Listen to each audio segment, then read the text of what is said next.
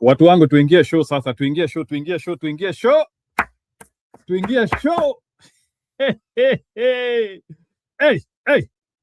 Wewe.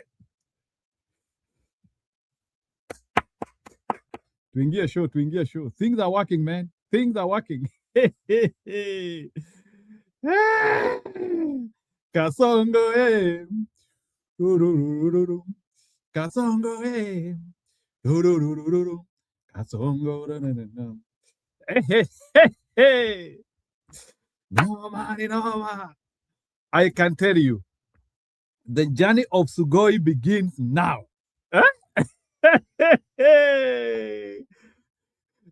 The journey to Sugoi begins now. Naki wachana na mimi, wacha kunikimbiza sana.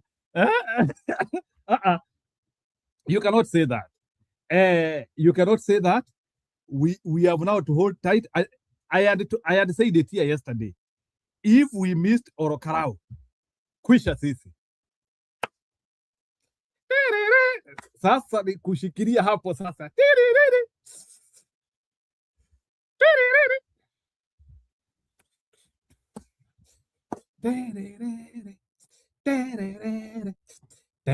Sasa Ruto ni kumumalizia. Sasa Ruto, we have no option. Sasa ni kukimbia. This guy, unajua, sijui ni 2 billion, sijui ni nini. Intimidation. You have seen what has happened the whole day. Ai bana, watu wa Orokarao, nimewatolea kofia. It was not easy. Those people have fought. It was not easy. I followed it. It was not easy. Bana, Orokarao nimewaamini. Ai. Watu wa Orokarao nimewaamini. Nimekubaliana. Yeah. But in Orokarao, hata hiyo kura Ruto amepata kidogo, tunajua ni kuiba ameiba. He couldn't have gotten anything. Ruto hawezi pata chochote. Now, fuel. Tumeshapata fuel sasa. Fuel ya 2027 ndio hii. Huyu jamaa ni kukimbiza sasa kama Zamira sasa. Wacha niweke link hapa whoever anataka. So it shows now things can work. So we need watu wa Orokarao, hiyo script lazima tuangalie because hapana. I have seen these people. Orokarao ndio script. Huyu jamaa tumumalizie vizuri sasa. Those people have pulled a shock. Mimi hata sijamini. I could see mapolisi. I think we will need testimony. I think watu wa Orokarao, they will have to record some how they were able to fight this. Hawa watu si wamekula.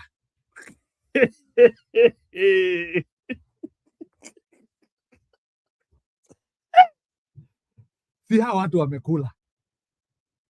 Na bado imekatana. In my life mimi sijaiona watu wamelishwa hivyo na imekataa. Kumbe unaweza kula na uangalia the other way around. This is the model. This is the model.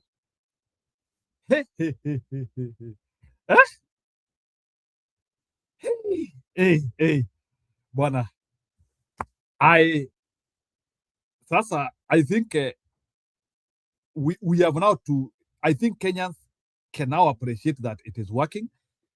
Isituweke kiburi. Sasa tujue ya kwamba kazi iko hapo 2027 sasa. Hapo 2027 sasa. Kutambariza sasa, kumalizia, kufinish.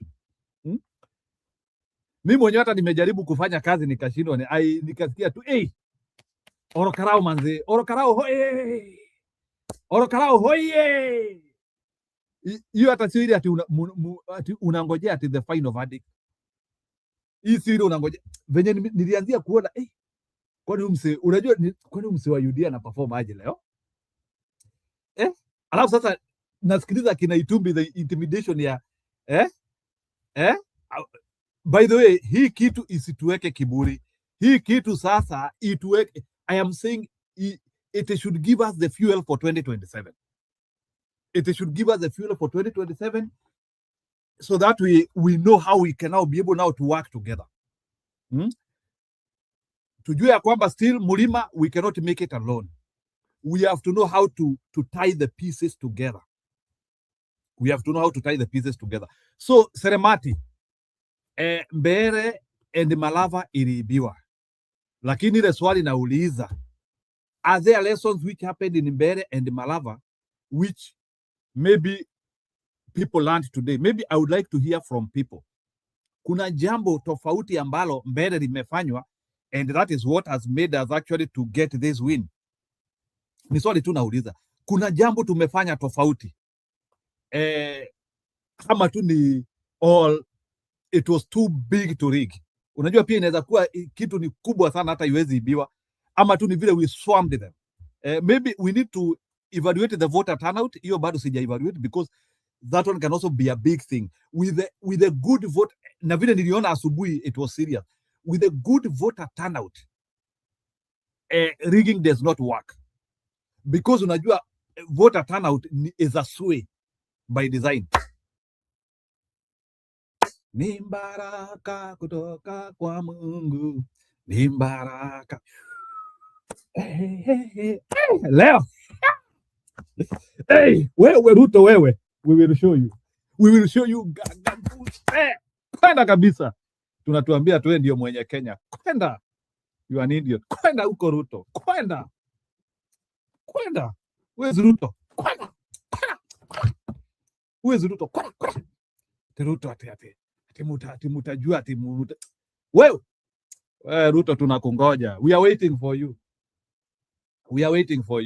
Wewe, hiyo hata sio warning shot. Hiyo sio warning shot. We are beyond warning. Wewe Ruto, wewe. Ujui ile mioto tuko nayo.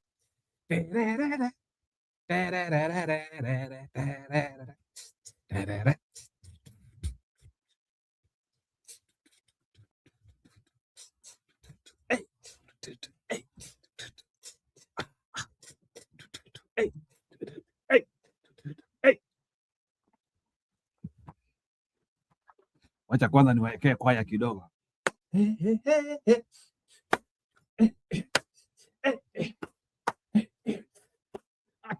Winning is good. Sijui kama nyinyi mnaelewa. Winning is good.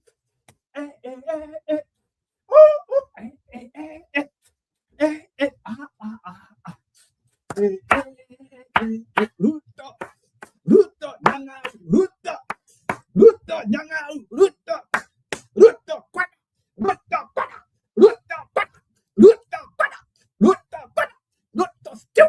stupid. You were stupid.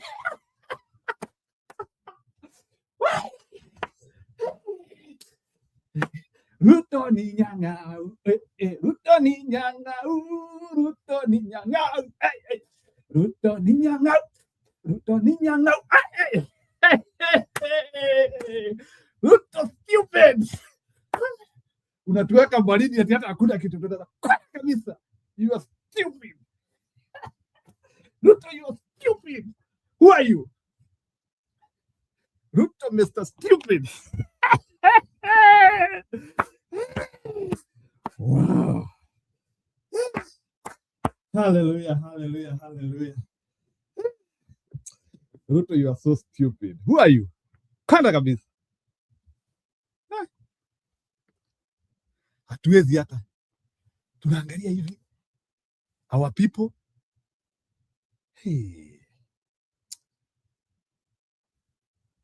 Ati Ruto has not lost election. Wewe tutakufunza adabu ndugu wewe. Who is Ruto to us? By the way, wameannounce yote.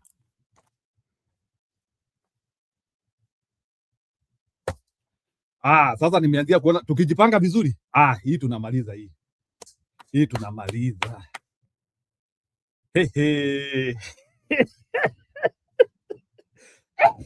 No. Leo today today I have to take myself for a very serious dinner. And I do serious filming. Hey, hey, sure, hey, sure, hey, Ruto, Ruto, Ruto, Ruto ni hivi tunakumalizia. We ujui. Ruto thinks he can defeat people. Wewe utajua watu ndio kusema wewe. Start packing. The Kenya ni yako. Unatuletea goons, kukazi yako ni kupiganga watu. Where has 20 billion gone? Where has 20 billion gone? Watu wa Orokarau saa hii ndio wataanzia kutoa hiyo. Lakini sasa watu wamekula bana.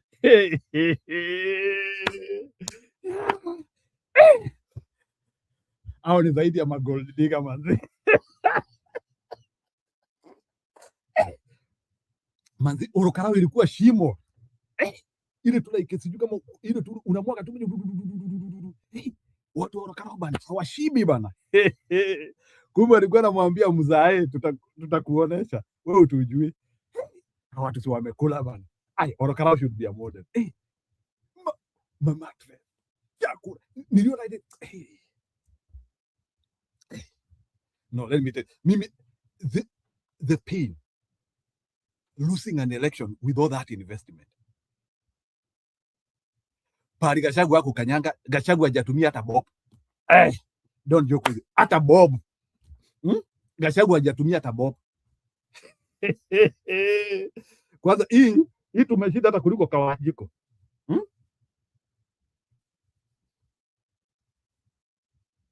Aya.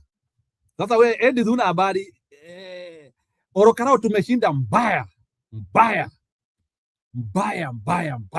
Orokarau over 70.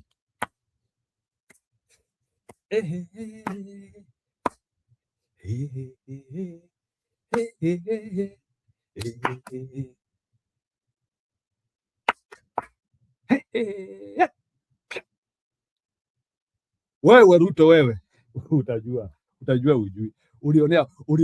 Uliona Wakenya tu ati Wakenya. Nimekubaliana na wale wanasema Kenya sio Uganda. Wewe Edi Dhibia usikuje kuni ati am I sure? Wewe kwani situshapata news hapa. It was already, the guy has been congratulated. I have seen Didi Nyoro has congratulated him. Watu wengi. Wewe wacha. This one we called it off.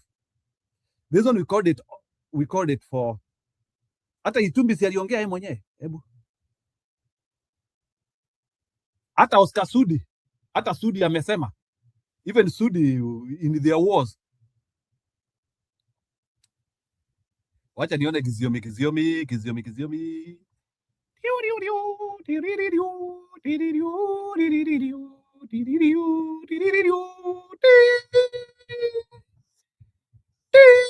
Sasa Ruto anasikia hivyo kwa akili.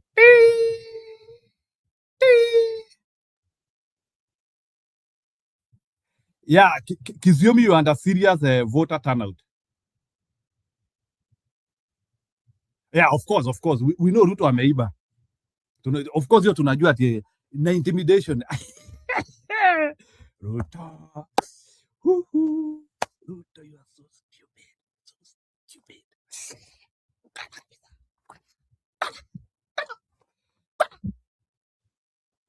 Nyang'au wewe.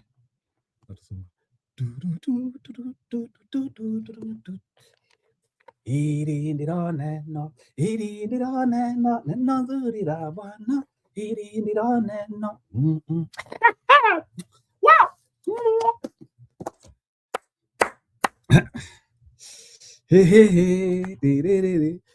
Leo asubuhi nilikuwa nasoma somewhere in vile Mungu Nehemia. Wacha niwafungulie hapo. Today in the morning before I left nilikuwa nasoma somewhere in Nehemia. Ruto. Yote atuambia ati. Wewe. Yeah. Kiziomi, you said voter turnout would be over 65.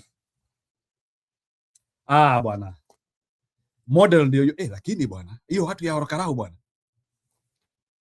And just said it here. Nje alisema we will be here. Nje, hebu kuja upokee maua yako. You have also been very categorical that Orokarau will shock Kenyans.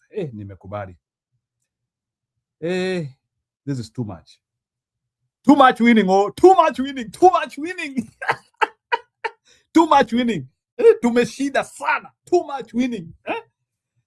Mama Mary, can you react to what Orokarau people have done today? Go ahead.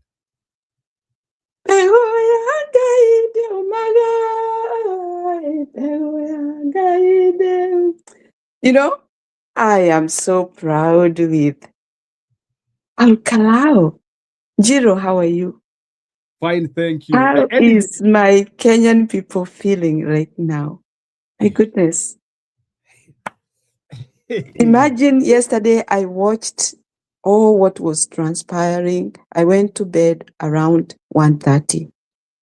Nikasema Mungu tusaidie kwa sababu sisi hatuna nguvu, lakini nguvu ni zako. And our winning is there. The environment can show. Wacha wapigane hivyo wanapigana, but finally we'll get there. Pego ya gaidi omaga. We will never give up.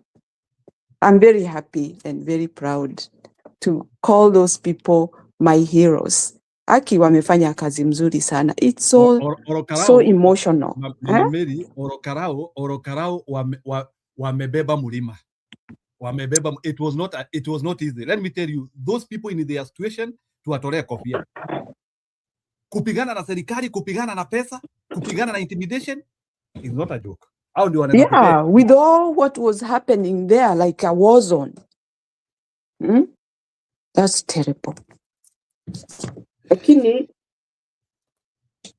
hiyo tumepigana, sasa tujitayarishe the major one, because we don't want this guy. Ile kubwa sasa ndio. Sasa hii unajua Mama Mary, unajua inakuanga ni kama hata uko unangojea mazao ya mwezi wa 8. Unajua pia ukianzia kupata tu mazao mwezi wa 6 unaanzia kufurahia. Unajua mazao ya mwezi wa 8 unaanzianga kuiona mwezi wa 6. So that sasa hii ni ile tu mazao kidogo, lakini the main one sasa tumeanzia kuona sasa light at the end of the tunnel. Mama Mary, I can tell you Orokarau ile kitu wameshinda Ruto nayo ni voter turnout. Hiyo nayo wameshinda Ruto nayo. Hiyo wamefanya vizuri sana. I noticed immediately when around that time when I was going to bed, the crowd was big, and you could see it's like the way they are following each other, they are going to one side. Hakuna yule nilikuwa naona ati ako wa upande mwingine. By the way, maybe one unaruka wengi unakuta kengine, looking for the rest of the people, that feeling, the environment, the atmosphere was like driving everybody. Let's go and do that, and don't change your mind. Hiyo kitu imenifurahisha sana. I watched and I went to bed with great hope that this is going to happen, but I was not sure how these people are going to let it happen, because people are just innocent. They want to make, it's not that we are competing. They are serious about their life. They are serious about what is going on. Competing, it's like, no, these people are serious. They are suffering, and they want to make sure that their sufferings comes to an end. So I'm happy for them. I'm very, very happy. Jiro, I'm happy. In fact, I was waiting for that, despite of I had a call whereby I spent a lot of time there officially, but I was looking forward for that call to end so that I can go and check the results. Now I'm seeing you smiling. I knew these things are good. Yes. Yeah, Mama Mary, nimeangalia results. Wacha nisomee watu wa Orokarau. Nehemia 1:3-11. Hii tu ni dedication yao, and the people were also here. Nehemia 1:3-11. I have to read this one because this is what I read in the morning. na ikani-encourage sana, nikaanzia kuona we might make it here. And they said to him, the remnant there in the province who had survived the exile is in the great trouble and shame. The wall of Jerusalem is broken down and its gates are destroyed by fire. Yes. As soon as I heard these words, I sat down and wept and mourned for the days, and I continued fasting and praying before God of heaven. And I said, O God of heaven, the great and awesome God who keeps covenant and steadfast love with those who love him and keep his commandment, let your ear be attentive and your eyes open to hear the prayer of your servant, that I now pray before you day and night for the people of Israel, your servant, confessing the sins of the people of Israel, which we have sinned against you. Even I and my father's house have sinned. We have acted very corruptly against you and have not kept the commandments, the statutes, and the rules that you commanded your servant Moses. Remember the one you commanded your servant Moses, saying, if you are unfaithful, I will scatter you among the people. But if you return to me, that was the main one. But if you return to me and keep my commandment and do them, though your outcasts are in the outmost parts of the heaven, from there I will gather them and bring them to the place that I have chosen to make my name dwell there. They are your servants and your people, whom you have redeemed by your great power and by your strong hand. O Lord, let your ear be attentive to the prayer of your servant and to the prayer of the servants who delight to fear your name, and give success to your servant today, and grant him mercy in the sight of this man. Now I was cupbearer to the king. So in other words, this is commitment of God showing the Jews that they were going to win. So Mama Mary, hiyo nilikuwa encouragement yangu leo asubuhi. The walls of Jericho, the walls of Jerusalem have been broken down. Came down. Yeah. So huyu Ruto hata tutisha ati we now keep on ati kusema sijui ati vile ati sijui nini.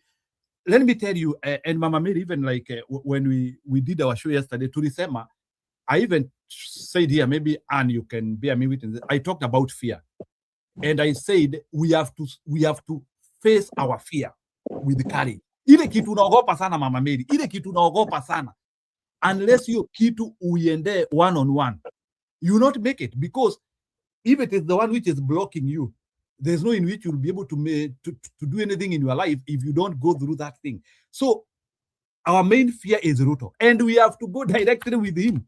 Tumwambie hakuna vile wewe uko, you are an idiot, you cannot make it, and we will defeat you. We have to face our fear with courage.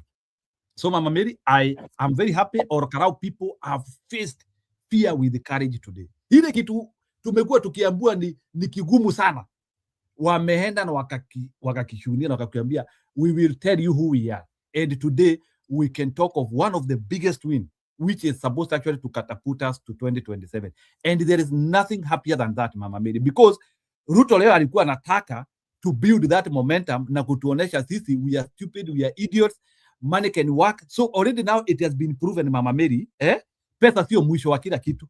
It's not everything. It's not everything.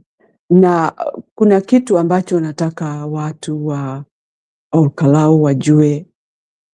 We have seen them fight from the word go. Kiongozi wao huyo John Methu really aliongea mpaka akapoteza sauti. He has not slept. He didn't relax. Hakusema ati sasa tumefikisha hapo, wacha tuongoje. He went until the last moment. That guy, Mungu ampe nguvu zaidi. So what I want to say is, Olkalau fought their fight. Ruto will not blame anybody. He should blame himself, because he's not a good leader. How can you mwaga a lot of money like that? Ni kama unapigana na nchi ingine, si kama nchi ya Kenya.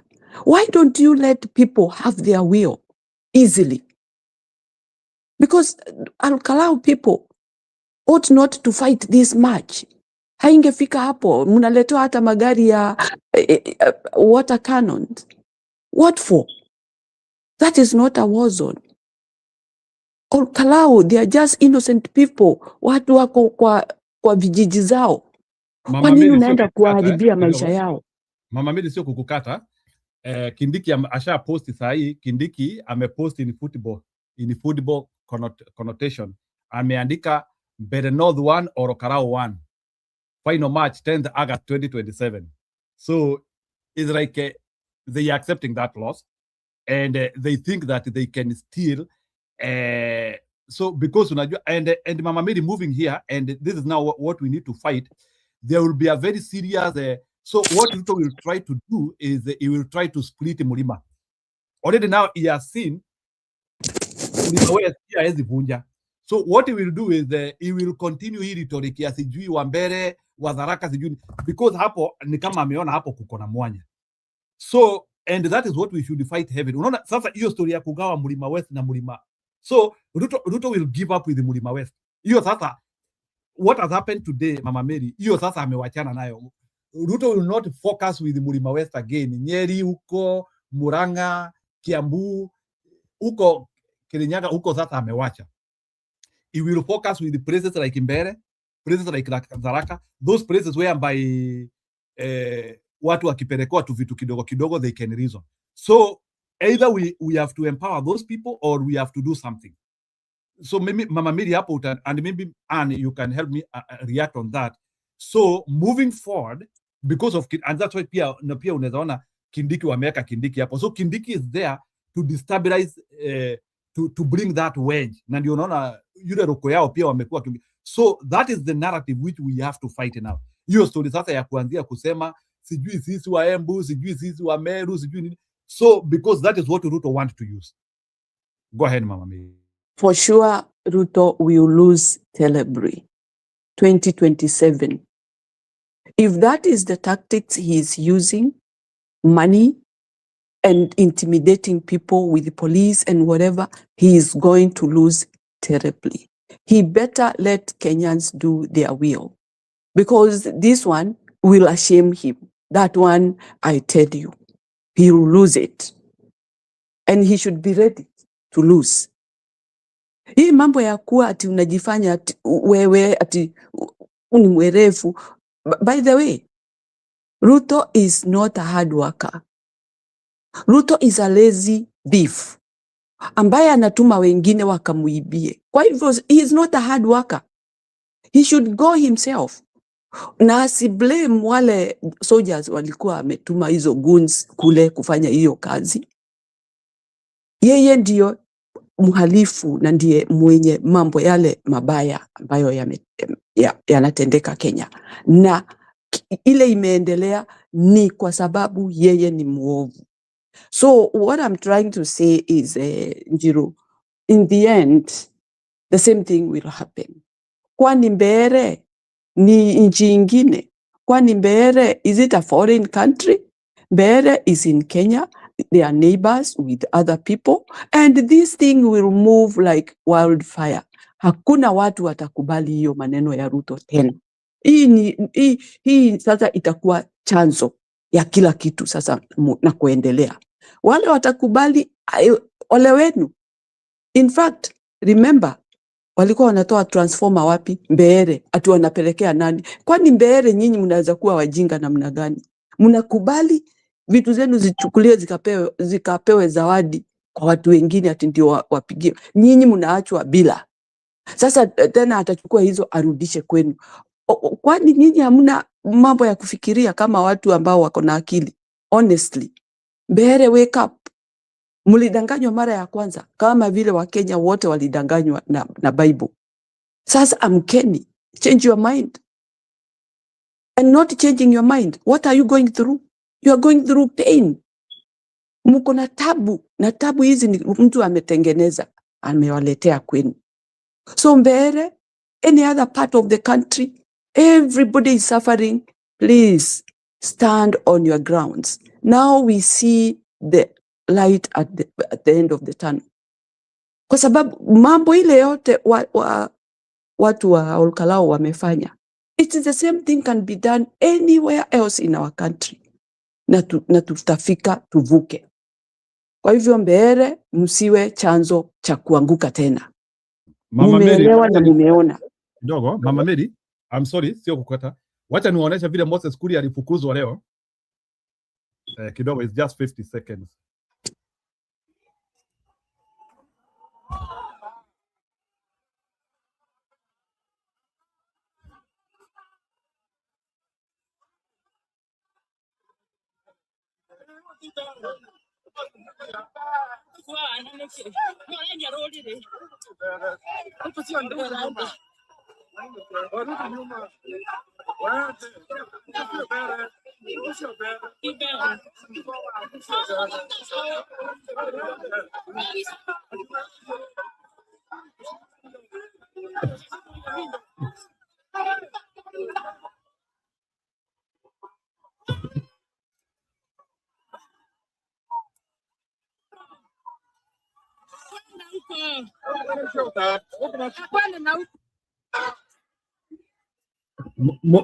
Moses Kuria alifukuzwa na wimbo gari yake iturudi. Mama Mary, Moses Kuria alifukuzwa na wimbo nisoke thutha.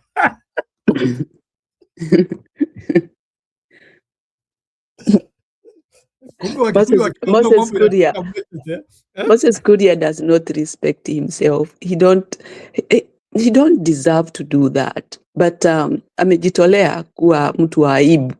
Remember even the other time when he had gone to, is it Machakos, where Raila was, and then he was made to sit down on the ground? Do you remember that? Mtu anafanywa aibu mingi na mtu hachange, hatulii, awe mzee wa heshima. But because they are fighting for the crooked man, because maybe there is a promise for something, and I don't know how I can get such kind of a thing in such a shameful way. I wonder. Kuna mama mwingine niliona hapo alikuwa amekuja, alikuwa anapea watu pesa. That lady was roughed. Paka akaacha hiyo mambo. I have deep respect for Olkalau people. They really worked so hard. They were very vigilant. Nothing was going on wrong while they watch. They were very active, very careful, and they really worked so hard together in unity. Hao watu ni watu wanapendana, and I'm happy for that. They love each other. Hebu nikufurahishe tu kidogo. Hebu ona sasa watu wa Ruto, unajua jamaa anaitwa Kororia? Sasa hebu sikia vile Kororia amepost. Wewe na wewe Mushina umekataliwa mpaka na Mungu. Anaweka emoji ya kucheka. Mjinga wewe. Yaani watu wanakuchukia hivyo. Kura kama za mtoto, ng'ombe wewe.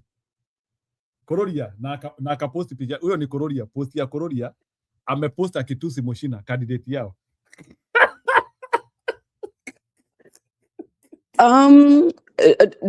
Does it mean Mushina has become their enemy? Sasa si wanamutusi kila mtu, like all you guys wanamutusi. But when he was participating or campaigning, why didn't they call him that? But they chose him to be their candidate. Sikulikuwa wengine labda wakachagua huyo. They are the one who are stupid. Wao ndio hiyo mambo wanaita Mushina. It's not fair for them to start insulting somebody like that. That is bad. Wanatakiwa wamheshimu the way. Kwani Saida Ruto my goodness. Anyway, let me leave that aside. Mimi furaha niko nayo, hiyo tumenyakua.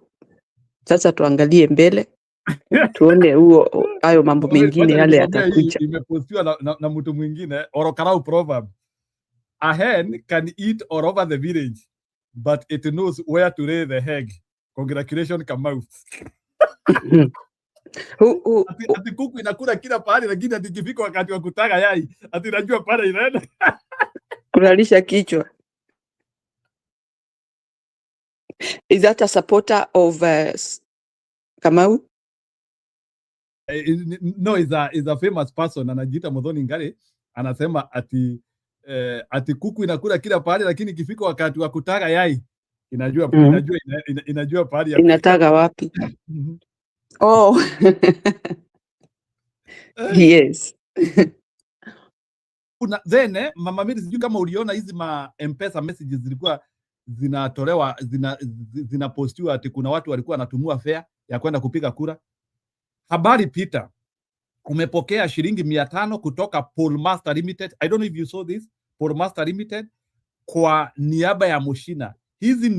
Hizi ni pesa za nauli transport. Mushina anakushukuru kwa kumuunga mkono na anaomba ujitokeze kupiga kura leo.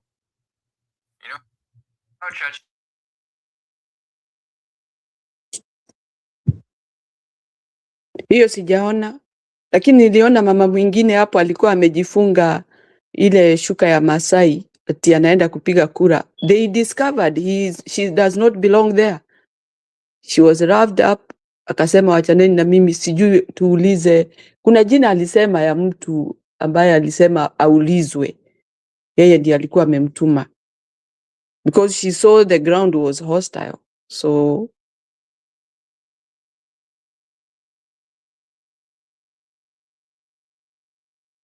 but generally I am happy, very, very happy for what has transpired at Olkalau. I am so happy. It was just...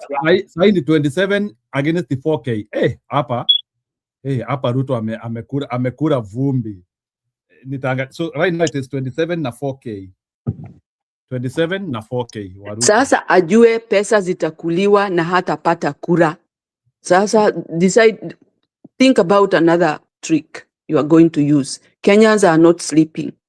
And I'm telling you from today, Kenyans are going to be so vigilant, so serious of what will come in 2027. Wakikuyu wametoa plan. Wacha nikusomea Waiguru vile anasema. Waiguru, I'm just reacting to you. Waiguru, congratulations, God, well fought, well won. Serve Olkalau with honor. Good campaign. Samuel Mushina Nyaga, you had a great race. Sina mengi ya kusema kwa sasa. Waiguru wana mengi ya kusema. Unajua Waiguru ni yule mtu wa kuruka bus. Waiguru ni yule mtu wa kutoka pandi hii anaruka pandi ingine. So sasa huyo ni wa kuwatupa under the bus. Hii hata sio warning shot. Hii ni Ruto has been mummified. Ruto has been mummified. Let me tell you, now watu wameoneshana. I believe there is no in which Ruto can win anywhere in Kenya. Ni vile tu kuweka ujasiri, Mama Mary. Even in hapa Edwardigi, hiyo kiti ilikuwa yetu. Kuna vitu ilitendeka hapo. I think we were not straight enough. Maybe you can tell me, do you think watu wa Olkalau they have learned something or it is their nature? Ama ni sababu that is the place where the place where inasemekananga hata Mau ilianza hapo. I think it will be even Jiro, it will be even more next time, kwa sababu wale ambao walikuwa upande wa Mushina watasema we will never go those sides where we were defeated. Sasa itakuwa more than today. Itakuwa more. Hakuna furaha kubwa kama ya ushindi. That one makes even you feel like you can jump. You know, something that really was giving you headache kwa sababu ya ile mambo mlikuwa mmeonyeshwa na hao ambao wanajiita ni State House, whatever, the government. There is nothing big like that. It's a win, a win. Lakini wamewin how much, Njiro, if you can tell me?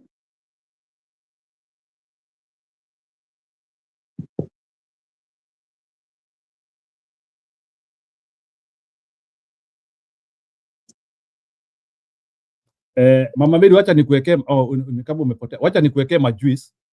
Nimekuuliza sorry. Wamewini na how much? I didn't know. Nilikuwa nasema right now as I was seeing it was 27K 4K. Oh. Okay. Hebu nikuwekee usikie vile majuice anasema hapa about violence. Ananiambia majuice Ruto ameleta violence on Karau na ameiba hiyo election. Nimewaambia unless me as majuice, I don't know our people of Mount Kenya. Kuambia as the sun rises from the east and sets in the west, or Karau hata alete violence inakaje, hata ajaribu namna gani, he cannot win. Votes has jaanza kukauntiwa, but I can tell you he cannot win. I know these people. When they are done with you, hata kupata 300 votes in the main election inakuwa ngumu. Ruto cannot win or Karau. Hata awe watu wangapi, apige watu wangapi, take that to the bank. Si itahesabiwa. Inaanza kuhesabiwa saa 5. Simngoje muone. He cannot win. That one I can tell you. Mimi ndio naingia na watu tunaongea, and the way they think about Ruto. He cannot. I can tell you for free. Now nataka to bet. Anyone want us to bet? We can bet with you. This one we can bet 100%.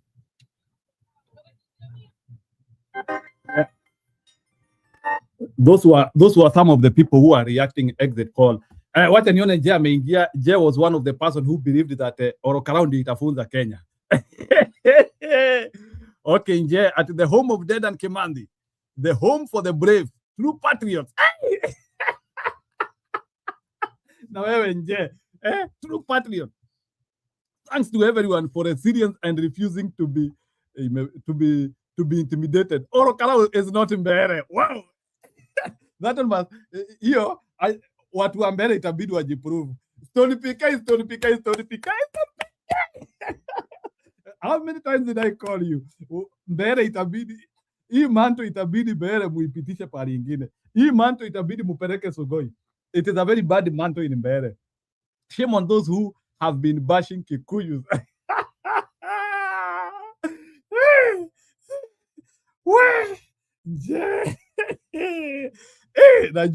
Najua Je saa hii pale huko unaweza ushike kinua kubwa.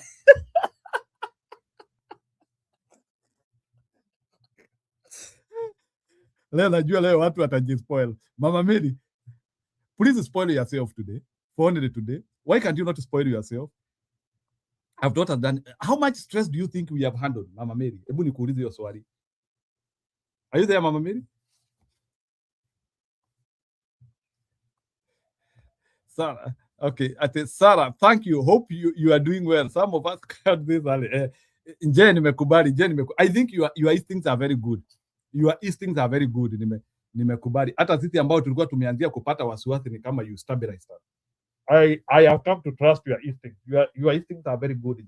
Hiyo nimekubali.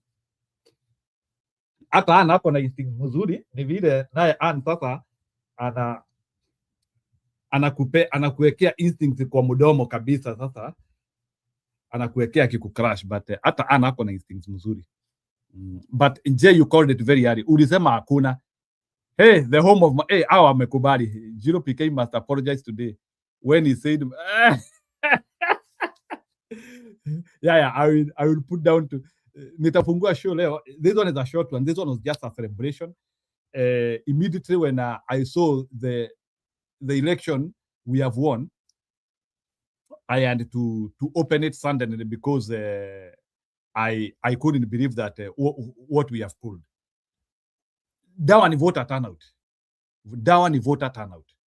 Nimekubali. And it is one of the principles pia hata inatumikanga na yule mzee mwingine wetu. Storm them.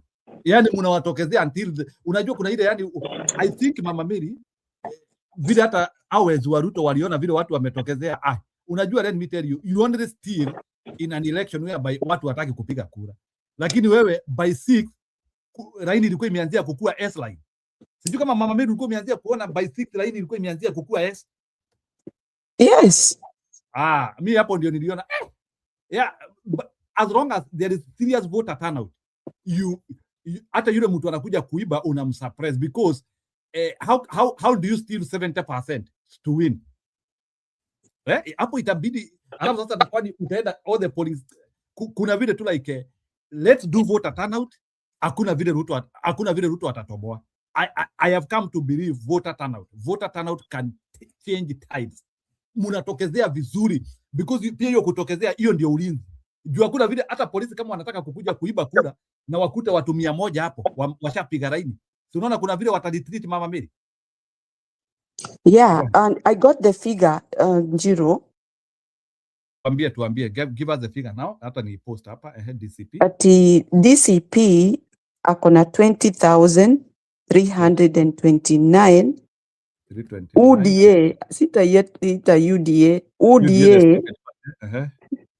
3,131. 131. Walikuwa nataka kujiwekea ili waanzie kusema kama Mount Kenya tumeanzia kupata 13. Hebu Mama Mary nikwambie ni percentage ni ngapi kwa hiyo wamepost. Let me just get for you.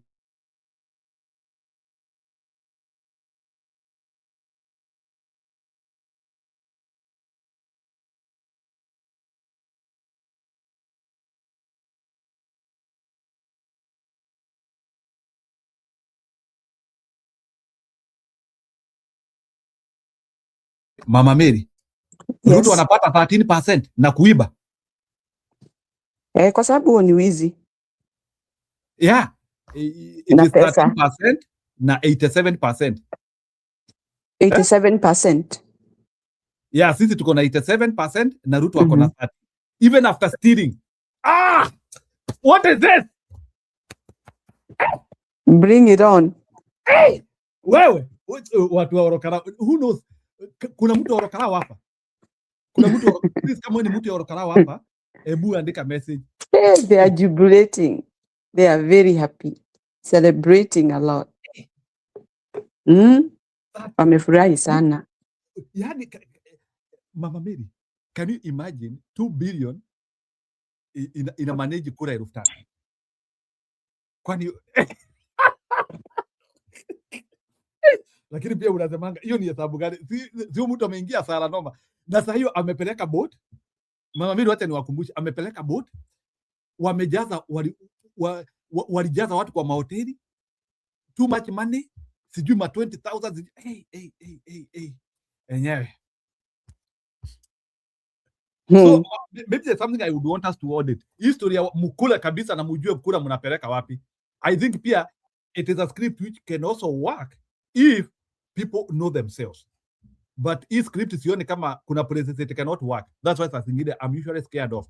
There are some places I think maybe people have evolved. Mama Mary, mtu anajua anaweza kura na apige hapa. Do you think Wakenya do you think even what we are seeing in Nyanza kuna uwezekano wako hivi lakini wafanye hivi? Do you think because even Nyanza people wamemwagiwa mapochopocho sawa sawa na Ruto, do you think Nyanza people can also do the same? Aiba, where are you? Hebu kuja utusabishie hii. Is it a gold standard Kenya mzima? Ruto akipeleka pesa kama hiyo amepeleka Orokarao Ukambani, watapiga hivi, wataenda the other side. Ruto akipeleka hiyo pesa alipeleka Orokarao Mombasa, watu wa Mombasa wataenda kando. I need to hear the comment from other people like is this an Orokarao thing or it is something which can happen in the whole of Kenya, ya kwamba Ruto akipelekea Waluya pesa watakula na wapige the other side? Is it sasa ama Orokarao ndio wameanzia or it is a first in Orokarao? Mama Mary, go ahead.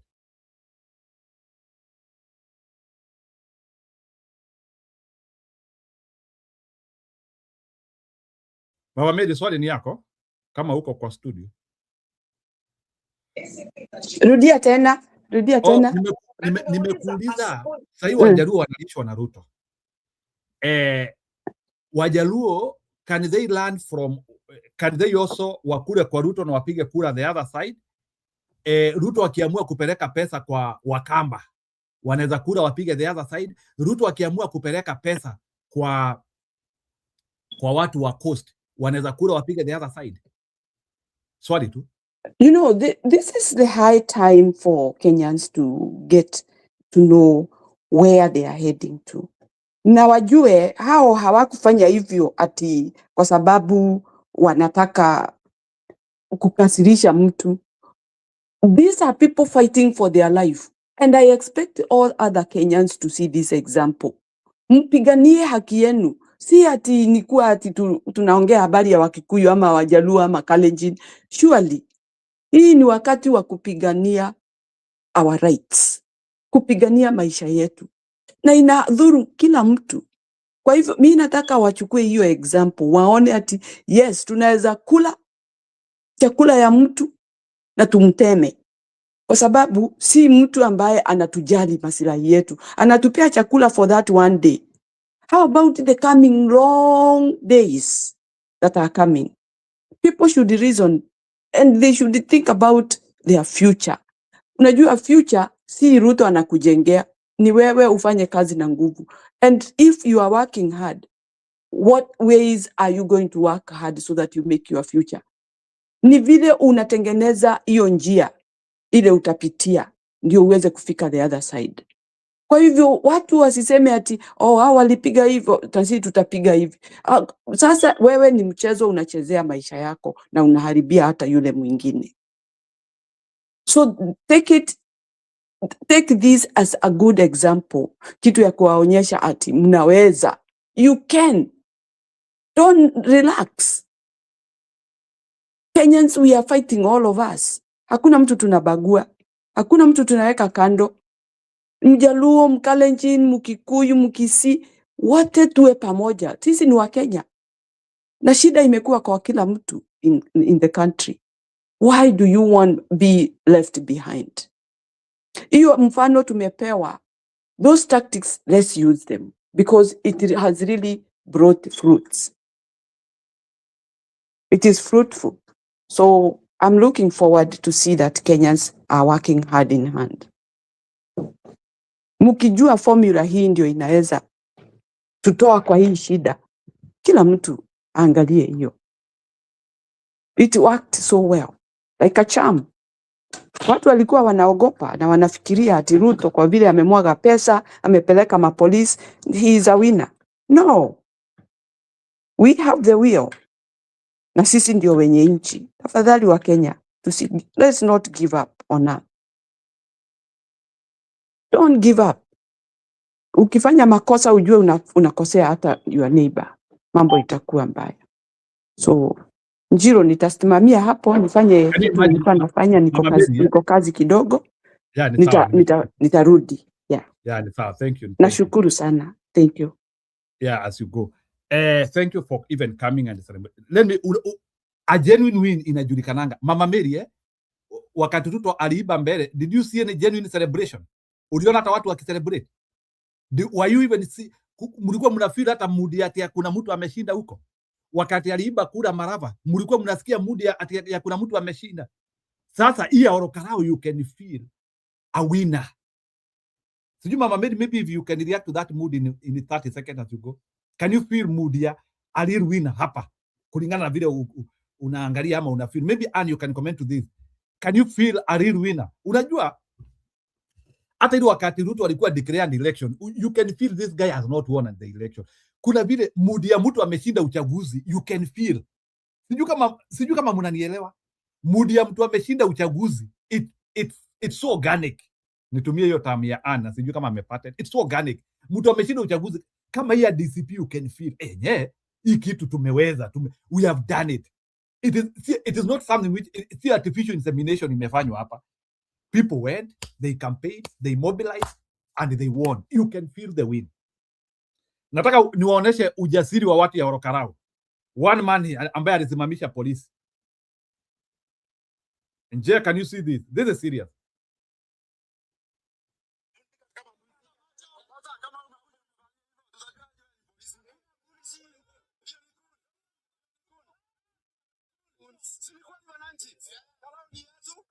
Tunataka ni amani. Hatutaki vita na mtu. Kama ni polisi, ukika leo na uniform. Hatutaki vita. Kenya ni yetu. Lakini one time.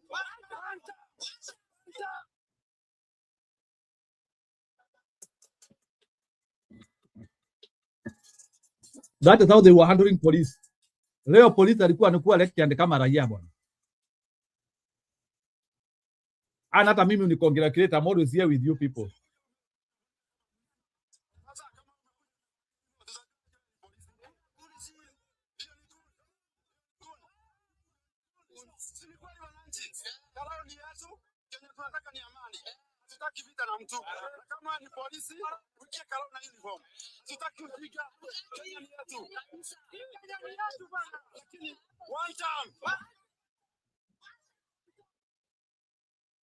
Wow.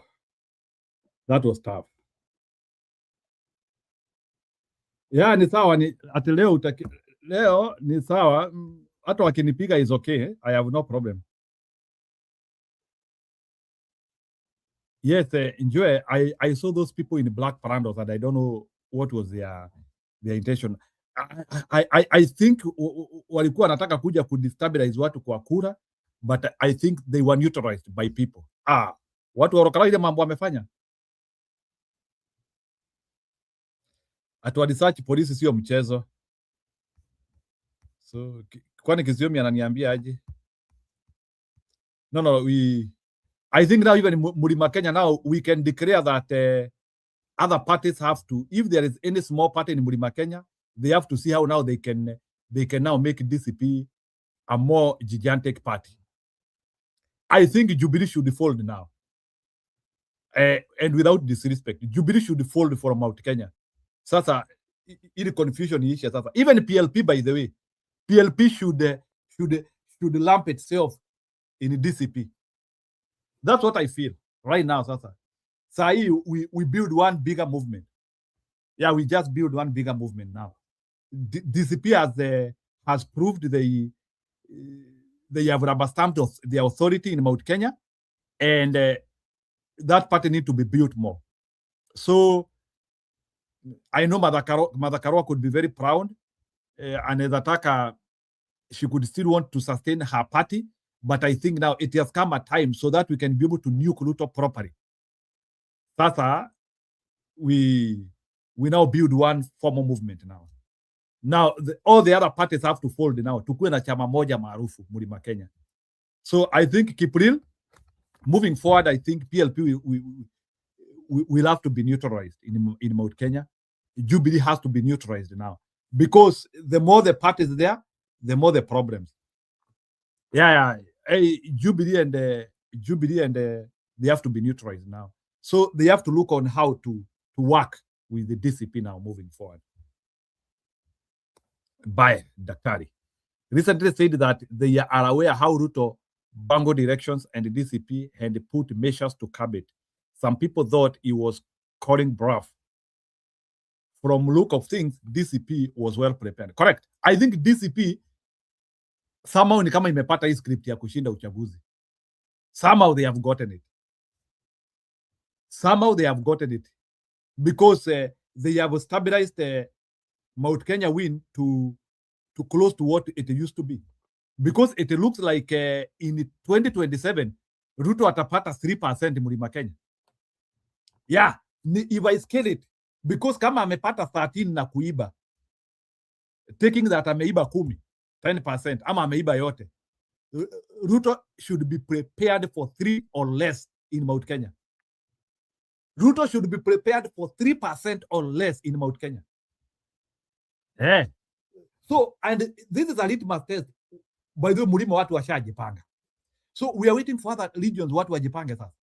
We are waiting for other people watu wajipange sasa. Wajipange. Mlima nimekubali and sasa Mlima watu washajipanga. Chama ni DCP, all the others to fold. And we form one unitary movement. Unfortunately, so unless we do that, tutaanzia kuleta confusion, hazina tiba. Yeah, I'm proud of what has happened today. It is one of the many things which we have needed to say that you have to congratulate people when they do something serious, because all Karau people have beaten the unexpected. Kushinda serikali ya Kiafrika, which is having all the impunity on you, is not a joke. And they have encouraged us. They have showed us that it is possible. It is possible. it is possible. It is possible to win. So let's still see reactions in social media.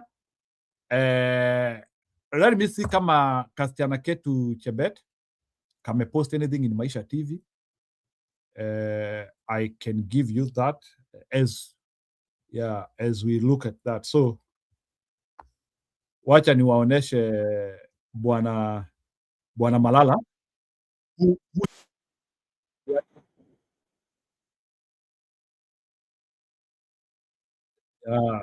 So because I'll be crossing shortly because I have to return back to work. Their backs.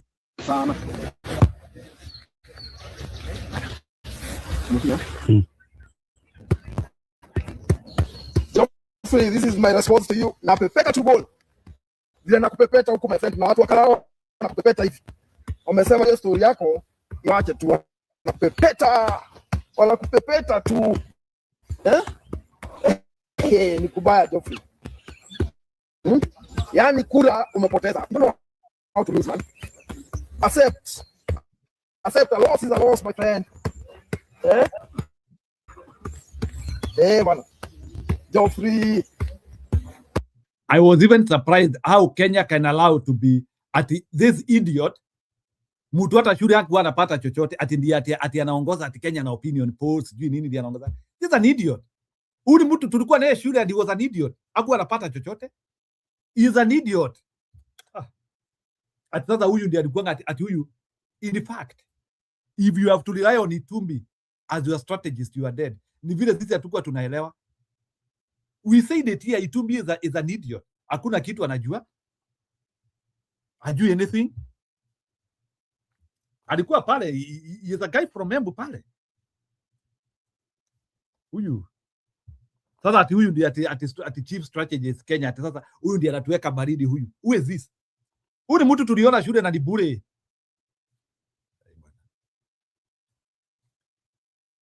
This guy did not even score marks in Gempeleka University. Although I'm not saying getting marks at Kupeleka University is a claim of intelligence. That's what I'm not saying. But he was not even transformational in school. He was not a creative student. He was a horrible student.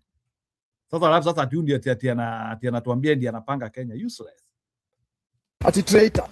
That means there's a ball bana. Sisi kama unaona hii ball ndio tunaona na kidudu.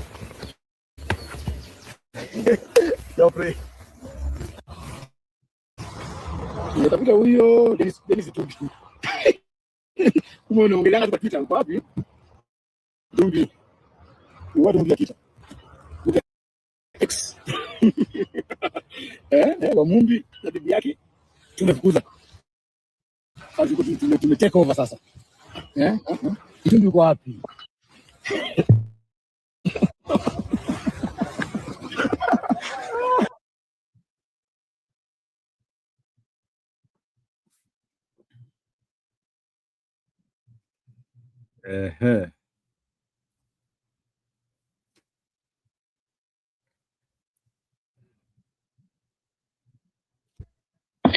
Let me ask you, Njiro, Malala, where does he fall? Malala. Malala ni ako kwa yoke ya Gachagua. He works with Gachagua and ni bloggers wanatupoteza ama ni nini? Because sometimes they say Malala is a mole, wako na Ruto na amehama, ameditch DCP. There have been much of the bigger wars to try and neutralize Gachagua. So una make sure maybe some of the strong foot soldiers to Gachagua unasema ni moles. So I think if I will still judge people with what they are doing, and I think Malala is determined to be. I think their friendship with Gachagua is a bit tight. Unajua pia kuna hilo unaweza nimeona hata akina Ndindi Nyoro wakicongratulate Ngodho hadi wakisema nimeona hata akina Ndindi Nyoro nitasoma hata message ya Ndindi Nyoro hapa, but I can tell you that they are slowly now gravitating towards Gachagua. Nitawasomea message ya Ndindi Nyoro hapa. He is like ameandika message ni kama he has always been in DCP. Sijui kama Wanjeri umeona hiyo message ya Ndindi Nyoro, hiyo nitawasomea. It was vile ameandika. No. The Dinyoro, I think, will now come out from tomorrow and declare openly that he is with Gachagua. He will declare. He has written a very serious message. Ameandika message noma sana. Go ahead, Wanjeri. So Mama Mary, forget about the UDA lazima all the time waseme huyu ni more, huyu si more, for the purposes of their own expediencies and to try and neutralize Gachagua. Because I think Gachagua amewaelewa. He needs those aggressive politics. Go ahead, Wanjeri. You can give your initial reaction. Ruto amepata 13% Orokara. Those are the news. Oh yeah, let me take this chance to congratulate DCP, Gachagua, the whole DCP fraternity. Kuna kina these people who put so much effort. Senator Wanyandarwa, Medu, akina Karango Dangwa, watu wa Kalau. I really miss being there. I saw the aggressiveness of those people Njiru. Niliona wamama wenye walikuwa kwa barabara, hata they even blocked roads and all that. I mean, when this whole drama started early this week, Ruto alituma about 1,000 police and truckloads of police na cannon trucks, like to scare and intimidate voters. And me, I thought the voters were going to buy this. It was even reported they were going to bring dead bodies and put them on the roads, all that. But I want to congratulate the resilience of the people of Kalau. Me, I prayed very hard to God to intervene and prevent Ruto from what he was doing. And I feel that God answered my prayers. But I also want to thank the people of Kalau for resilience. Vile walitoka na wakakaa ngumu. So that's my take, Njiru. And I have a lot of questions to ask myself and to ask going forward, because I did not expect Ruto to lose like this. Mimi nili expect wakarabati hizo kura na kina Itumbi. Sasa hiyo ndio nimeshangaa Njiru. So bado Wanjeri waamini Ruto amepata 13%. Nili expect they fake and they feed members. Lakini yenyewe, but hiyo 13 unajua is the best they could steal. Si ati hiyo 13 imekuja out of success. Hiyo 13 even with all their tactics, kununua watu, intimidation. How do they steal in Bere North? Bere, I can claim that, I can say authoritatively, in Bere North there were enablers within Bere. Kuna watu walisaidia Ruto kuiba. There were enablers. Do you think the agents helped in Bere North? If you don't have people who are helping you within the locality. So either kulikuwa even some people within the location huko who decided to help UDA. So Ruto was unable to steal, but in Orokara didn't get somebody. Even the agents help. Okay, today I saw something else, Njiru. I'm really trying to understand this system. I literally saw Citizen TV transmitting live the counting of the votes. Are we not told that one is not allowed? You know, nakumbuka tungeongelea hiyo story. Ati kwa nini press doesn't cover all these things? Ati tukaambiwa ati sheria haikubali. Na Wanjeri pia kuna kitu kingine najiuliza, even as you think around about that.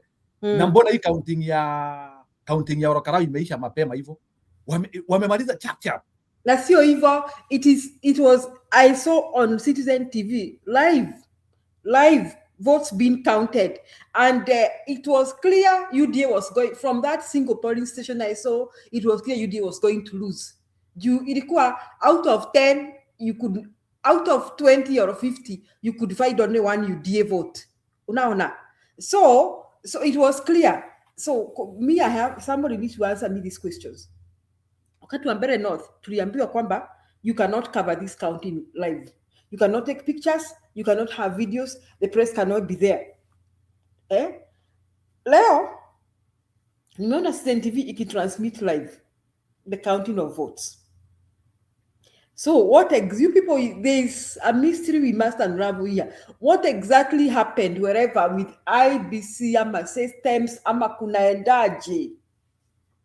How did Ruto allow even Citizen TV to cover this transmission? No, in Jerry, I think there was enough intelligence. Unajua pia Ruto is also a consumer of intelligence. And from the look of the thing, in my own observation, there is unajua raia uwezo wasukumilia kile kitu hataki. So I think for me I see a surrender from Ruto. I think Ruto aliona kitu kani hadi akasema na bona Mbere ndoka kuniambia watu wa Mbere walipigia Kasongo wakampatia hiyo kadi. That's what I'm trying to tell you. In Mbere there were enablers within Malava. Ndoka kuniambia yani kuna Wakenya wako Malava na wengine wako Mbere. Maybe watu wa Orokarao, they should also teach us watuambie how they were able to block that. Maybe there is a learning lesson in Orokarao. Okay. Maybe according to you, Madam Julia, according to you, what different have you seen in Orokarao? What difference I saw? These are differences I saw. You remember after we were reading the numbers here, we waited for Muturi to tell us what transpired, which numbers he had in which polling station. He did not tell us. Do you remember Jiru? We waited. The one we were today, nimeona Karango Dhangwa akisoma polling station for polling station.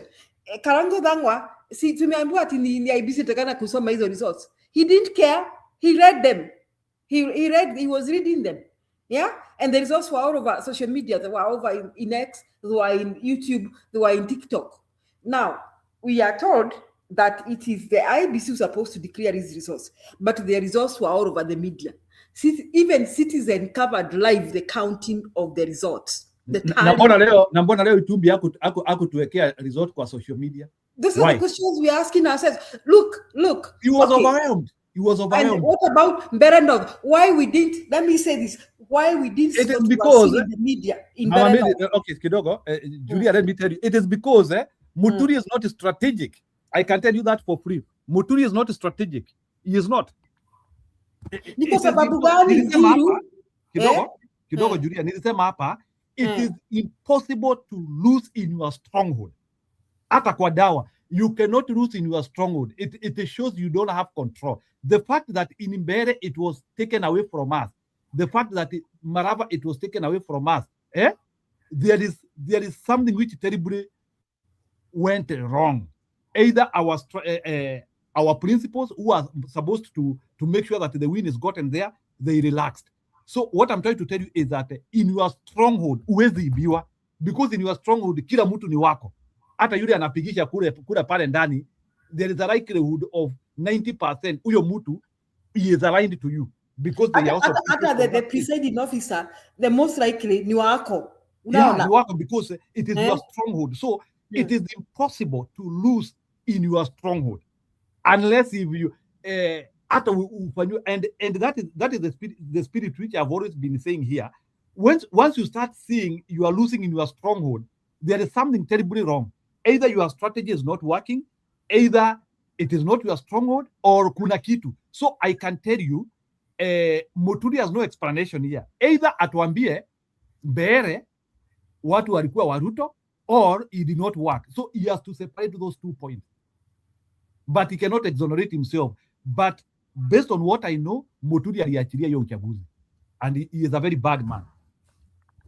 Based on that. Muturi is huyo mtu hata msisikilize, you cannot look. And let me tell you, eternally, Madam Julia kidogo ili uongee. Niruhusu niseme eternally, Wambere, Waembu, Wameru and Wakikuyu, they have never voted different. So story ati ya kuambiwa ati Wambere walipigia Ruto, it was slackness of Muturi. And Muturi has to come out and tell us what he did in that election. Either he helped Kasongo win, or he has to declare what happened. Because in your stronghold, you cannot lose an. And I stand with that. If Julia pahali stronghold ni yako, you cannot lose it. And that's what zingine umekuwa ukisikia like mimi nikipigana hapa, because I don't understand. It even happens in America. In America, a place which has perennially voted for Democrat, hakuna vile at hiyo state ni kama usikia ati Tennessee imepigia Democrats. How? Ama usikie Mississippi wamepigia Democrats. How? It is impossible. Your stronghold is your stronghold. Hata ungolewe meno, ungolewe macho. It cannot turn. Go ahead. So Njiru, these are pertinent questions I'm asking. We didn't see during when we were waiting for Mbere, we didn't see any numbers coming from any polling station, did we? We did not. Hatukujua polling station A kuliendaje. B, leo mimi nimeona macho yangu, nimeona hata CCTV Hiyo ni broadcast. ya Muturi. Julia, all the blame Leo has to go to Muturi. nimeona karango zangu akisoma Akuweka polling pressure station one. kidogo Unajua Jerry, what Muturi was supposed to do was angeenda atoe press conference as the election is going and aambie IBC, we don't want stupidity. Like, I was so proud of what Gachagua did today. Ukuona Gachagua pia leo, he gave a very serious, nitaweka hiyo nini, I also want us to analyze Gachagua from the word go, before what Hesabu alisema, DCP iko na 90%. Let me tell you, and then, whether the results were fake or they were correct, numbers began circulating on social media. That is what I was telling you yesterday. Njiru, and Muturi did not do that. I was telling you yesterday, that is what we should do in August 2027. And I was telling you that 2027, midnight, we should come out to celebrate. That is what the people of Okarao did. Before they even counted, they were celebrating. You see, that is telling the presiding officer, try it, tutakuonyesha. Of course, and that should be the spirit. And Mama Njeri, na kama kuna kiongozi mmoja wetu who will not work in that decisive nature, we have to start dropping them now. If you are not ready to celebrate with us, hata kabla IBC atangaze, usikuje kwetu. We don't need you. Because these people, saa zingine, they don't give by the na huyo Muturi, he should not be near anywhere. Ati anaitwa principal. Principal saa ngapi? Muturi is not a principal. Muturi is not a principal because aliachilia we are so deserved win na akatupea hiyo deki yote. Muturi is a foolish man. Awache hiyo mchezo bwana. Ati tuna stronghold yako, kila kitu ni yako, you have all the resources, watu ni wako, just to turn it to your side na unashindwa. And that's a joke. Why that's a joke. Alafu hii kitu tukatu tunaambiwa ati you cannot release those numbers, you cannot say anything. So akina Karango they left it wakuwe sued. Wakoni watapelekwa where? Here. At you cannot read those numbers at it's in the IBC. Imagine I saw with amazement wakati wa Mbere watu wa DP wamegojea yule returning officer wapatie numbers. Nikashanga kwani wako na numbers zao Njiru. And then you were left guessing, wondering kama watu wa Mbere walichagua UDA. Hey. Hii imekuwa lesson leo. Mimi niliomba sana. Na what me I'm now wondering, I thought Kasongo can manipulate numbers online. Njiru, mbona haku manipulate hizo numbers? Ama tunagojea tupate numbers tofauti as we up here. Unajua, Madam Jerry, slowly it has started sinking in. Unajua, rejection has started entering in the head of Kasongo. Unajua, mbeleni Kasongo amekuwa akifikiria hata sijui wa Kenya ni wajinga sijui. Let me tell you, Julia, the reason why leo Ruto angefanya hivyo. Let me tell you, Julia, what would you do? You have bribed the people with the 2 billion and still watu hawapinduki. No, I'm asking you a question. Utwarede ya dunia totaro. But you can see the efforts which Ruto did. Hata ungekuwa Ruto, can you try anything else?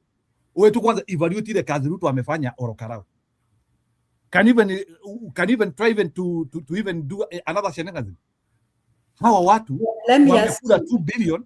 How did he know they were not going to vote for him? Did he know? He knew. But then even of course uko na watu kwa ground, unauliza by the way yao. So that's why okay, but of course even better not, you won't tell me watu wa Mbere waliamka wakaenda kupigia mtu wa Kasongo wa Muthembe kura. I feel like the Mbere North people were as decisive as the Orokarao people. Lakini kwani kuliendaje? I'm telling you, Muturi messed us up. In Mbere, I can tell you, it is Muturi fault squarely. Muturi fault squarely. Because number one, Muturi was fearing Kindiki. Unaona sasa? Because Kindiki was busy there, sijui kupanga watu, sijui kufanya nini. Those were the same gimmicks which they wanted to do in Orokaro, but because unajua Muturi was supposed to have a battalion to fight any intimidation by police. He couldn't. Then wakati serikali ilileta mamariamu huko, then wakaanza kuambia watu ati these same trucks were in Bere, lakini mimi sijui Orokaro kumeendaje. Ngoja kidogo Njiru nakuja. Okay, Mama Mary, do you have a reaction? Aki Jen, nimesema pole sana. Unajua kuna vile huyu Muturi wetu alitufanya tu, he started making me doubt how politics works, because I always follow politics.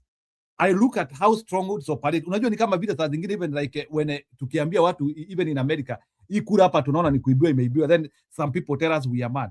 Because I was asking myself, it was not making sense to me. Then it was not making, how losing your stronghold, how that would be, somebody would have to discover a method of how somebody is having support somewhere na poteza uchaguzi hapo. Somebody would have to discover a new method of how to win a place ambako upendwi.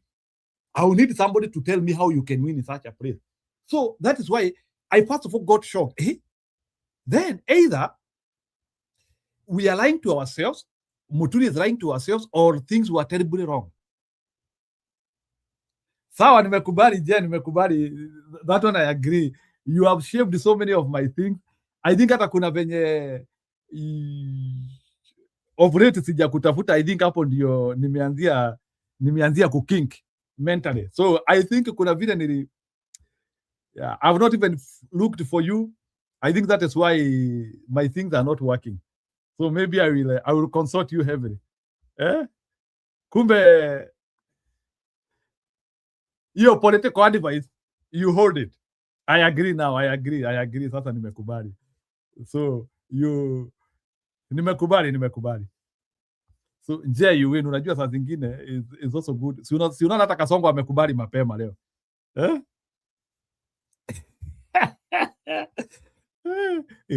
You people leo ni kama mlikuwa mmengojea watu mwaroast hapa mbaya sana. Anyway, I like this spirit, and there is a light at the end of the tunnel. We will make it now. I now see now one time is a reality. Sasa tushapata mafuta ya kumaliza mwendo. Sasa Kasongo ashamaliza mwendo. Sijui kama mnajua ile wimbo ya Kikatoliki, mwendo ameumaliza, mwendo ameuma. Hebu niwekee Kasongo hiyo wimbo. Tusindikize Kasongo na hiyo wimbo. Wacha tusindikize niwaoneshe wote Kasongo. Mwendo ameumaliza, mwendo Kasongo. Mnakumbuka Magesidas?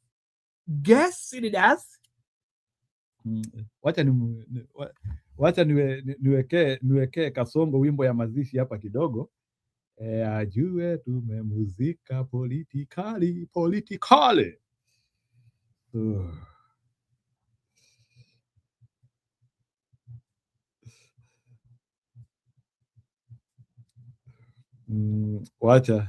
Wacha tuwekee Kasongo hii. Kasongo tumwekee hii. Hata naona Robert Oino ametokezea. At I told you and Alex, if you think we are going to lose Orokaro, you need me.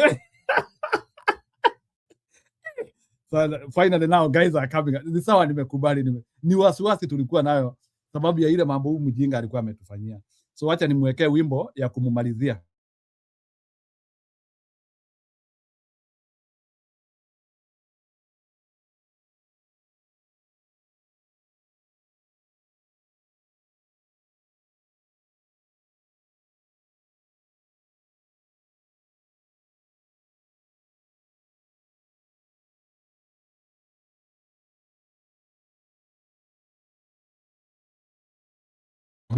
Wacha tuwekee Ruto hii sasa.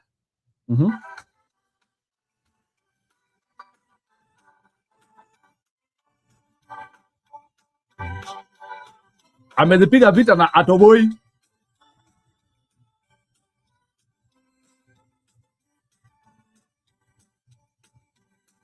Kasongo mjinga wewe.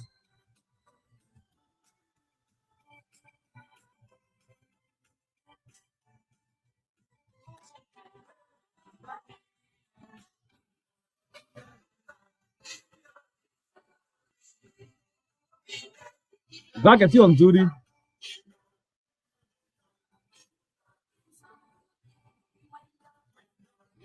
Kasongo, umemaliza mwendo. Kasongo. Haukuwa na imani. Umeumaliza mwendo. Uende ukiendanga.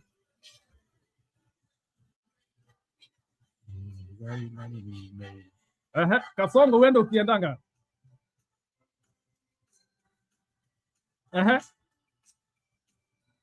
Haya. Haya, wacha yangu. Hiyo volume iko sawa?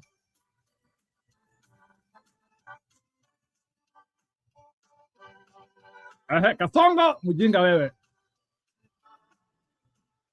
Kasongo, you are so stupid. Hatuwezi pumua sababu yako, unatusumbua hapa. A lot of headache. Kwenda kabisa Kasongo wewe. Kwenda kabisa.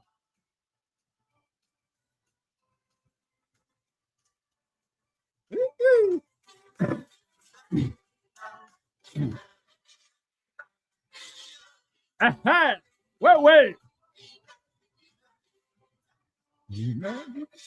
Haujazipiga vita zozote. Umeumaliza mwendo, uende ukiendanga boss.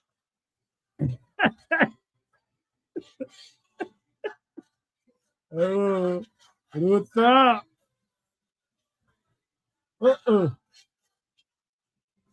Ruta. Hakuna imani umelinda. Stupid. You are so stupid. Hatuwezi pumua sababu yako. Wewe. Kwenda kabisa Kasongo. Kwenda kabisa. Tumekumaliza. Wewe. Wewe.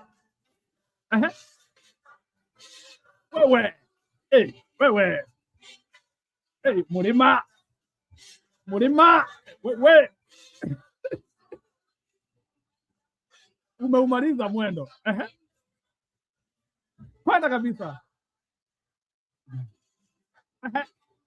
Wewe.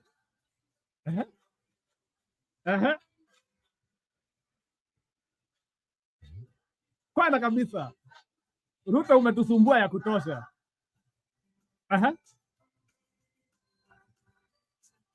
Matanga ya Ruto saa hii. Wewe.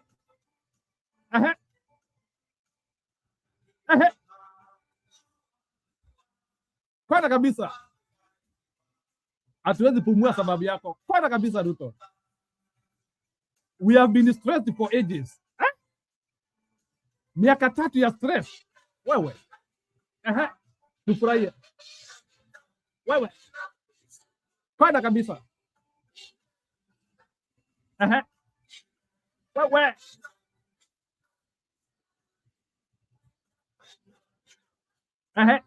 Umeumaliza, kwenda ukiendanga sasa.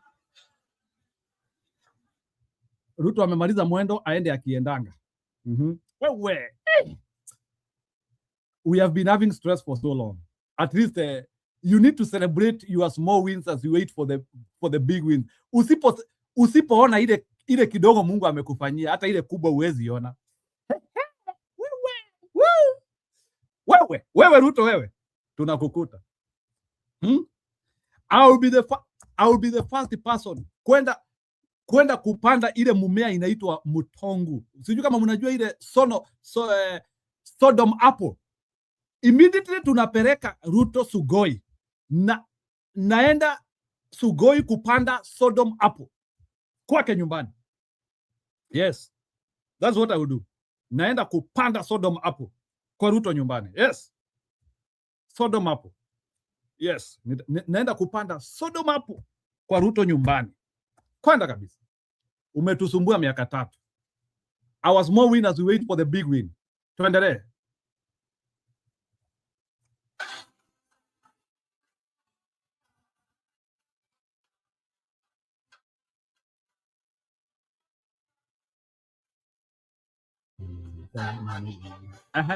Kwenda.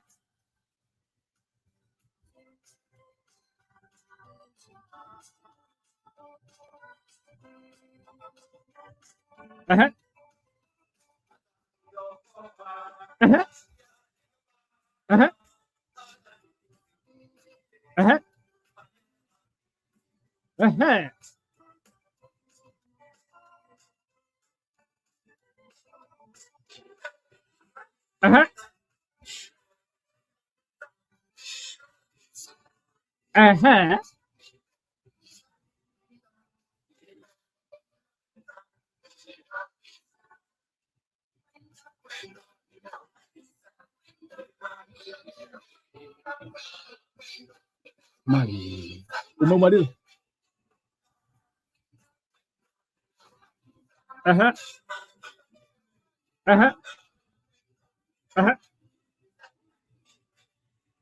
Wewe.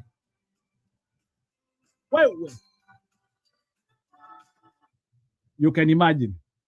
Hebu tujaribu tu kushinda tu 2027. Nishikiriwe by the way. By the way, do you know that kuna watu hata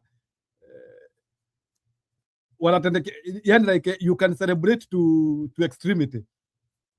Mutafuta tu mtu wa kunishika 2027. Mutafute mtu wa kunishika.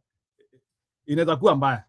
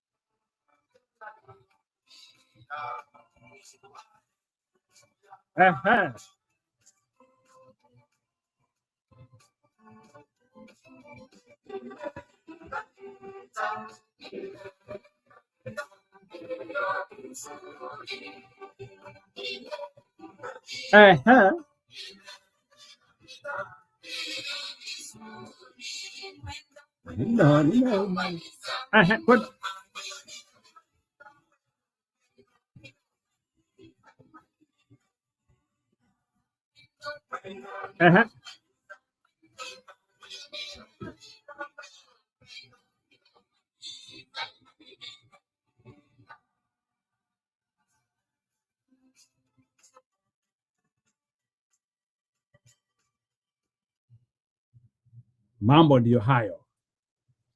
Sawa, wacha tuimbie sasa Ruto Ruwere sasa. Aende akiendanga sasa. Tunajua hii Ruwere hii, ukisikianga umeimbiwa hii Ruwere ujue mambo yako kwisha kabisa. Ruwere sasa, Ruto ni Ruwere sasa. Wacha nikuja. Mama Njeri, can you react? Tunasindikiza Ruto. Wewe utaenda kupanda mumea gani? Mimi nishasema naenda kupanda Sodom apple, Sugoi.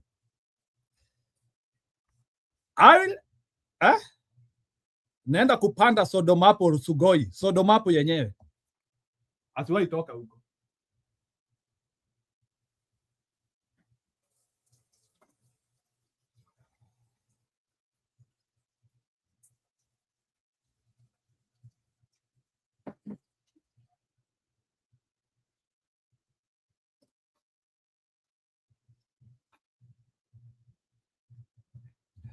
I think even the opposition has to listen to the wisdom of Gachagua now. Yeah, kuna vile sasa itabidi sasa Gachagua akuwe anawapea plan.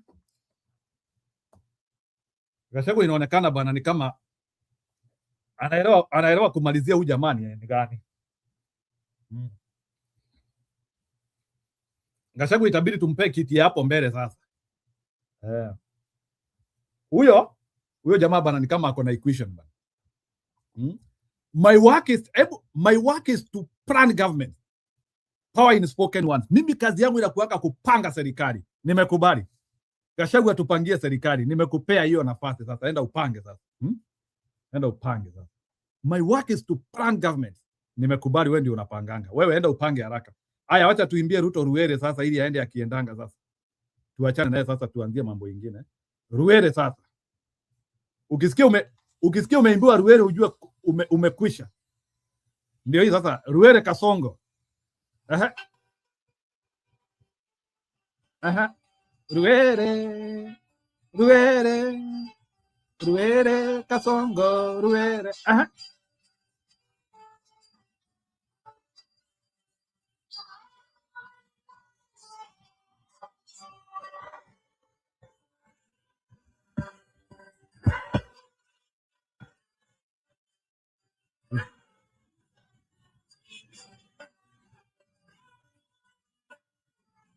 Aha. Ruere. Ruere. Ruere. Kasongo kwenda. Kasongo kwenda. Kasongo kwenda kabisa.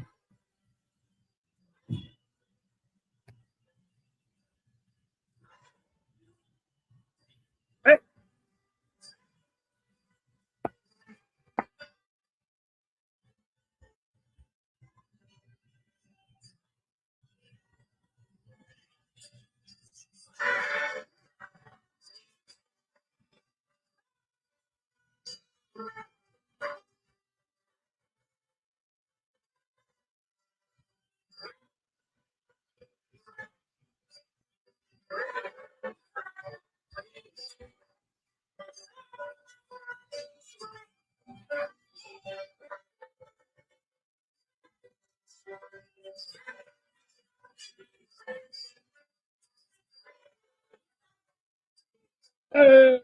Kasongo. Kasongo. Stupid. Ati Kasongo anajua kupanga. Ati Kasongo hajaipoteza uchaguzi.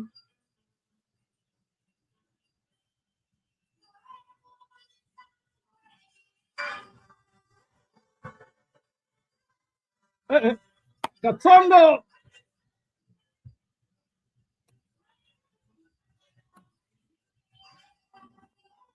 itabidi Kasongo akajenge nchi yake. Kama unataka kuongoza Kenya, itabidi kama unataka kukua rais 2027 ujenge nchi yako. Unaweza jenga Kasongo United Republic, Kasongo itabidi ujenge nchi yako, lakini sio Kenya. Kasongo uende ujenge nchi yako. Kasongo ati anatuongoza kwa fujo, anatupokonya pesa yetu. Kasongo, you will have to go and build your own country where you rule people by force. Yeah, uende ujenge nchi yako na uite Kasongo United Republic na ukue rais huko. Ukue rais huko. Ati you are intimidating us, ati akina Sudi, akina nani. Kwana kabisa. Kasongo. Kasongo anajua kupanga. Kwani sisi hatujui kupanga? Kwani tangu lini akili ya mtu mmoja ikagonga akili ya watu 55 million? And some few cronies ati akina Itumbi sasa ati hao ndio wanatupangia. Kasongo hiyo wimbo sijui iko wapi.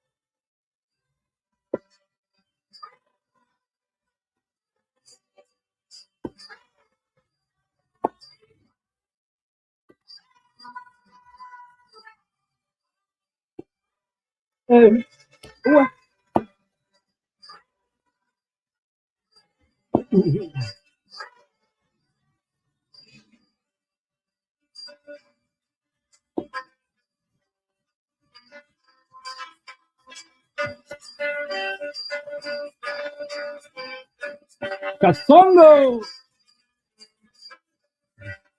Kasongo na Mesango. No.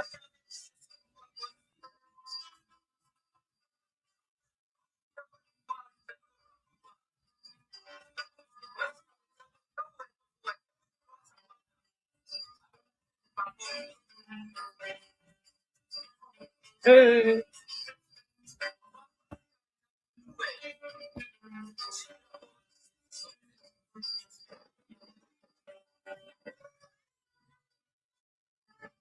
Aha.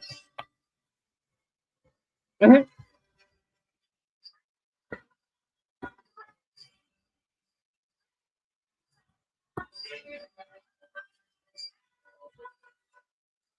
Na mjue tuko na homecoming bado, homecoming ya Ngodo, homecoming.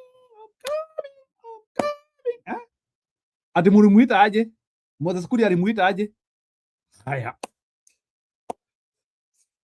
the newest MP in town, Mr. Ngodo, Mr. Ngodo. Wewe ujui kile umetufanyia wewe Ngodo, wewe wewe ujui, you don't know what you have done Ngodo, you don't just know what you have done bwana Ngodo, wewe you don't know bwana Ngodo, you don't know just what you have done. Ngodo anafikiria tu he has just become an MP. Ngodo, you don't know what you have just done. Hebu muende muambie Ngodo ni nini amefanya. Unajua Ngodo ni kama ashiki. Ngodo doesn't know what he has just done. Ngodo has become the nuking point, ground zero ya kutoa Ruto. Ngodo wewe, Ngodo, you are the reference point. Ni kama vile mnasikianga atu akisema Ruto ati ground zero ya Ruto ni Kawanjiko. Ground zero ya Ruto ni Kawanjiko, yule mjinga. Now Ngodo is our ground zero. Ngodo is our ground zero.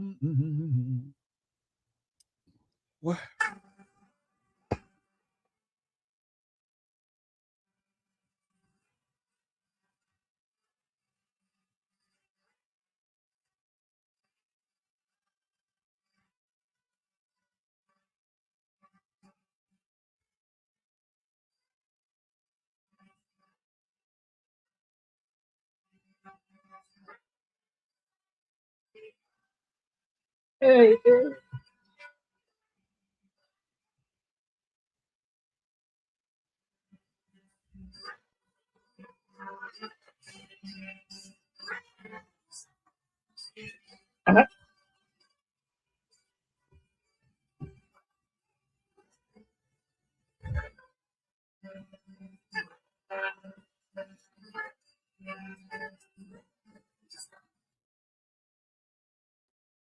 Wow, this stuff, man. Nuking of Kasongo starts from Orkarao. Nuking of Kasongo starts from Orkarao. Hey, bana. Watu wa Orkarao bana, mutumie ile mnatumianga. Sasa Mr. Ngo and the needing of power. We need power. Haya, wacha nione watu wameanzia kunitumia kongera. We. Orkarao by elections 87%. Kumbe hata Jubilee ilikuwa huko, mzito wa Jubilee bana amegonga finje.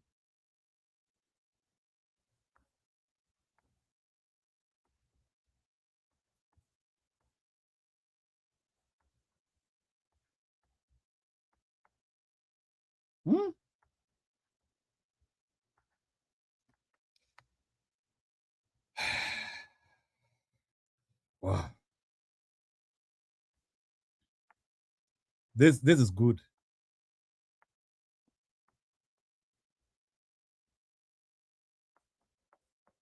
This is good.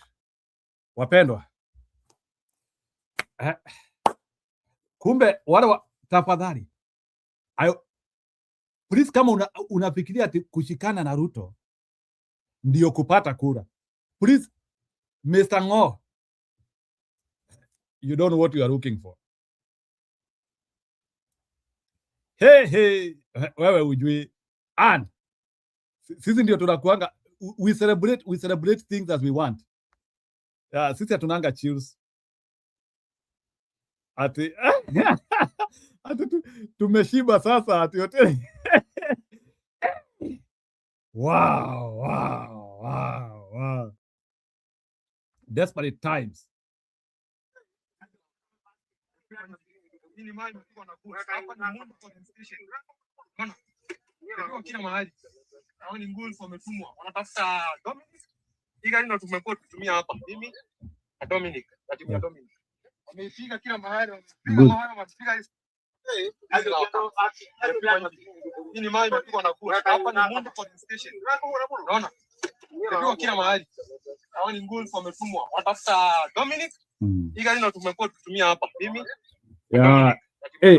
leo magunzi magunzi leo wamejaribu kila kitu, imewezekana, imeshindikana.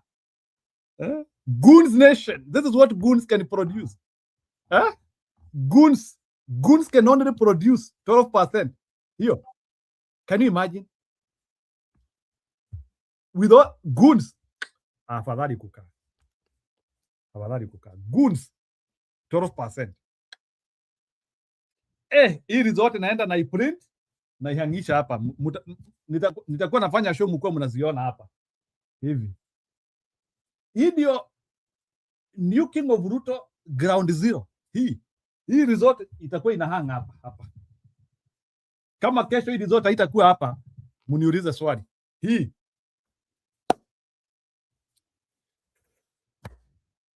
asante Mungu.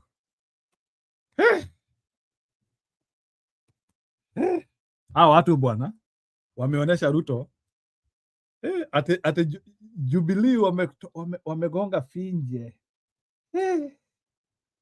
Kaima gereti yapi. Jubilee wamegonga finje. Finje. Wow. I don't know if there is some more information which is okay. Naona leo watu wananitumia vitu. Kweli. Watu wanagonga marangi mbaya sana.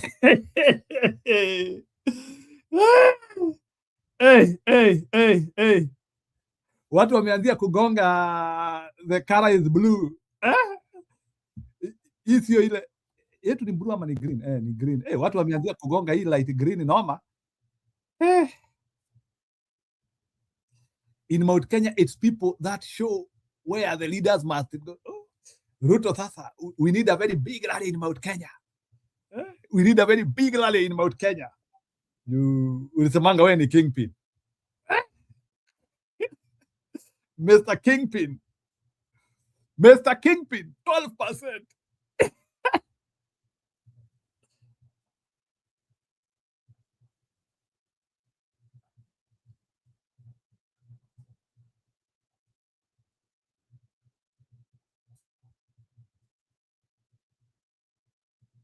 Wacha nijibu watu wananitumia ma congratulation ni kama ni mimi nilikuwa nasimama.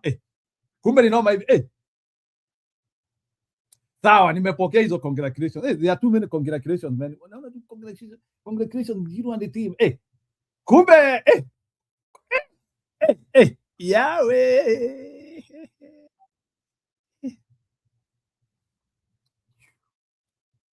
The new King of Ruto starts today. The new King of Ruto starts today. Nimechukua watu wamenituma congratulations mingi hapa.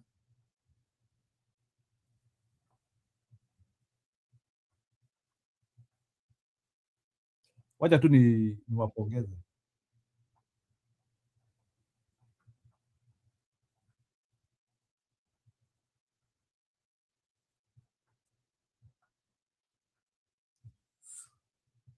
Leo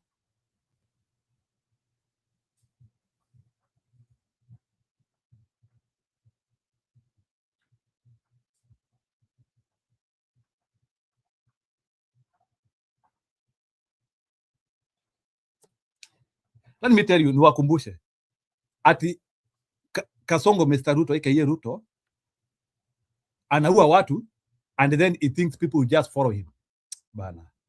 Unless pia watu wakuwe na umbwa kichwa bwana.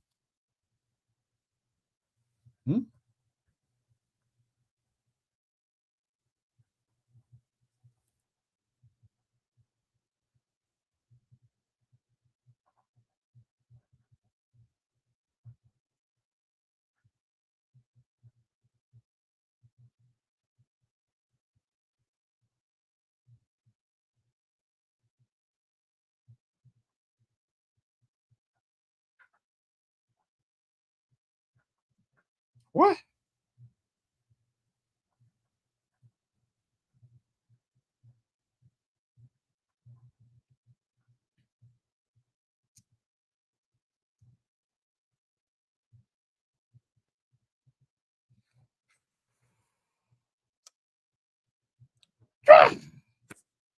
Hii unajua venye World Cup ilikuwa imenifrustrate, kumbe kulikuwa na kakitu katokezea hapa tu katikati kakuinua emotions mbaya sana. World Cup ilikuja ikatufrustrate, una support hii team, unarushwa hii pande ingine una support hii team huku wewe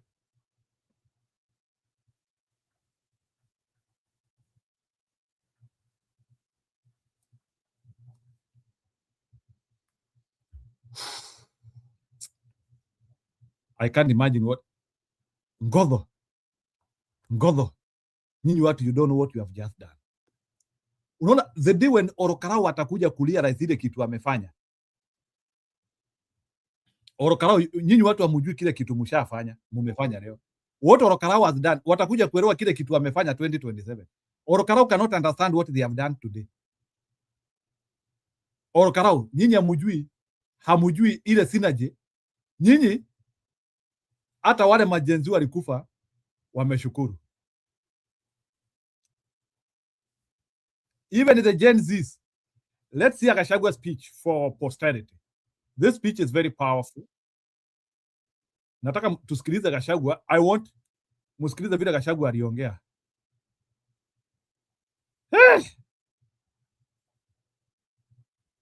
Nataka this is the speech of Gachagua earlier today. Former Deputy President Rigathi Gachagua has accused the Independent Electoral and Boundaries Commission of failing to safeguard the integrity of the Ol-Kalou parliamentary by-election. Gachagua claimed the electoral body colluded with police to intimidate voters, while also condemning attacks on journalists covering the polls.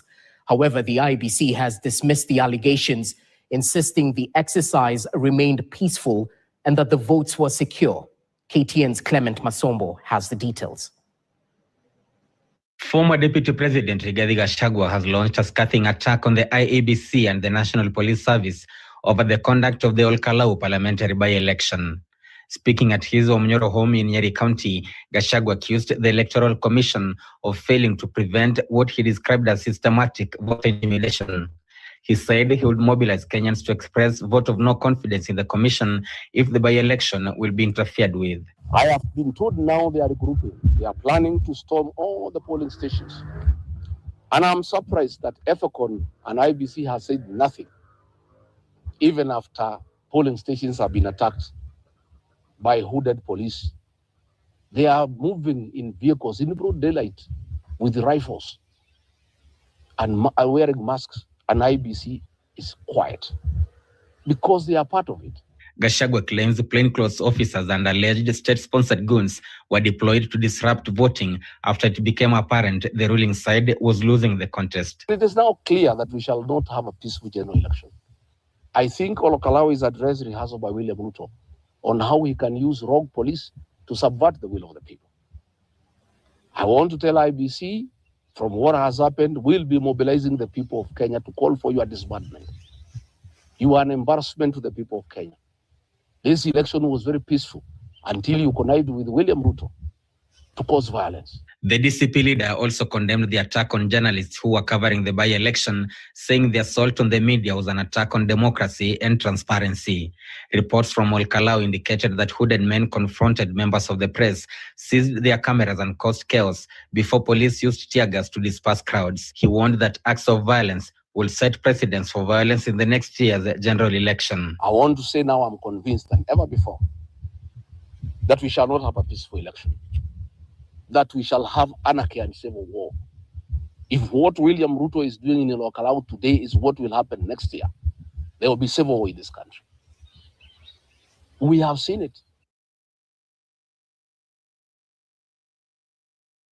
That is when I approved the Gachagua message. That is how you speak. That's how a general speaks.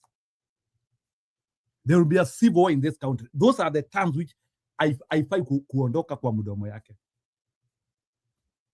because somebody is printing violence. No, na imeletwa mpaka kwa main media KTN. That is when sasa nilisema sasa huyu mtu sasa ashaanzia kuelewa narrative sasa. This all what I've been looking for. These are words which cannot get out of your mouth. This is how a leader speaks.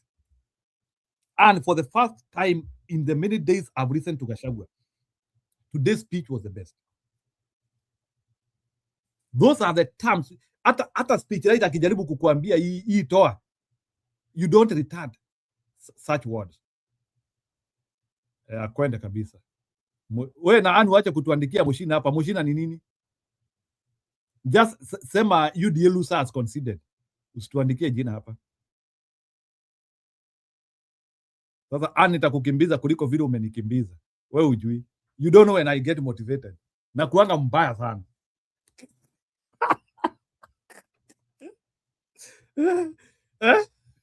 And I'm a bad one when my adrenaline is at 100%. Nitakukimbiza mbaya. Wewe. Kwa hiyo jina Mushina hapo.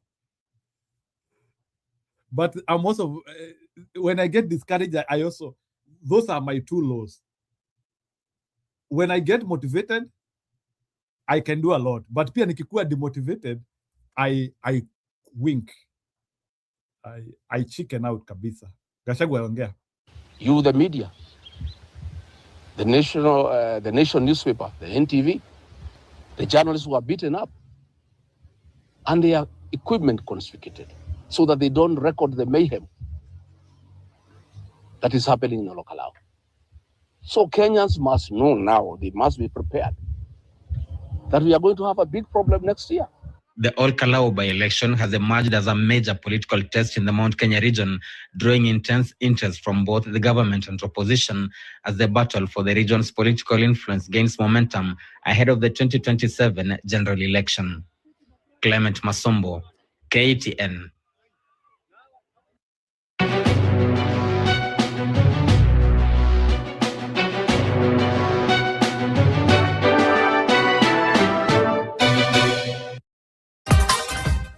Ahead in this bullet.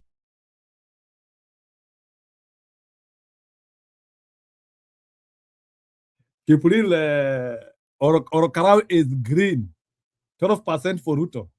Hebu kuja utuambie mbona ameshindwa na kuiba leo. Watu wanashangaa. People are shocked. Kumbe huyu Ruto tu ni bure.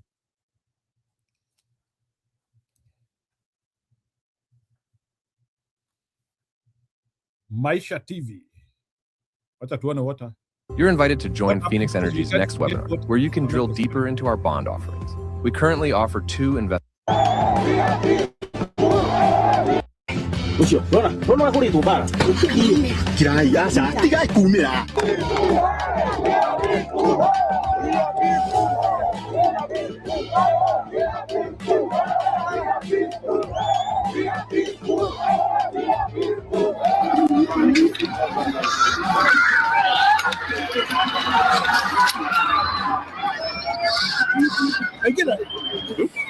Nyandarua is bleeding right now, not metaphorically, literally, live as we speak. Hooded men with guns just stormed AC Primary School in Olkalau, tear gas choking the air, cameras smashed, a nation journalists and others test and dragged like a sack of maize. DCP's man Sami Kamau Ngozo, fresh from casting his vote, was jumped by goons on his own way home. This is not an election anymore. This is a war dressed in a voter's card. Stay with me, because what happened in Olkalau today will echo all the way to 2027.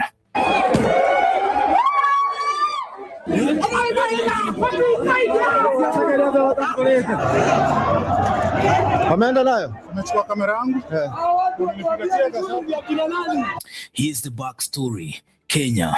MP David Njuguna Kiaraho of Jubilee dropped dead in March, leaving Ol Kalou seat wide like an unguarded goalpost. 9 candidates lined up, but let's be honest, this race with slugging it out in a phone booth. In the blue corner, Samuel Mushina Nyaga carrying President Ruto's UDA flag. In the red corner, Sammy Douglas Kamau Waweru, also known as Sammy Kamau Ngodo, the man DCP handpicked after he swept their primaries like a broom through dry leaves. Behind him stands the shadow of former Deputy President Rigathi Gachagua, and DCP's deputy party leader Cleophas Malala had already popped the champagne before voting even began, calling this Ol Kalou poll nothing less than UDA's funeral in Mount Kenya. But funerals attract vultures, and today Ol Kalou got them by the truckload.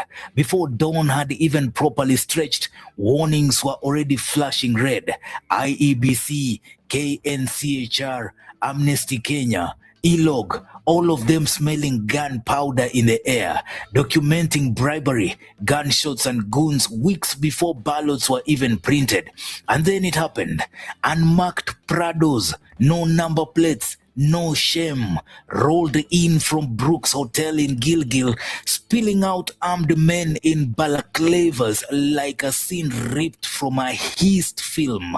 Except this heist was stealing democracy itself.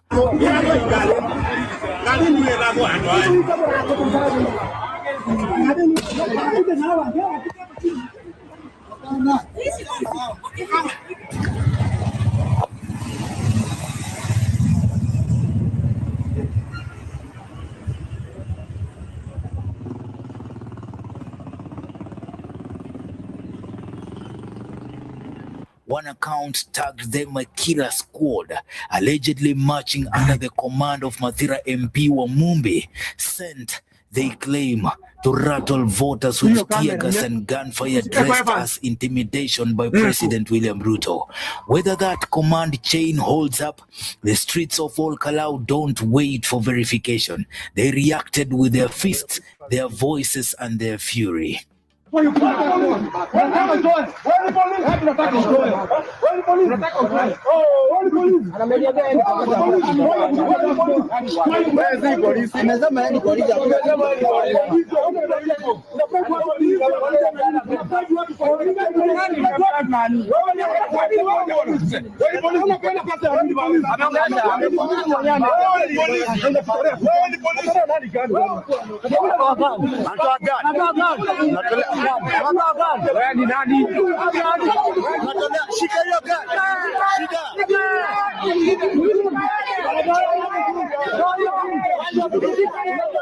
Picture this. Residents themselves stopping police, forcing them to empty their bags in broad daylight, hunting for hidden ballot papers like farmers checking a sack of weevils. Anti-riot police turned away at some stage. Hey, Njiru, hao watu wa Ol Kalou mpaka walikuwa na search polisi.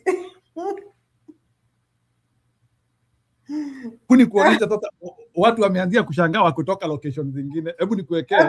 Na unajua, acha nikwambie kitu kabla hujanionyesha. Unajua hapo ni kwetu, mimi ni ujirani wa hao watu. Hata nina miss drama. Hata ningeenda home tu. Ol Kalou wamepeana format, wamepeana equation. Imagine they are searching the police vehicles. That is so interesting. No, Julia, that is the spirit we need. Hao watu wamepeana equation. Hebu nikuonyesha vile watu wanashangaa sasa from other places. Utacheka uishi. Hebu uone vile watu wanashangaa. Let me show you. Wanashikiliwa hivi, waende wa vote pale Ol Kalou. Nilijua it's about to go. Let's make a prime reverse. Sasa kura zina nilipoona watu wamebeba mpaka mashosho hawaizi tembea, wanashikiliwa hivi, waende wa vote pale Ol Kalou. Nilijua it's about to go down. Sasa kura zinahesabiwa kule Ol Kalou, lakini kila karatasi ya kura ikichukuliwa hivi unasikia DCP, DCP, DCP, DCP. Yani utasikia UDA after umesikia DCP sijui mara ngapi.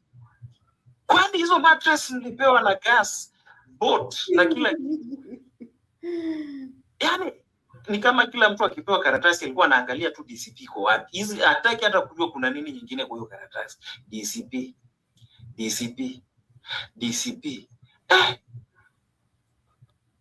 Nilipoona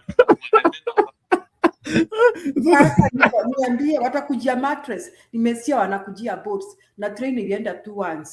Sasa boats nasikia zimekujiwa na mattress je?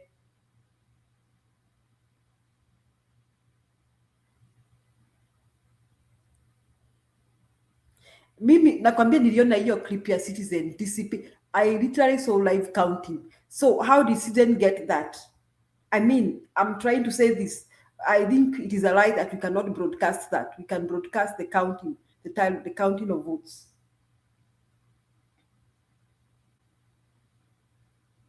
Na cylinder ani mbere anauliza na cylinder. Sijui kama hizo cylinder zitafanya. Zilikuwa unajua Kenya huo una change cylinder in a certain gas station. Sasa hiyo cylinder zinachangewa kwa gas station gani Njiru? Pengine hiyo gas station ni fake, hai exist. Wewe uone hata niko na mabiste wako Luoland, niambia bwana inakata sisi tuungane na nyinyi ama ni aje? Kuna watu wanaomba MP wao wakufe. Actually some guys from Luo Nyanza wameanzia sasa kusema inakaa bwana itabidi tuachane na huyu Ruto sasa. I think Mount Kenya has started showing directions. Ni kama they are showing people where they should point. Maybe. And the way to do it. And you know, imagine people wananchi raia wana search police cars. Ai Kenya mimi napenda home. Kenya sihami.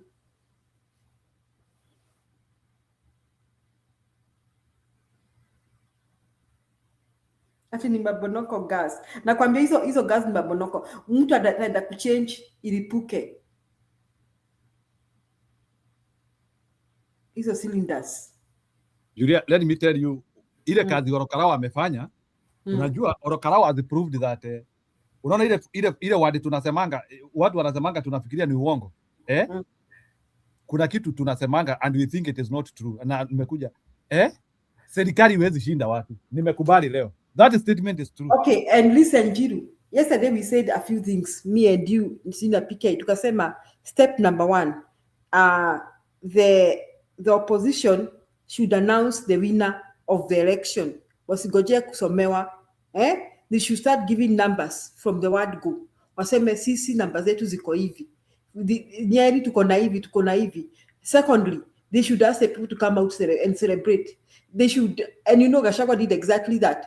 And he also even asked the people of Orokarao to go back, to come out from homes and go back to the polling station. And this was what Gachagua said. Gachagua said, William Ruto, I am calling over 50,000 people to go back to the polling station. If you want to massacre for 50,000 people, massacre them today. So, hiyo nimeona inawaki Jiru.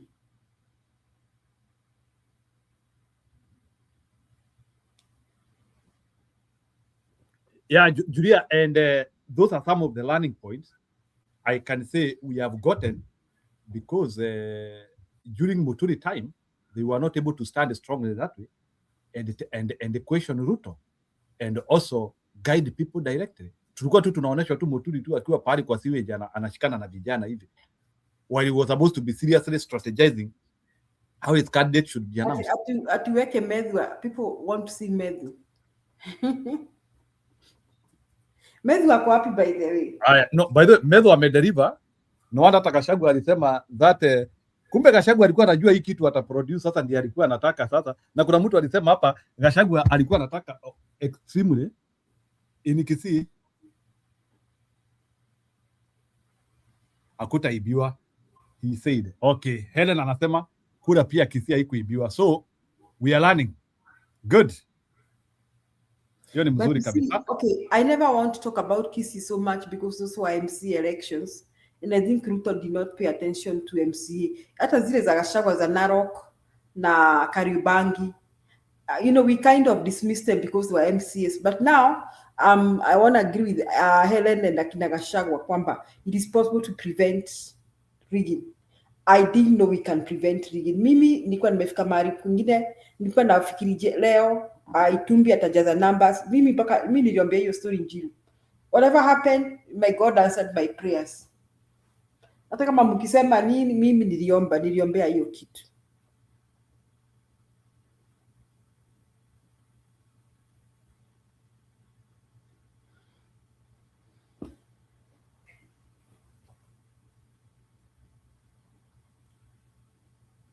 Medho alikuwa anarushwa juu ni kama ameshinda World Cup. Hebu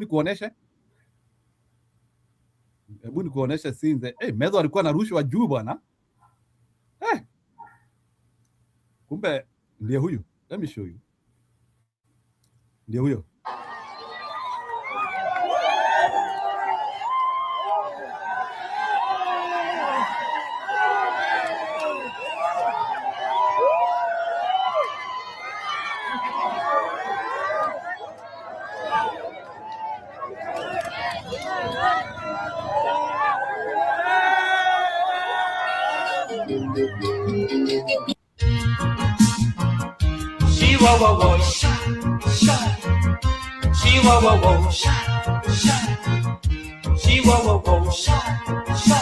I'll show you.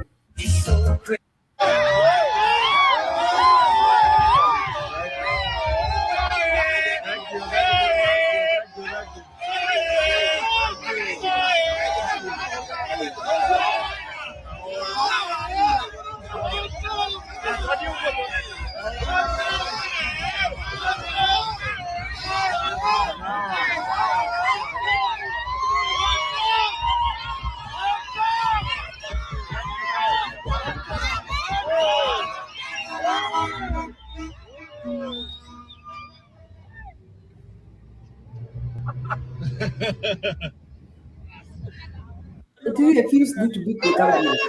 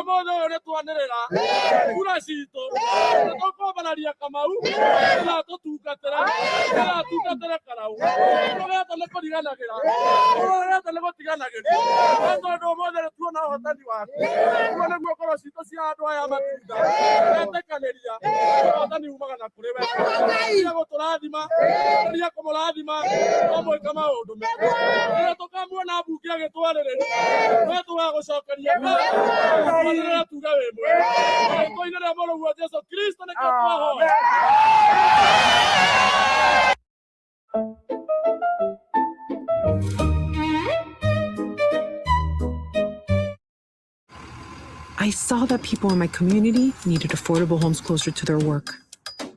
But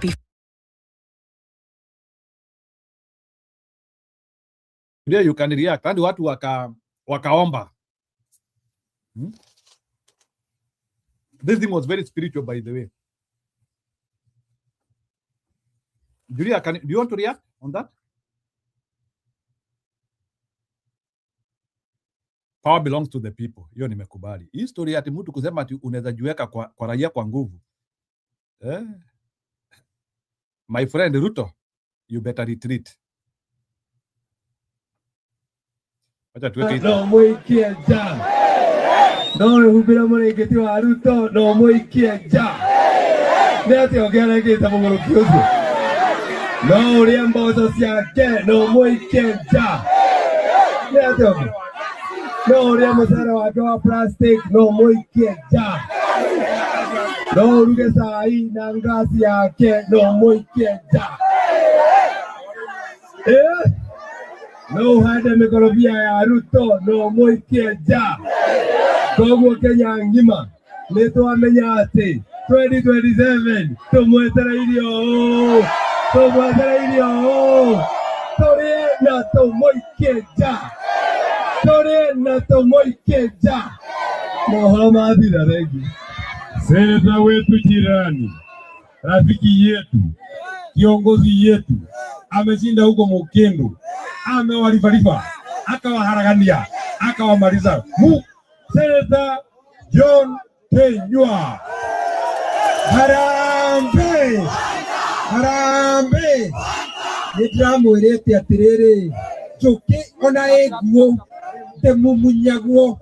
Makai mutiname mumunya. Nimwamuikia cha mutina muikia cha. Rufora ruma muoyo no nake Magai uria mwamuonia guku karau ndagacokera ringi 2027 inyuĩ tondũ mwatuonia rihaso ithuĩ andũ a Laikipia na andũ a Kenya Magai tũtikamu-let down tũkamũtungatĩra wega mũndũ ũgwĩtwo Ruto kahora kahora kahora tũmũingate tufukuze tusimfukuze afukuzwe. It was Thursday kama si Thursday. Leo ni leo, sema kesho. Tumemnyorosha tujamnyorosha. Tumemnyorosha tujamnyorosha. Amenyoroshwa na chokora ama si chokora? Si amemaliziwa? Jamani, kwa hayo mengi au machache, nataka kusema Mungu wa Isaka, Mungu wa Ibrahimu, Mungu wa Yakobo. Njiru, even KTN is reporting now that DCP takes an early lead. Early lead? That is what KTN is reporting.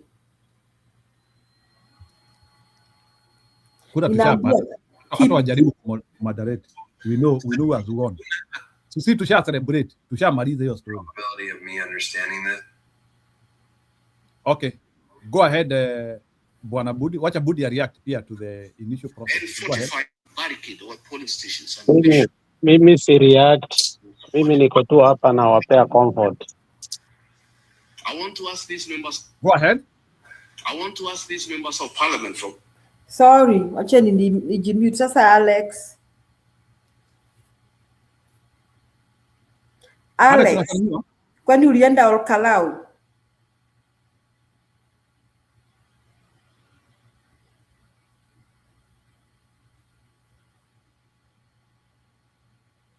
Keep is doubting. Keep the votes have been counted 144 out of 144 polling stations.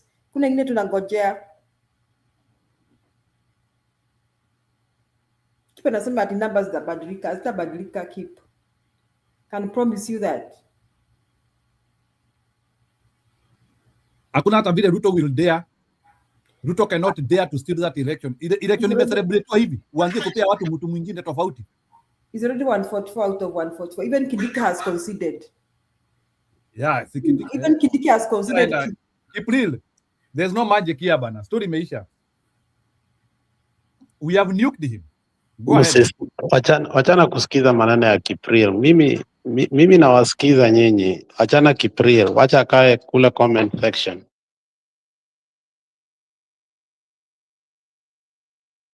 I have nothing to say. Mimi niko tu hapa tu kuwapea company. Budi, I know when things are working. Alex, umepotelea wapi? Me, I'm here. Naenda wapi? I've always been here campaigning for my party. Wewe ndio ulipotea ukaingia Jubilee. Sasa unataka kurudi DCP. I'm sneaking back to DCP. I'm sneaking kichini. Acha nivute huyu Kip. Unaona Kip chenye nimegundua? History ya kuwa gentleman haifanyi Kip. Nimeanalyze watu wa DCP nikaona ni madhags. Na nimeona that's why they are making it.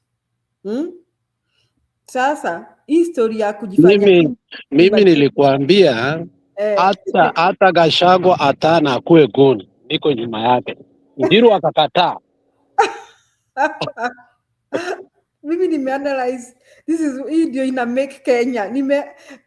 Nimeanalyze watu wa DCP, Gachagua, Malala, Karango Dhangwa, Medhu. I just said, yeah, it makes sense. You history ya kina Martha Karua na kina Raila Odinga kugojea wanasomewa results pare bombers. Hapana, you read your own results first and you start celebrating. And then you call all the villagers back to the polling station. And then you threaten Ruto. You tell him they are massacre those villagers. You see, that's the way to go. History ya kujifanya ati you're afraid of being sued. Karango Dhangwa has read all those results. 144 polling stations. Amepelekwa where? ama atapelekwa where is the worst place that he can be taken for doing that? Nowhere. Huh? So me, I am thinking we should look at the way we handle things in Kenya. You cannot handle a thug like a gentleman. No. Ruto is a jailbird. And jailbirds are handled like that. Period.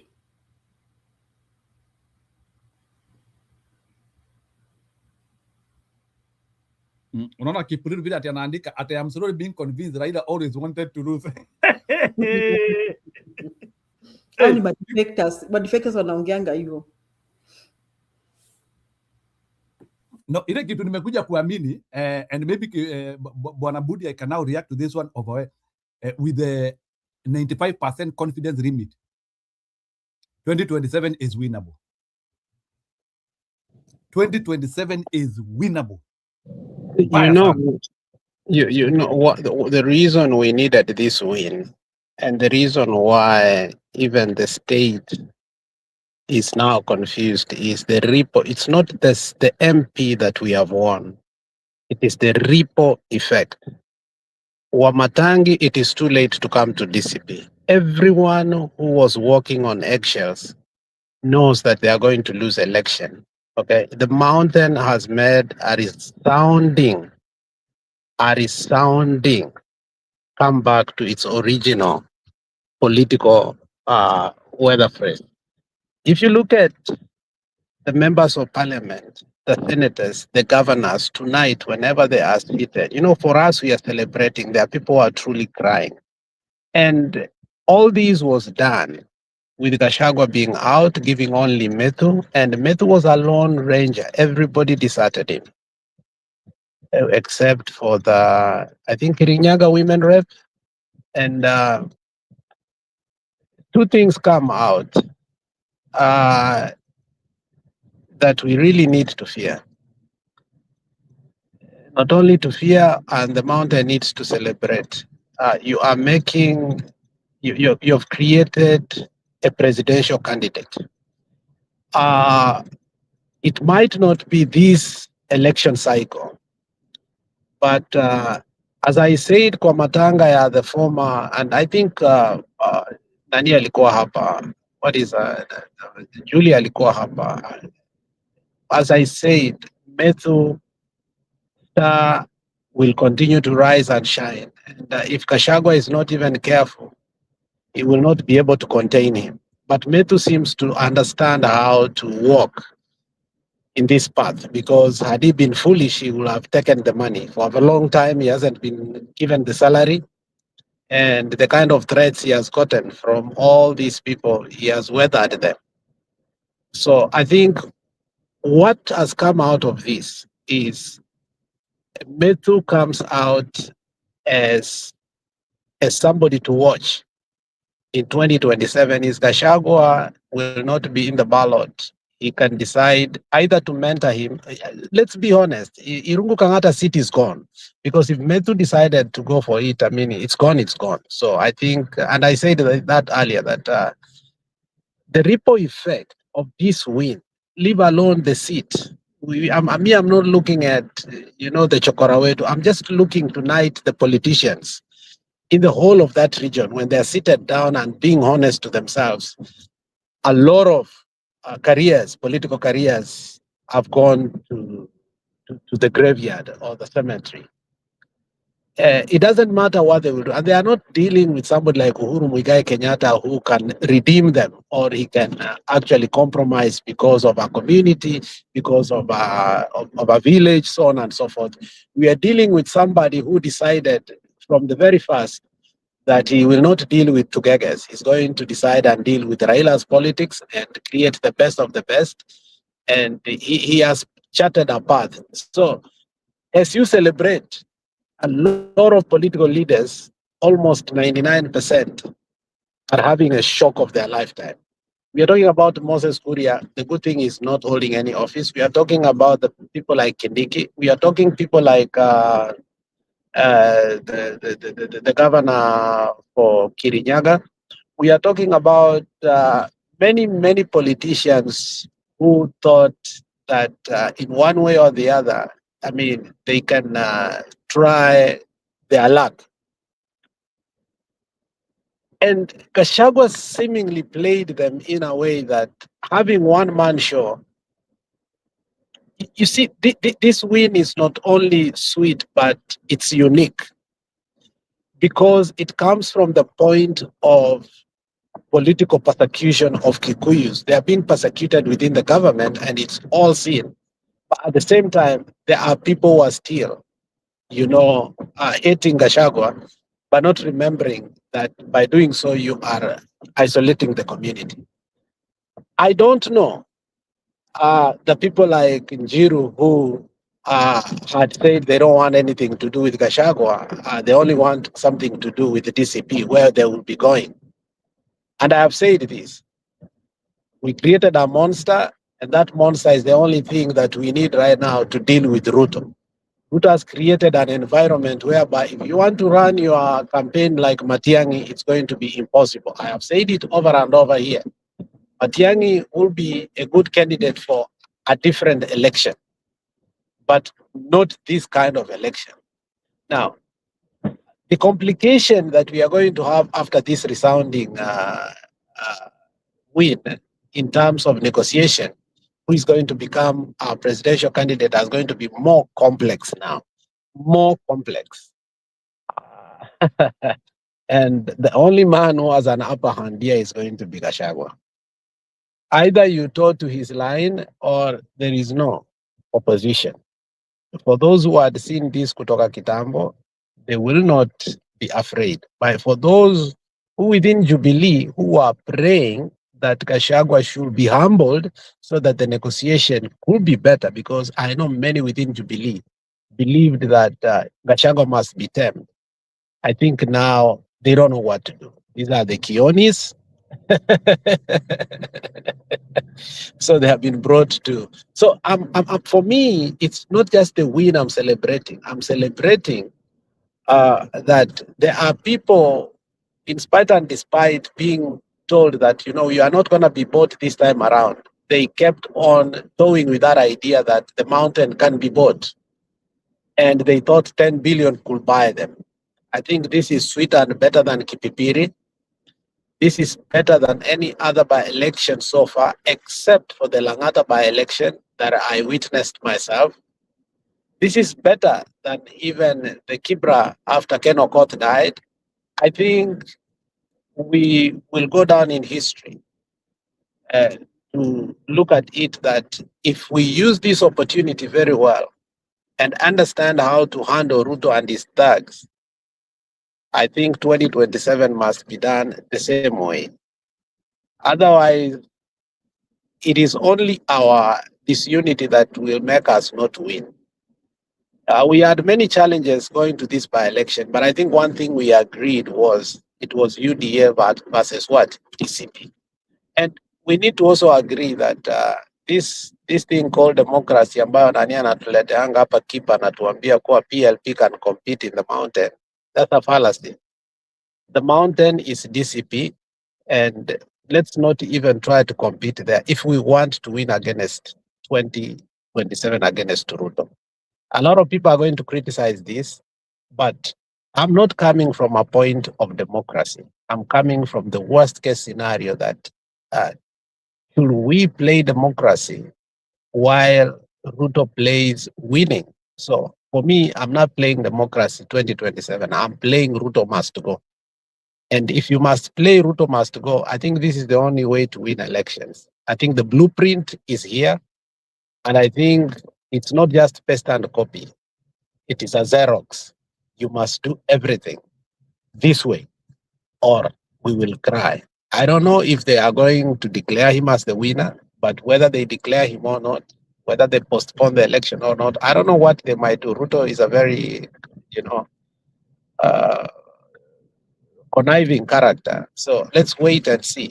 But I'm happy, finally, that the mountain can be not be jogged. After Mbeere, Ruto went, chest stamped. It was so painful for me, very painful that he stole the election and then chest stamped. And I was like, if you guys continue to do this, then the whole country will blame him. I mean, there's no option. I mean, Ruto keeps on doing this. What should we do then? Jiru, you know, this win hata wewe imeku-resurrect. This is what we were waiting. I can tell you, this is what we were waiting. Yes, Jaiona Julia for a very long time. Excitement is going to kill her. You'll see Stone PK here today. A lot of your people are going to come here. Why? Because honestly, the pain we are having, we can't hide it. It's a fact. Losing Mbeere was one of the worst political in by-election, not a presidential, in by-elections. Malava, I could have taken it. But Mbeere, iliniumiza bwana. So I think again, he at least imesaidia. Because, and you can feel the but mood, we made mistakes, Jiru. I said this. Imaneno ya Muturi na nani kufight at, let's stop it. Nikawambia, let's stop this. This is what is going to reinforce us. You people thought that, you know, these parties must, the mountain should not have any other party. I still insist that. If you're going to play that game, it's unfortunate. It's a very unfortunate.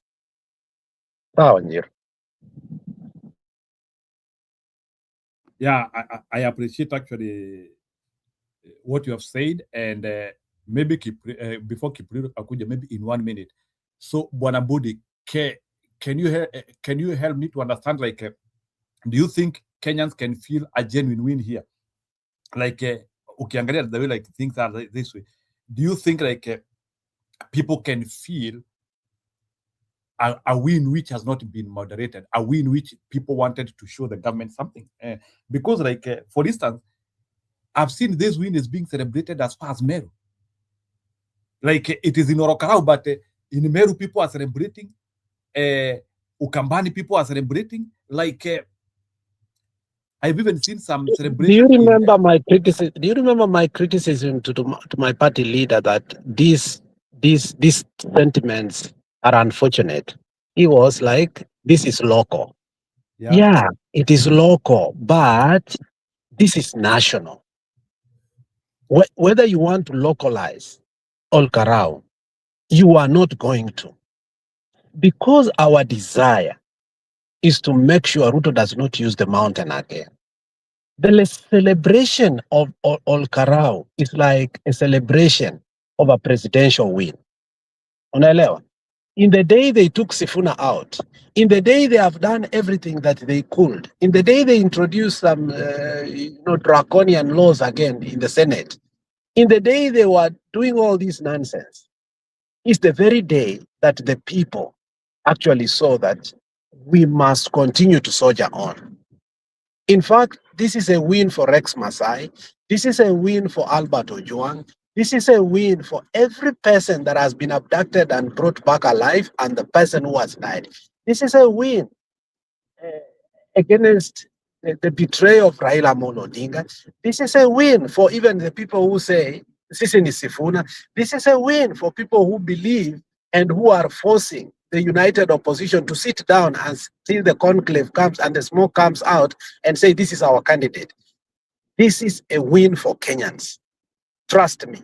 I'm telling you, personally, I'm exhilarated, personally. I don't know the pain I will be having if I don't even think I will have shown up here. I don't think the pain could be. Yeah. But I also want, this is a day I will want to debate with Temba and Wekesa and laugh. And I'm going to do that, whether they like it or not. If they chase me, they chase me. But this is the moment we must debate them. Why? Because they have run a narrative of lies. No. Gachagua has spoken to all tribes. Whether he used to be a tribalist or not, when you see the country celebrate this, it means we are past his rhetoric of shareholdership. We want something else. So when Kenyans are celebrating this, they have already forgotten. They have moved ahead and on against the rhetoric of shareholdership. Hizo ni hadithi za nyanya yangu kitambo. We are not going to hold on to that. They keep on bringing this. So your question is, Why are Kenyans celebrating? Because we have gone past the divisions that we had before. We have only one agenda. Ruto must go.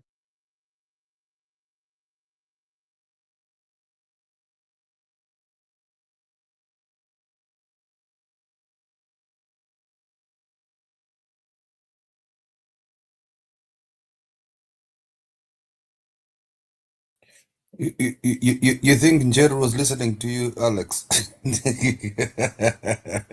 Very unfortunate. A day like this, Njiru is not listening. It's very unfortunate. No, we are listening, Alex. Me, I'm listening. Si tukwe pamoja hapo, achana na huyu mtu yetu. Unfortunately, go ahead, Kim. Unfortunately, Alex, you know, unajua ule mbwa anafungwanga kwa nyumba, alafu anachapwa kila siku, it's very hard for them to trust. I think you understand where I'm going. Every time you get hope, and then, yeah, you know, this time I held on to my hope mbaya sana, and I can tell you I'm still very scared. I don't know why I'm scared Ruto might pull something. You know what I mean? Because what we were done for in Malava and Bere is just, we were leading like this. Lakini nasikia tumefika, what percentage of the vote has gone through? 80. But Ruto did the same to us with Raila Amolo Odinga, guys. At the last minute, usiku ndio tuanza kufanyiwa vituko. I'll be honest, and you guys are celebrating me mpaka IBC semeba. It has to be told to me for me to believe. I'm still doubting. Hata ukinigonga uko chini, my dear sister. No, your daughter is kicking my ass uko chini. I have to see nakugonga tipu uko chini. Rafiki yangu anakuanga hivyo. So and I tell you, if I'm seeing now Raila's what do you call it? You know, you've ever heard of servant leadership and leadership and slave, ile ukubwa, where he expects delegation of things and then they will happen because people are going to be afraid of him. That is what Raila's leadership was. He would delegate without marking the homework. Unaona sasa huyu Gachagua ameingiza kila kitu ground. Everything is underground. I'm beginning to see what he meant by kusikiza ground. And that is what Ruto had been doing. Ground. Unaenda ground. Yetu ni huku juu talking to big people only. I think that is why this DCP is actually resonating with the people. It's because it's true grassroots politics. Raila never had grassroots politics. Tukiendaga maandamano nikiuliza watu, my fellow Kenyans, when we used to go for maandamano, where did we usually go and have to meet Raila? Kunaenda kumgoja kwa Stanley Hotel. Tunamgoja Stanley Hotel, akunywe chai yake, akunywe breakfast yake, alafu sasa tuchukue maandamano kama umbu.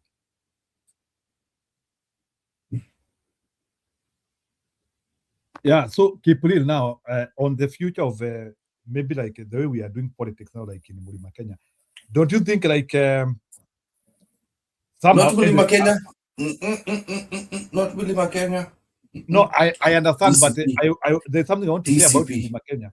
Don't you think like in Mlima Kenya, even Jubilee should now start thinking of how to support Gachagua? Sorry, to support DCP. Hata kama tunaongea juu ya dictatorship ama kupatia Gachagua too much power, if this goes through the way it's going through, Gachagua has only lost one election outside his ground. The rest cannot handle it. No, I'm saying in terms of consolidation, in terms of consolidating parties, don't you think like a place like Mount Kenya, like today Jubilee has gotten 50. So why should Jubilee still Jubilee focus on Jubilee should fold. Huh? Jubilee should fold in the mountain. Jubilee should fold in the mountain. Don't you think even Uhuru himself should think of how he should consolidate around the DCP? He should come out and let me say this. Let me say this, and listen to me. Gachagua understands he cannot bargain the nomination. The moment he messes up with the nomination, what happens is he's done. But Gachagua is treading carefully. How he's choosing his candidates, how he is associating with the locals, how is he consulting with the church and the local leadership, how is mingling and bringing people to Wamunyoro in order to come up with the candidates. Jubilee does not have the capacity to choose the right candidates. So whether they have money and they will actually put candidates in there, it will be a waste of money. If I was Jubilee, I will leave the mountain. Then I will ask myself, where can I go? They can have better places to fight or fold up. The mountain understands right now two things. The first one is Gachagua has worked hard to be where he is. Secondly, Gachagua is not only willing, but he has paid the price already. So, does Uhuru have that capacity? He has shown, and people have been waiting for him to come up for more than many times. He has only shown one pattern. He can't be trusted. So, why would the mountain then again decide to trust Uhuru Muigai Kenyatta with Jubilee? I don't know what people like Uni are going to do. But this is the moment whereby conventional wisdom comes in. Nobody gave up. Nobody gave Gachagua the power. Gachagua grabbed it. So when you are saying, should we give Gachagua? You never gave Gachagua any powers, my friend. Gachagua grabbed it.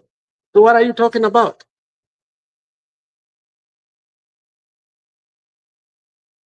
And that's why I feel like maybe a time to make DCP a modular party in Mlima Kenya should start now. So I don't know how the talks will go around PLP, Jubilee, but I think we have to start accepting the reality of how we can build one unitary party, especially in some of these regions which are very porous. Because Mlima is very porous, Bwana Kipriro. You know that? But I think Budi understands the porality of Mlima. Budi, can you explain to Kipriro the porality of Mlima? It seems Kipriro saa zingine ni kama hii ashiki vizuri. You know, there's somebody, who was that? Somebody who came here and I was very shocked. I had to come up here. Was it about 3 days ago? Who said, Kwa, that Irungu Kangata may become the new kingpin? It's good to ABCD. And you know, I laughed and I asked myself, and then you asked the person with 1 year left, because you were surprised that they made such kind of sentiment. I don't know if some people understand one or two things about people who have been betrayed, who have voted a person to man, and then they have been openly betrayed. It doesn't matter what Ruto will do or any other person will do. It does not matter whatever Ruto will do or any other person will do. I think Gachagua, you know, filled the vacuum pole pole, why everybody was laughing at him, thinking that Ruto is coming to deal with Gachagua. How he did it, I don't know. At some point, I doubted kama mtamkubali kabisa, because some of the worst critics wa Gachagua wako hapa kwa hii panel. I mean, hawako mbali. I am still a critic of Gachagua, my friend. We are talking from the mountain. Yako ni nonsensical. You go criticize Ruto. Yeah, achana na bibi. I reserve it. I reserve that. Ati Leo nimeambia- Budi anagonga kwa hip, eh? Yako Budi ni nonsensical. unagonga It kwa doesn't hip, eh? matter. Hapana, lazima nimcriticize bana. So maybe Kipril, can you tell us Kipril kidogo, eh? Can you react? Can you tell us before nicheze video yako? Can you react to what is the surge do you think is going to happen in the country based even ya DCP in Orokarau inatusaidiaje katika taifa? No, we've been waiting for this, my friend. Mi siwezi kudanganya. A lot of people's have been watching this. They are watching it like a hawk, because if we allow Ruto, let me use the word allow, because that's what we've been doing with Raila Amolo Odinga. If we allow Ruto kufanya hizo mujinga, and even Uhuru, when Uhuru did this to us, the results obviously will be him stealing everything. For me, I hope this is replicated to the rest of the country.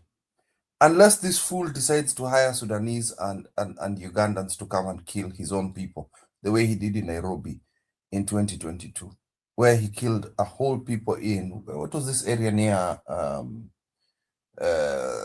Pipeline, where throats of young ladies were killed and then thrown into the river. You know, I've not forgotten that. That was even murder more than what happened to the Gen Zs. A lot of our people from Azimio were killed by Ruto and dumped into the river. Bodies were just found. And those were foreigners coming to kill Kenyans. What I watched today, I think Muliona Nikioko group, I was watching people's lives. Nikakuja kuona, the unfortunate thing is, people usually say they are brave, but mekubali sasa kumera ukana roho. Kumera kuna roho. Because did you see them showing us people in crutch? Did you see them showing us people who are actually sick being brought to vote? That is a beautiful thing, and that one has always happened. You see it juicy, by the way. That is always No, but happening. today, you know, other days we are having a national election. It doesn't come as beautiful as today. Give it to them, Bana. Give them their flowers. No, this has today. I always give them my flowers for that. This has always happened from all elections. The Kikuyu nation always carry their sick and old. Hata matatu inachukuliwa wanaeka watu napando hivyo. That one I know. What do you think kumera is? What I want to say, what I wanted to say is, watu wako wanaogopa gun. Sijaona kitu kama hiyo. People are coming off vehicles. Wamama wanasema hapana, no, as if that is bravery. Kumbe nyinyi mnapendanga close combat. Si la mawe. Hiyo ni mtu kwa mtu. Walishika wa polisi kwa hiyo magari ba. And I was watching live. Some of the lives were being shut down because not because of the government. It was because of TikTok policy showing violence live na pationga warning. Nakwambia watu walikuwa mabunduki do you know that guns were stolen? People are snatching guns from these undercover fools, which absolutely impressed me. And I think that is how the rest of Kenya should take elections. The rest of us should do the elections like that. I hope coverage of the rest of the country should be the same. And I'm not cycling. I am still very doubtful. I'll tell you the truth. Nimechomwa sana. I'll tell you the truth. Me, I'm happy about it. Mi nikisikia ABC imeconsider kutuachilia hii kitu, I'll be grateful. I am still very doubtful. Me naogopa. Me, I'll tell you, I'll not lie to you. Me, Alex, do I need to lie about things?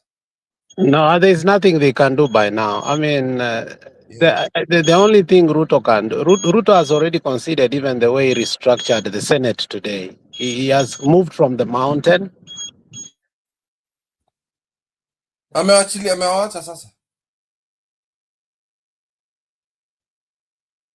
Yeah, because these text messages that have So been leaked. the message from the Senate is the same thing Uhuru Muigai did last time. When you are restructuring the Senate and the legislature, it's because you have given up on a region. So bringing Eddie Okech there was throwing tantrums. Now, three things are going to happen. First of all, I knew that there are going to be leadership changes within the Senate and also the House of Representatives, the Parliament. Now, the second thing that is The going to National happen, Assembly. the second thing that is going to happen is Ruto is going to launch more ghost projects in the mountain, but true projects in Luo Nyanza. Luo Nyanza is going to start having true projects, just like Uhuru Muigai Kenyatta actually put the right projects for Luo Nyanza. Thirdly,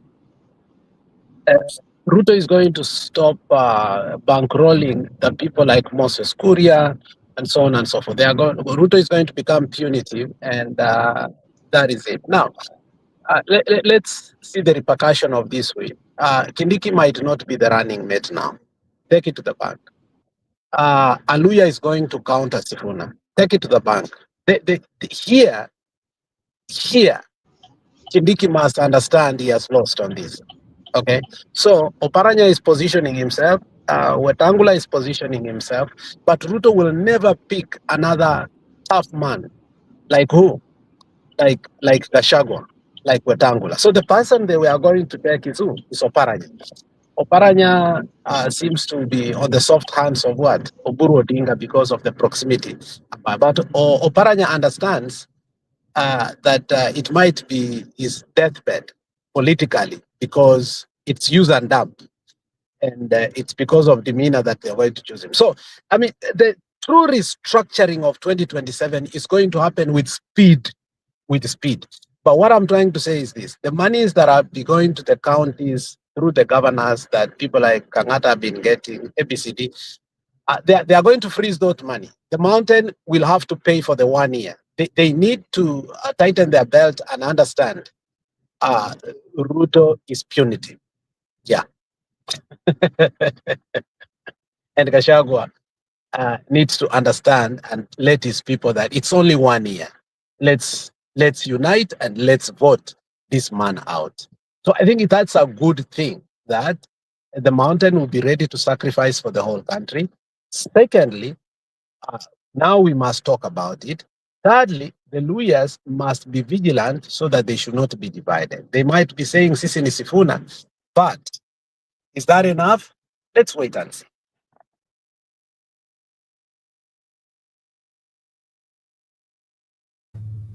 So the mountain Is this the kind of wameonyesha njia. Keep. Now, Alex, so the mountain wameonyesha njia, the way to go. This is how it should be done. This is how it should be done. Because it goes to tell me Raila never used to take care of his words. At all, ever, nothing. And one more thing, this solidifies the rally that we are going to have Sisi ni Sifuna in Bungoma. So I think Gachagua will be one person who will be happy to make sure that he advertises the homecoming of Sifuna in Bungoma. I think this will be a happy moment and one of the best rallies, the Linda Mwananchi, the homecoming of who? After this win, it could have been so detrimental. So the win is Edwin Sifuna has been ametolewa kwa minority seat, and therefore he's in his way out. The way we have been wanting, he gets out of what? ODM.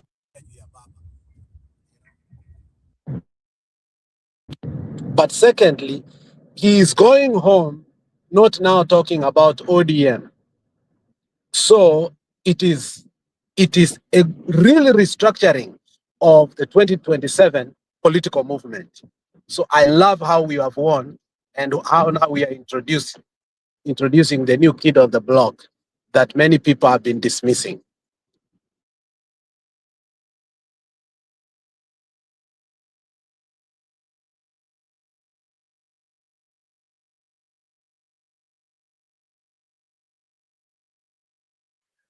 Jiru, ama umedisappear tena? No, I have not Jiru disappeared. kamerunda. Ni swali nataka kuuliza. No, I'm not Oh, you're sleeping. driving. I'm returning back to work. Yeah, naendesha lakini ni sawa. I wanted to ask a question. Do you think now, moving forward, Ruto has carried for 2027? Ama atairabish too? Do you think, based on what has happened today, Ruto has that courage for 2027, or his ego is injured? So can we talk about Ruto's ego on these results tonight, which are overwhelmingly good because he has only gotten 12% on that petition, use of money, of threats. So can we talk about Ruto's 12%. ego on this thing? 12%. Aliba to total, he only stole 12%. You're kidding me. Yes. Amepata 12%. Because Kwa hii kura. I'll tell you, those are not genuine DCP amepata 87. So, okay, let's calculate. No, of course we understand, but tumesema hata hiyo percent. Your 12%, let's calculate from the IDs amenunua. Kumbe ID ni ngumu kuuza. That is encouraging. It means that the IDs that have been circulating around have been nullified. The fake ones. The other thing I want us to look at is from the ID situation, the police situation, Ethacon's stupid rule was ignored by us. I like that. I was watching live streams of the results, and there are still ongoing live streams. You know that? There are live streams of what is happening inside those polling stations. So I don't know what Ethacon is going to tell us tomorrow about those videos. Would that mean in 2022, Ruto will bring the police, in 2027, Ruto will bring the police earlier than the Mwananchi in polling stations? Because remember, Mwananchi in Olkarao refused the police to come through. It will be too overwhelming for him. Let's not give too much credit to Ruto. One thing that does not, the center is not holding water, Jiru, at this point, the police are crying. That's why they are using the goons. Why? Because they're not being paid on time. One thing is that you don't know the cries of the police right now. It has been worse than any other presidency. Secondly, the police understand that the country is in a verge of anarchy because of goonism. And even them, they are concerned that the country they dearly love will come to an end. They are human beings. You know, sometimes we separate these people. We think that they come from another country. They also come from this country. Thirdly, for me, even if Ruto hired this Ethacon guy, remember how Yaya Jammeh lost? Yaya Jammeh said, we have one of the most watertight and corruption-proof electoral commission in the Guinea. What happened? The Gambia, I mean. What happened? The guy shocked Yaya Jammeh by announcing that Yaya Jammeh lost.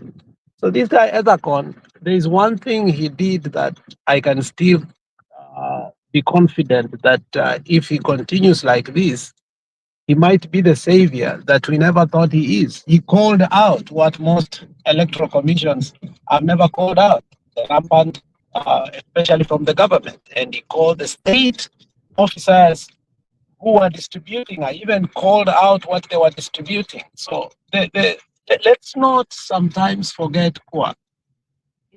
in deep nature of how people were raised, they may show a different face, but deeply in their heart, they might end up deciding, let me be the sacrificial lamb.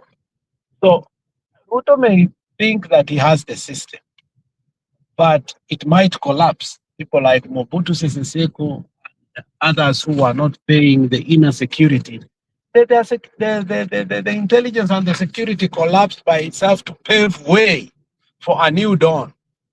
I don't think Ruto has the capacity right now in terms of policing in 2027 to single-handedly mute all of us.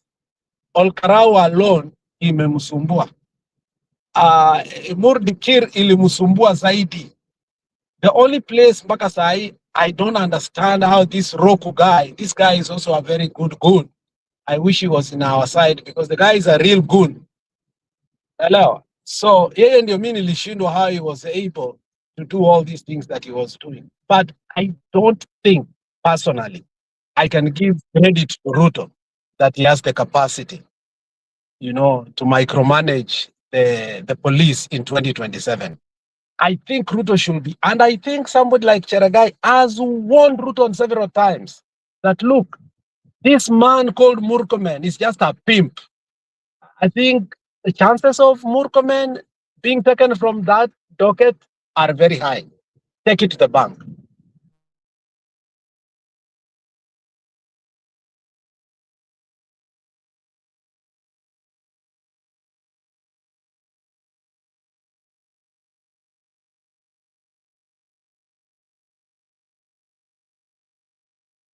When is the announcement for Karao going to be made? The actual announcement?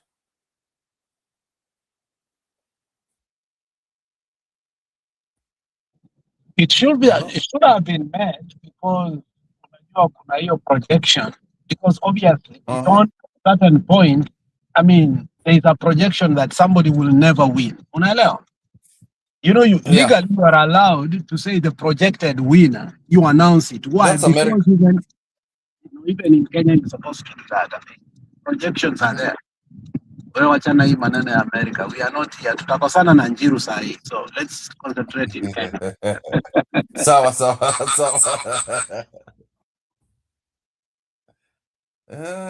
Hebu tuone kama website ya IEBC inasema kitu yote ama KTN. Because I want to see it. I want to sleep early nilale kama nimefurahi. Nataka kusikia Ethacon ameannounce. Sitaki kusikia vifaranga za uncle ya ama kazini ya Njeru ameweka vitu huko.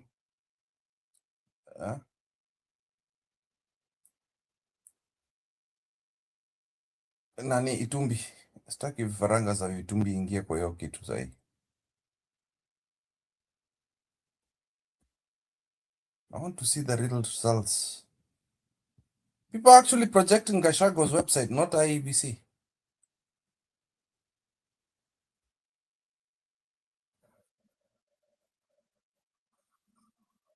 Amepata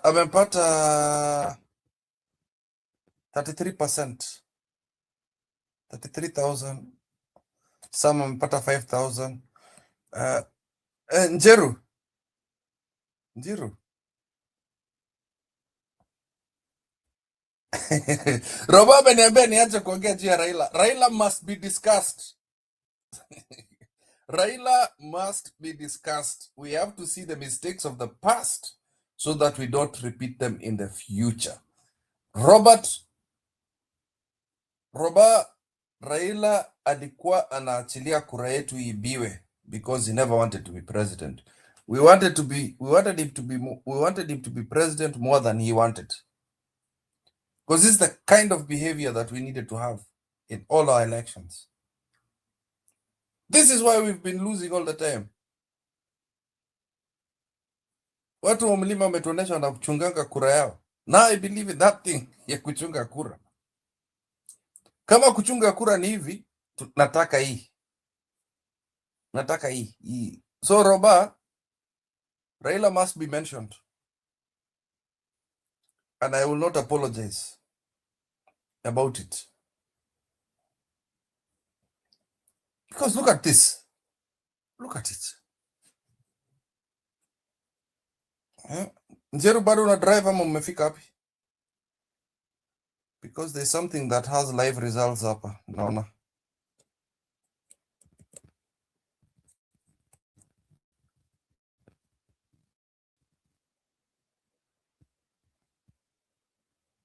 Ati whitewash. Let me see, hold on. Somebody just put something interesting on Facebook.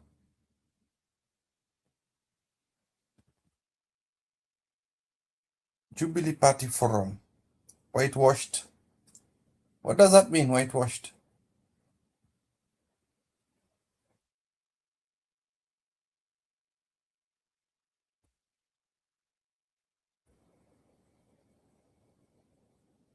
Yeah, that is what I see on the website, IABC.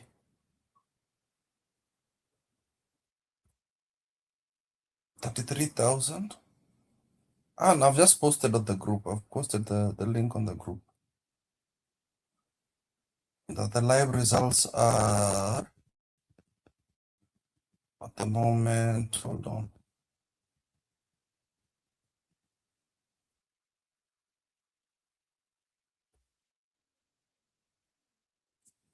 The live results are 83% to DCP.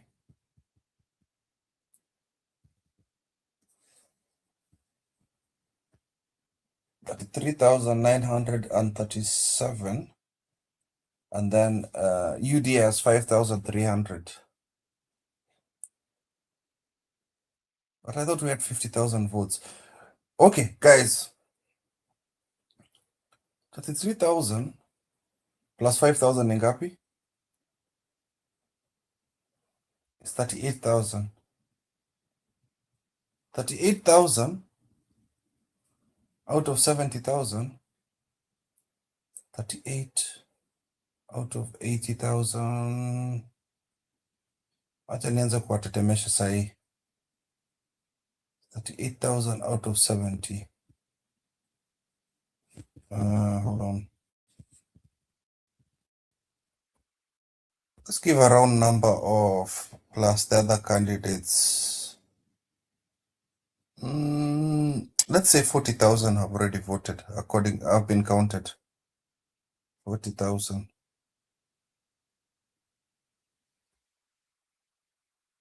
That's beyond half of the kura has been done.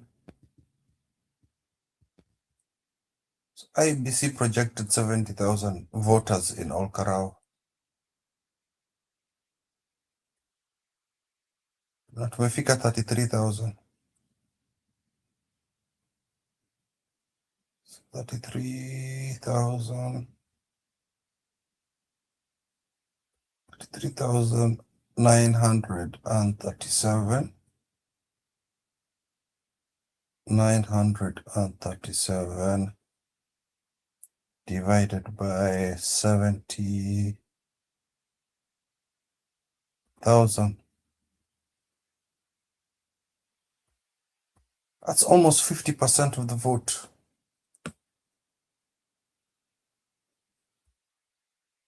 So inabidi Ruto akitaka kuiba, he needs to take the rest of it. He needs to take the rest of the 50% of the vote.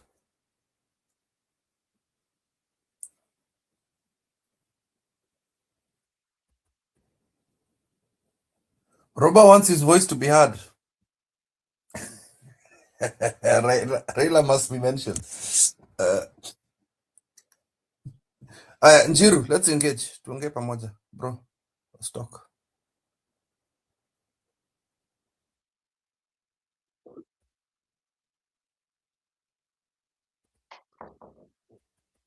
Wacha Roba kuje, nimerudi kazi, please.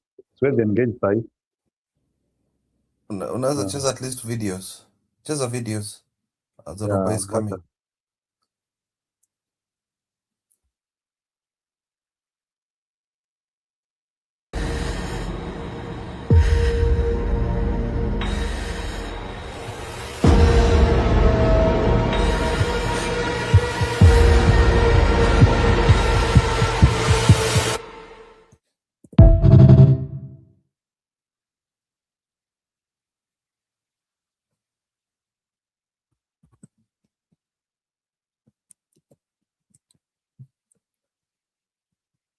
I've sent you a link of what you should play.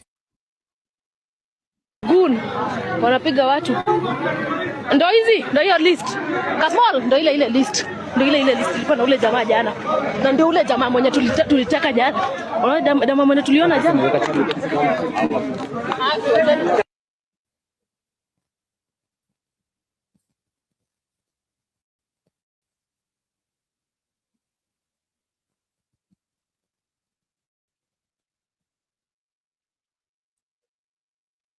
Guku na githurano giki ti kia IBC ni kia IBC ti kia thirikari niki we na ugite watho ni kuri katiba nikio twauma ni kuri katiba ni nikio twauma mutikiume katiba onayo wagikirirwo tindi ukihandu mbeca haha chifu urute wira mbeca iria ciaheanwo urute wira mbeca iria ciaheanwo tunajua katiba bana kila tona mbere kura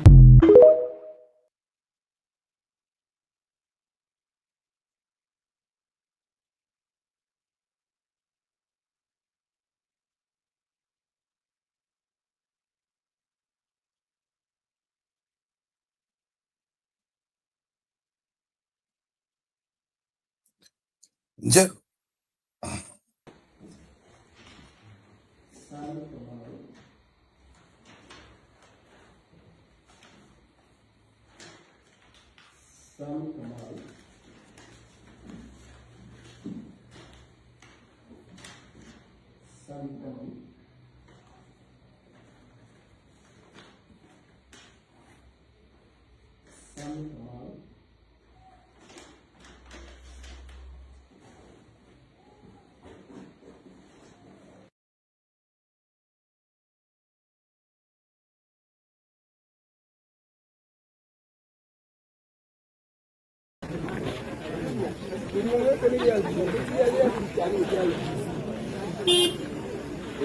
wewe thirikari nĩ no tikithurano tigia thirikari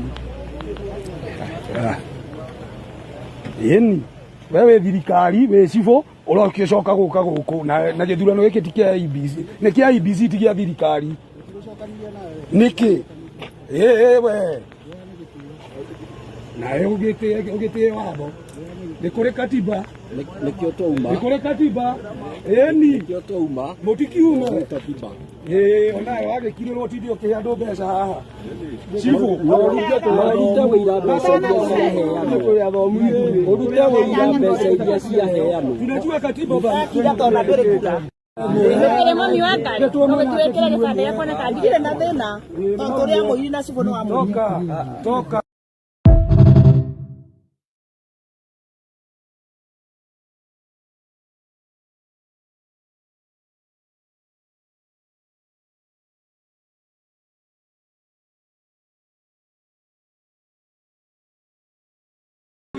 Ninyi ondokeni hapa.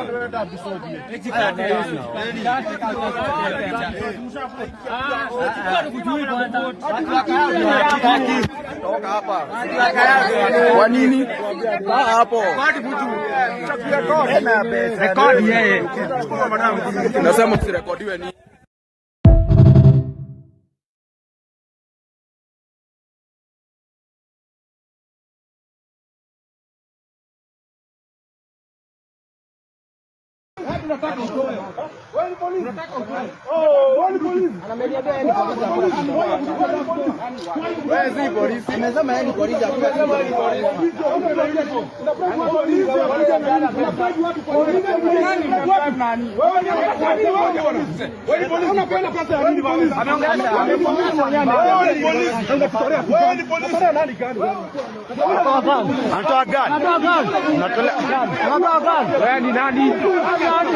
Natolea, shika hiyo gari. Shika.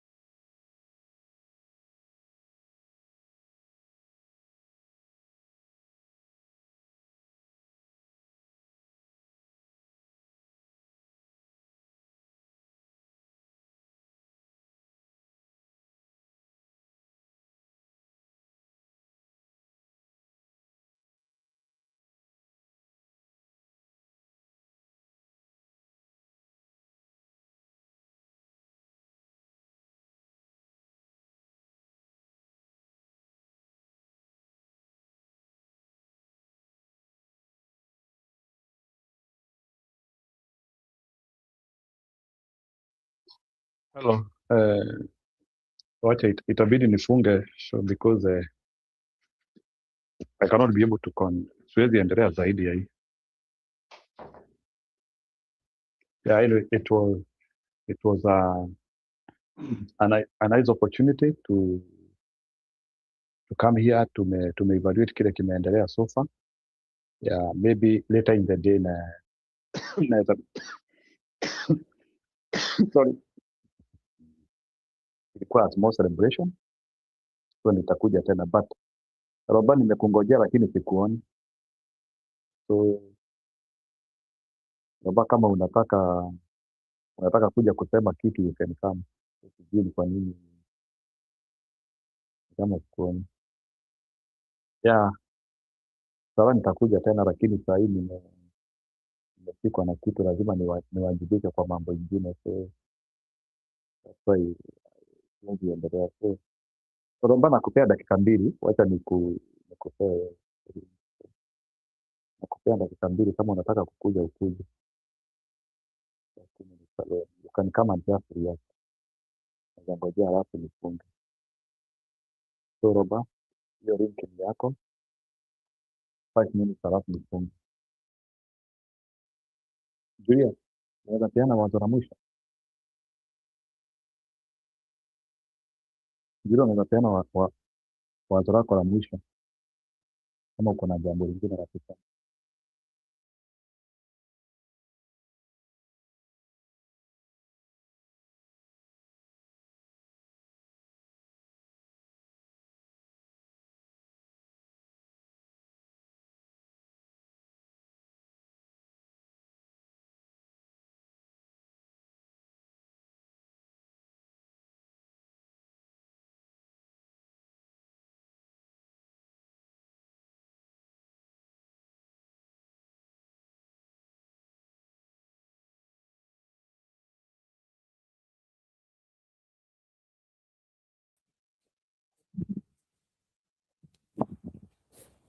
Haya, sawa. Roba, unaweza react kile umeona leo.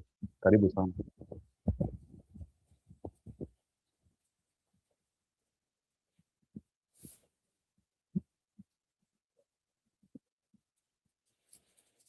Na congratulations, ilikuwa Mungu wale watu walitupea moyo. Go ahead. Njiru, I don't know whether you can hear me. I don't know. Yeah, nakusikia. Kumbe kuna vile vitu unapatanga accurate. Hii nimekubali. Ulisema hii itakuwa landslide noma sana. Alex was here and the Kip. Najua Kip ameniona pengine amejifunga mkia kaenda kulala. Alex is my friend. Alex, I wanted to ask him something else other than that. Yeah. Hey, so I just want to comment on the comment section tulikuwa now for a couple of times now. It's not my normal day kuja hapa sai kama idha kine. It's okay. Tumekuja hapa kusherekea.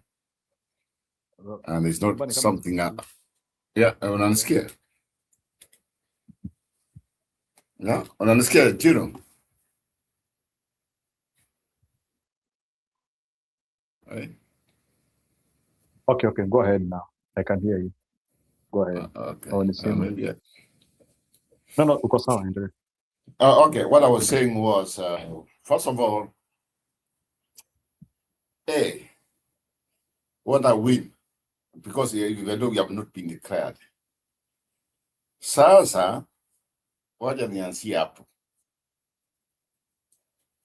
Some of you, or some of us, it's not a time to come and say who was right, who was wrong. There's a time to quote doubtful, mambo ya ole karao. But some of us, or some of the group among us, tuliona hii mambo vile taenda kwa sababu ya confidence ya Gachagua. Sasa ile commotion ambayo ilikuja wakati Gachagua amesema linda mwananchi wasiende huko, hiyo ndio ilileta shida kusema ukweli, kwa sababu kila mtu alikuwa na hiyo hasira, kwa sababu it's just like it was creating kind of you just call it a kind of separation or kind of negativity among the opposition. But some of us who supported Kutusema, Gachagua was right.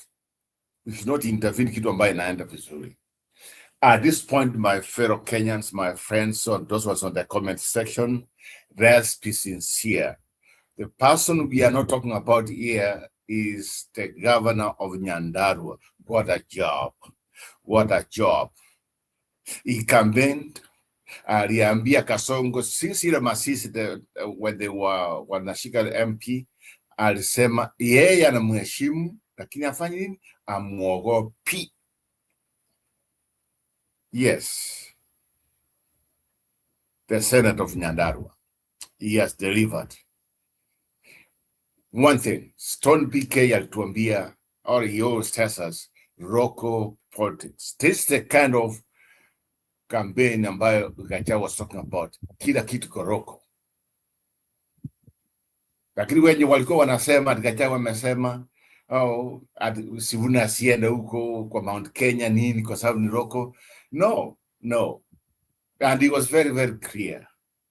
Kila kitu kwa Roko. And because of that, there was no doubt. Can you imagine, unatoa mtungi wa gas, unatoa mattress, unatoa pesa, and at the end of the day, you cannot even get, I think not even 6,000 votes. Na jamaa Orikarau walichitokea, wakatokea kama siafu, walitokea bwana. This will be the highest, maybe in the whole world. Mambo abaya election ambayo watu wamechitokea wengi. Watu wa Mount Kenya jamani. Watu wa Mount Kenya. So Njiru, we have been given the blueprint of 2027 how to kick Kasongo out of power. Let me repeat it. We have been given the blueprint of 2027 on how to keep Kasongo out of power. My friends on the opposition, this thing, it can be done. People are on our side. When people power says loud and clear, there's no way an individual atakuja tuambie kitu chochote. Imagine Kasongo kesho ataenda pengine hasa kuhost nini na nini. Wapi ile tuliambiwa atana host sio ya 15,000 people. Unajua huyu jamaa ameishi na uongo. Paka hata akienda kwa chuo ni uongo. And at this time, he thinks at the end anajua. Guess what? The power of the people. Thank you, Orikarau. Thank you for setting us free. Thank you for showing us that Kasongo can be defeated. Let me answer directly to the former governor of Meru, huyu anaitwa Kiraitu Murungi. What a shame, bastard. At Ruda ameshindwa. Ameshindwa, and this is the beginning when our wananchi wanataka over country. Imagine in Western Kenya mufanye hivi. Mufanye hivi some part of Kisii, Mombasa na wapi. Huyu mchinga anaitwa Kasongo anapitia wapi. So, as we go forward, Kenyans, we have a blueprint. Jamaa walikuja. In fact, what I love about it, what they did. Unaona, polisi unakuwa check tuko na hii mfuko uko na nini? Ni kura ambazo uko nazo nakuja pengine fake votes. Kwamba wameweka sheria wakasema gari isiingie ndani. At polisi wanakuja na kifua na gari na nini, watu wakasema hapana, wakaichoma. That's the kind of Kenyans we want. And I'm telling you, nimesikia, I'm happy. 2027, Kenyans will stand up and this stupid idiot, he's going home, my friends. But what are we? What are we for Gachagua and TCP? Now, what we don't want fake is, when you wako fake ya kina Matiang'i na watu wengine wako fake on the United Front now, let's be serious. token enda. The one thing is going to change. Utaona vile mlimani watu watakimbia kama CF. Wataanza kukimbia hiyo UDA. Sahi Kasongo ameona Mount Kenya imeenda. Forget about it. So now the next stage is the bargaining of the vice presidency at UDA. At the end, yes, tutakuwa tunausiwa. We don't care. We don't want to hear about it. Kasongo, you have exactly 1 year. You get out of power, get out of our country. Mwizi, Muwaji, Maraya, you are the worst president ever. Today, through your corruption, you see what our Kenyan people have sent. They have sent a clear message. You are a loser, you are messing up our country, you are misusing our resources. Wewe ni mnyama, wewe ni punda, wewe ni hakuna kitu, you can't win. At this point, you can't win. At wewe ndio unachuku na ujui hawanijui. Now you are trying to use our police, you are trying to use our whatever to benefit you. But the power of the people will prevail. The power of the people will prevail. TCP, the power of the people will prevail. He has been defeated. This is a win, but let us focus on the clear picture.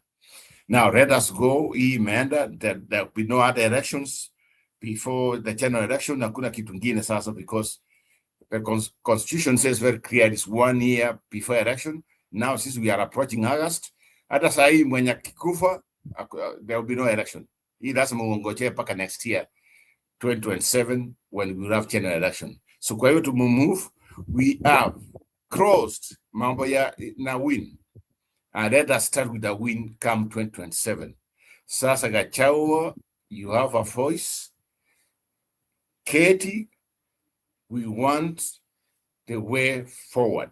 Now, mambo ya Orekarau is behind us. You have won, but now people can listen to you. Give us a guideline. Orekarau imetupatia blueprint out win direction. Now we want to move on to the next stage. We want to get the flag bearer of the United Front.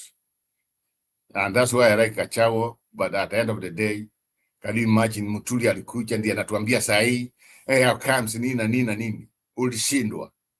Shut up. Kalonzo Musyoka, hakuna kitu. So it's time we go Broadway. We go with Sifuna. We go with somebody else. We move on, and Kasongo will be out. Yeah, what does kukuza mambo ya VP sasa ndiye anataka kukuza sasa ya vice president. That's what we are waiting. That's the bargaining power that sasa anaanza kutumia. Let's see how far we go. But what a win. Thank you, Orekarau. We love you. We love you. You made us proud. You made us proud. I don't know, Jill, what else can you say? We love the people of Orekarau. They have sent a clear message. Ruto can be defeated. The power of the people. The will of the people. Thank you. Let me listen. But I'm very happy. I'm very happy. This weekend is going to be a very good weekend. And let's hope we are going to get a flag bearer very, very soon. And when you wako hapa, watu ambao wako hasara na nini, waende, let them go.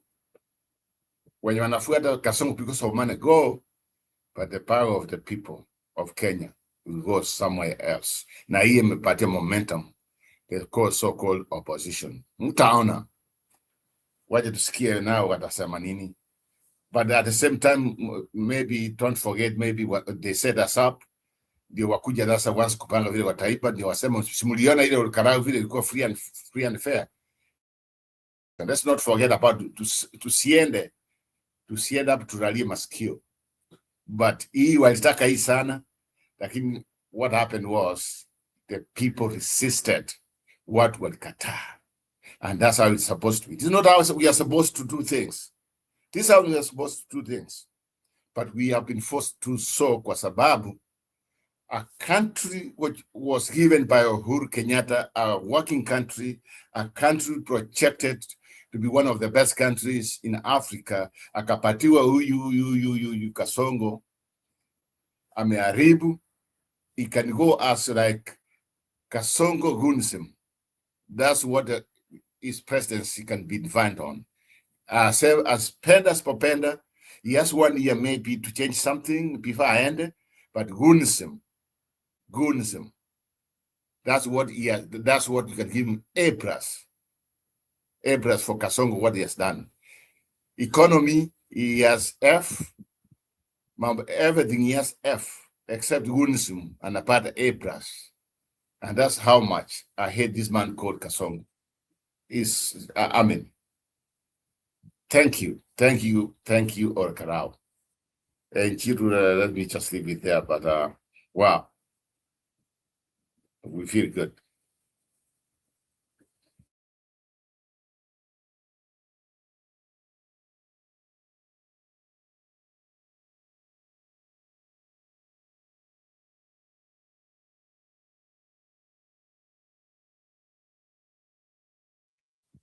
Sawa.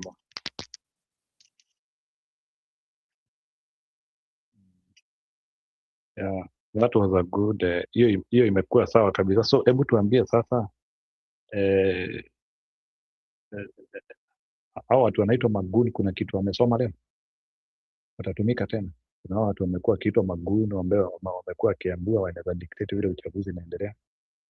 Do you think kuna kitu wamesoma sasa watu wengine wakijaribu kutoa kazi kama hivi watafanya? Na pia react kwa ile si jamaa amepata even after kutumia 20 billion, if that is a right figure, he couldn't make it.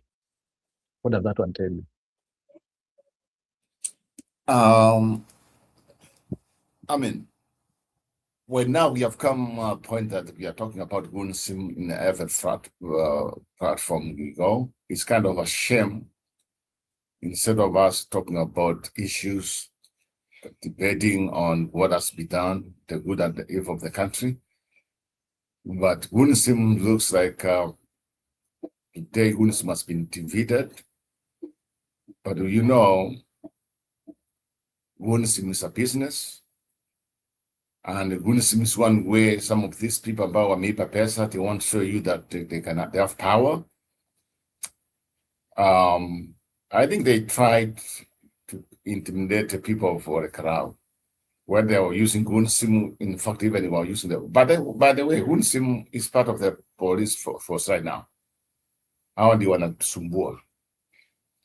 If I had my way, if I was a good politician, I could have gone to the drawing board and say, huyu Kasongo when it comes to Mbere North, kwa sababu ukiangalia some tapes kutoka from the Olkarau walikuwa wanasema hapa sio Mbere North. Wakati hao walitaka kuja na gari waingie huko na kura waingie, I don't know what they wanted to do or they wanted to do. I mean, they might have been genuine coming in, or they wanted to come and so off. But it's good to know that our people are informed. So they were saying this is not in Mbere North, the one in Grigoris. So they were aware of what's going on. It's the same thing about Gunism. Now we are going to a next phase. The next phase now, after this one here, we are going to start preparing for the general election.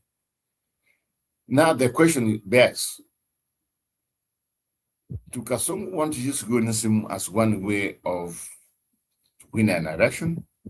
In Kenya, I would say it's not going to work because people want genuineness, people want progress, people want, like you tell them, like the way he campaigned, the last time he campaigned and he got a chance to lead the country. But since he was given the power, the guy has become like, I can use the money to buy you and you put me to office. So at this point, what's a message from Orekarao about wonism, power, and the rest of the things. As a politician and as anybody who can analyze this situation, you can say that at the end of the day, Orekarao has given us what we call defeat of corruption. Orekarao has given us defeat of status quo, like people like Ruto, they cannot use resources to try to buy other people so that they can remain in the office. What does it tell you? People want progress, but you can't come to bring progress, or you can't come and lie to the people just because you want to give them what we call development, because of their member of parliament has passed away and you want them to give you a new person to parliament through your party.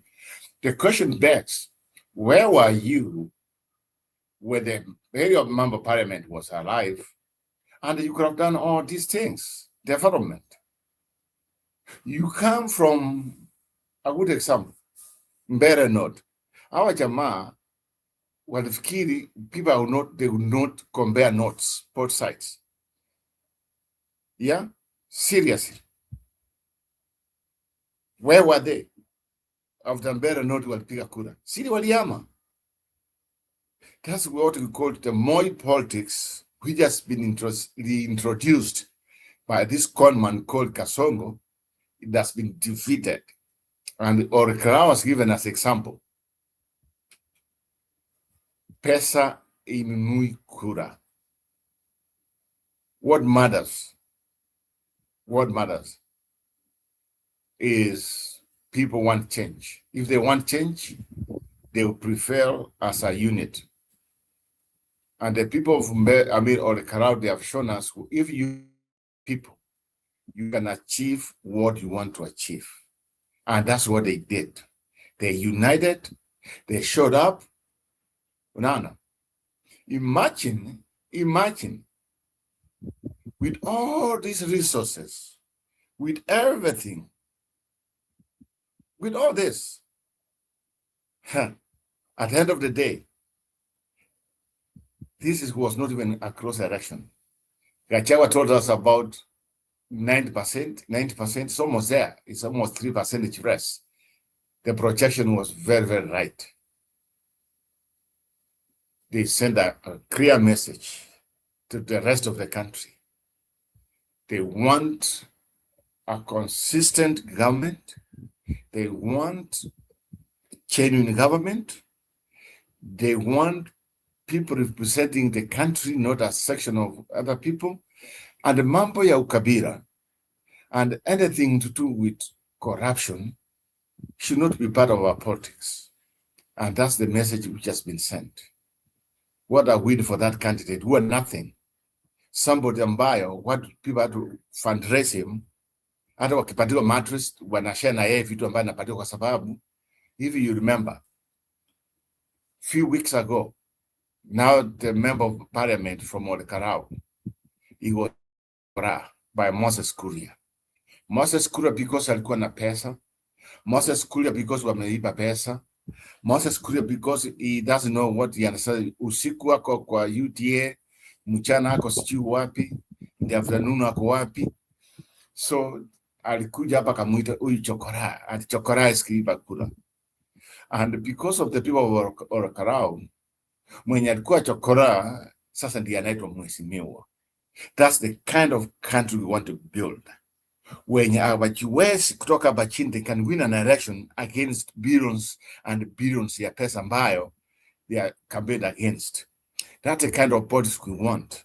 But the one thing I can take away from here, we have been failed by our so-called institutions. IBC was failing us on this one here. The DCI and the rest of the bodies, even judiciary, they have been failing us on every category because this conman, amenunua watu. So if you see transparent and accountability during the campaign was not there. if you see during the campaign, it seems that UDA, the people there, they were above the law. Because walikuwa na pesa na kifua yao, there are some things which we did. If we had genuineness, if we had transparent and accountability as a country, some of the things they did, by now people could be running in jail. Some of the threats, people wameumia. Unaona? So here's the problem. Our country right now, we don't have the so-called protection. The same government who's supposed to protect our people, they are coming in, they are trying to snatch what belongs to them. That's their democracy, their democratic right. But today, or a crowd, they have to fight back 24/7 until kure ikashindwa wakafunga vituo mpaka kure wakahesabu kura.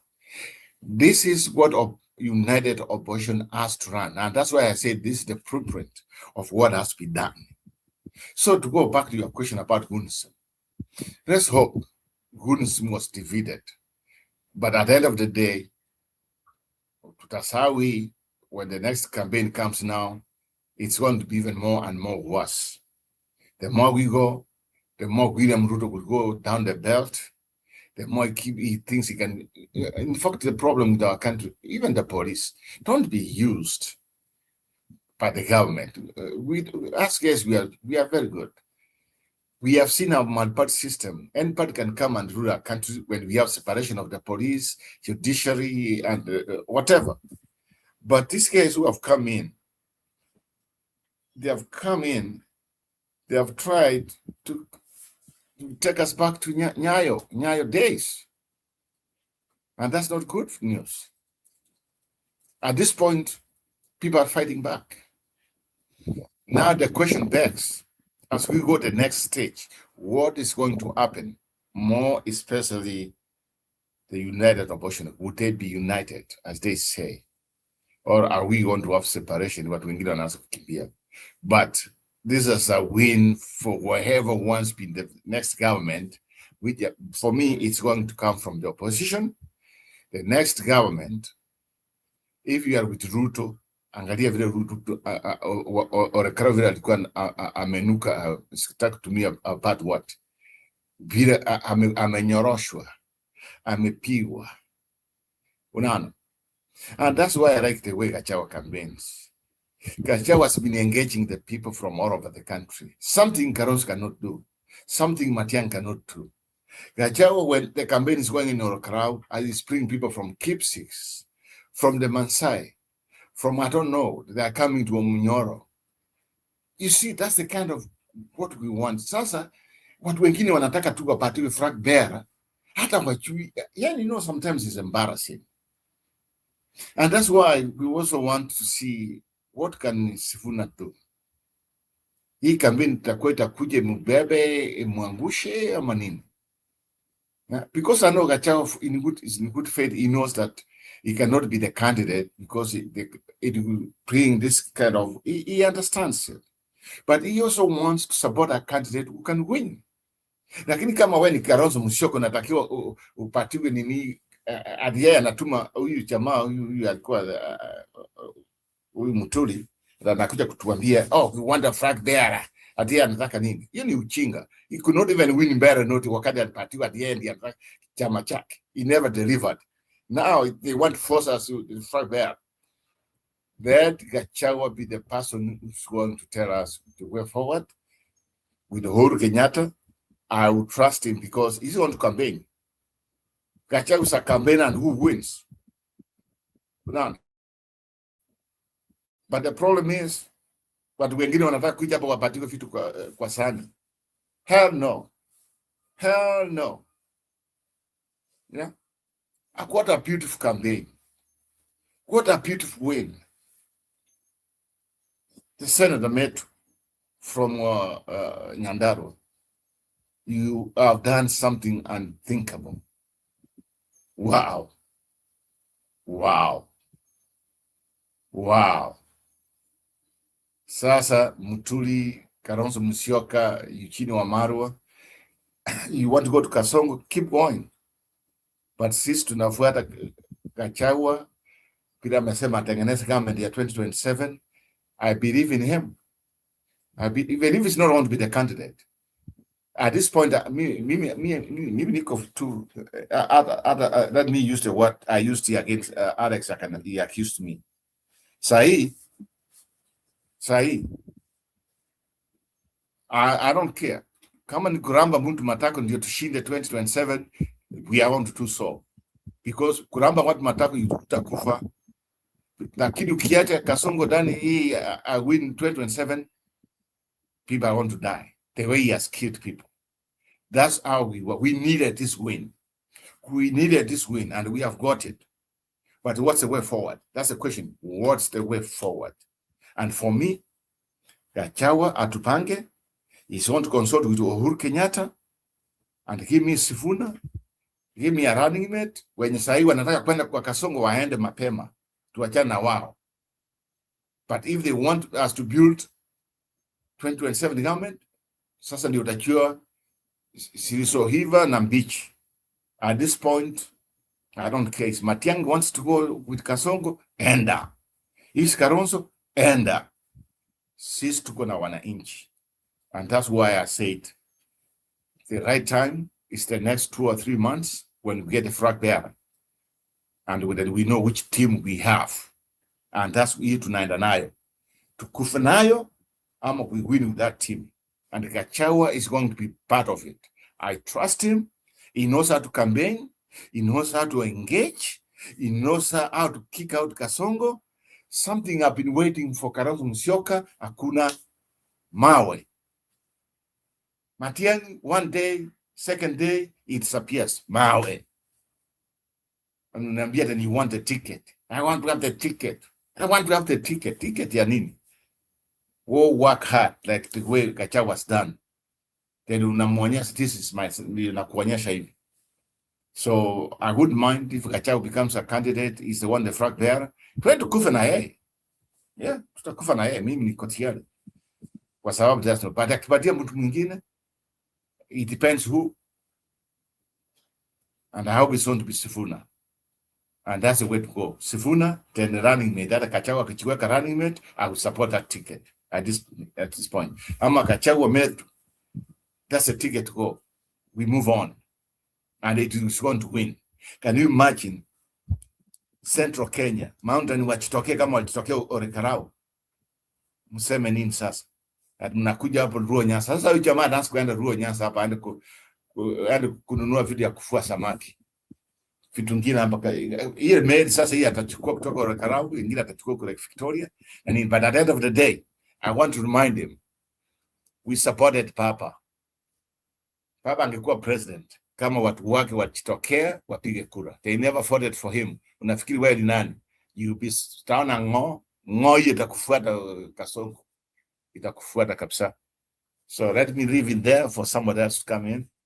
But what I win, Senator Matthew, we salute you. You are a chief campaigner. That's how it's supposed to be. This is something for the books. This is something we need run now. We need run. Alifanyas, how did he win? Yeah, Moses Kuria, you are a loser. Tumbili Manyoa, Moses Kuria, you can hear me. Anna Waiguru, you are a loser. And all those people from Mount Kenya who supports Kasongo, and then Chanam, go to hell. And we will never see you again. We will never see you again. Beautiful. Beautiful. I can't wait the next speech of Gachagua. You will see how many people want to watch him. Beautiful. Yes. When Gachagua speaks, the whole country listens. When Kasongo speaks, I don't know who listens. Only goons can listen to him. Yes, we are about to hit only less than 1 year before the next election. Come on, you are not with us, and kuanzia kesho. Get out of United Opposition, and Kasongo, and Mlango matako yake. Since we are ready to go with Gachagua and the rest of the team, the weary. Thank you. Sawa. Eric, unaweza react kidogo? Thank you Bwana Roba. Eric, I think unaweza react. Wewe ndio ulikuwa unasema even a small win will be good. Can you react, please? Yes, Jiro. Yes, go ahead. Yeah, today was, I think it was it's going to be a day, like one of the day that we forever remember this by election. I think this one was bigger than the one we used to hear of. I don't know where. Was it Pipiri or where? Yeah, I guess there. I'm happy with the win. There are many positive and there are some negatives. Like I feel we need to improve. We need to pressurize the IBC more. I think Gachagua had a strategy today, and the way he retreated back home and he was like getting the information, the intelligence when he's there, it worked. And I love the way he was pushing the IBC from like for some few days until they were responding, and I could see their frustration and sometimes some of the answers the IBC they were giving, they were trying to quell and hide. The issue of police, I think all the uniformed police, I was impressed. I think they did a good job. You can imagine the situation where there's one situation where I saw a police unzipping the bags, saying he doesn't have the like pre-marked ballot papers, you know. I think that was great from police. I think they deserve. I think we should thank them for that. The police the hooded police. I think that one we need to address that thing. And the IBC, they are not addressing it. It's like they're assuming they don't have power. I think they have. And also the idea of the IBC like making statement and with the DIG, and I don't think that picture is. I think it kind of lowers the independence of the IBC, in my opinion. I think. What else I observed? I expected a win. I didn't expect that margin because I knew the violence would be like extreme and the government would have stolen this election or try to reduce the gap. But I knew the DCP would win. And if you compare the opinion polls done by just the normal Kenyans, leave the opinion polls done by the Infotrack and the other companies, just the normal Kenyans, you can see the rhythm of the results. Yeah, it was about 80, 75 and above. So I think it could have even be a bit more. I think, Jiro, I think you need also to address the biggest loser in this election. I think you need that question. I hope you helped me to answer the biggest loser in this apart from the UDA. Which other part I've forgotten? I saw. Okay, going forward, in the mountain, I think in all the constituency, I think that will be the same thing. I don't think there's any MP who will be willing to ask vote for William Ruto. I don't think so. Then there's one point. When I saw those hooded police, what they were doing, I discovered that the idea that people were saying, oh, Ruto defeated the system. I think no. In my opinion, I think Uhuru discovered that if I fight my people, this might have more problem. So, and I think he decided to ignore. And I think if you want to beat Ruto, I think we need to work also more on with the people in the Rift Valley. Yeah, I think the way like the Kipsigis, I mean, in general, we need to work with them so that he'll have to give up, and we keep the momentum. Yeah, we can beat a sitting president. It's doable. Jiro, go ahead. I don't think there's anything else I've left. I don't have any written notes. I'm trying to remember. So ukiangalia wewe unaona kama sasa Ruto ameogopa ama bado tu ataendelea tu kusema hakuna? So can you preempt speech yake kesho itakuwaje? Ataanzia kusema upinzani ilimshinda ama unaona what is the running point from here after kutumia pesa yote? I think right now I'm a part. I got enough information. So right now that he is going to change the strategy, and I think pia by saa ngapi alijua imeenda, so ata change strategy. I think utamwona more of in Nyanza, and like in Mount Kenya najua now it's gone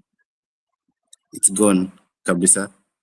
Hakuna MP ata kampeni ya nani Ruto in Mount Kenya. Hakuna.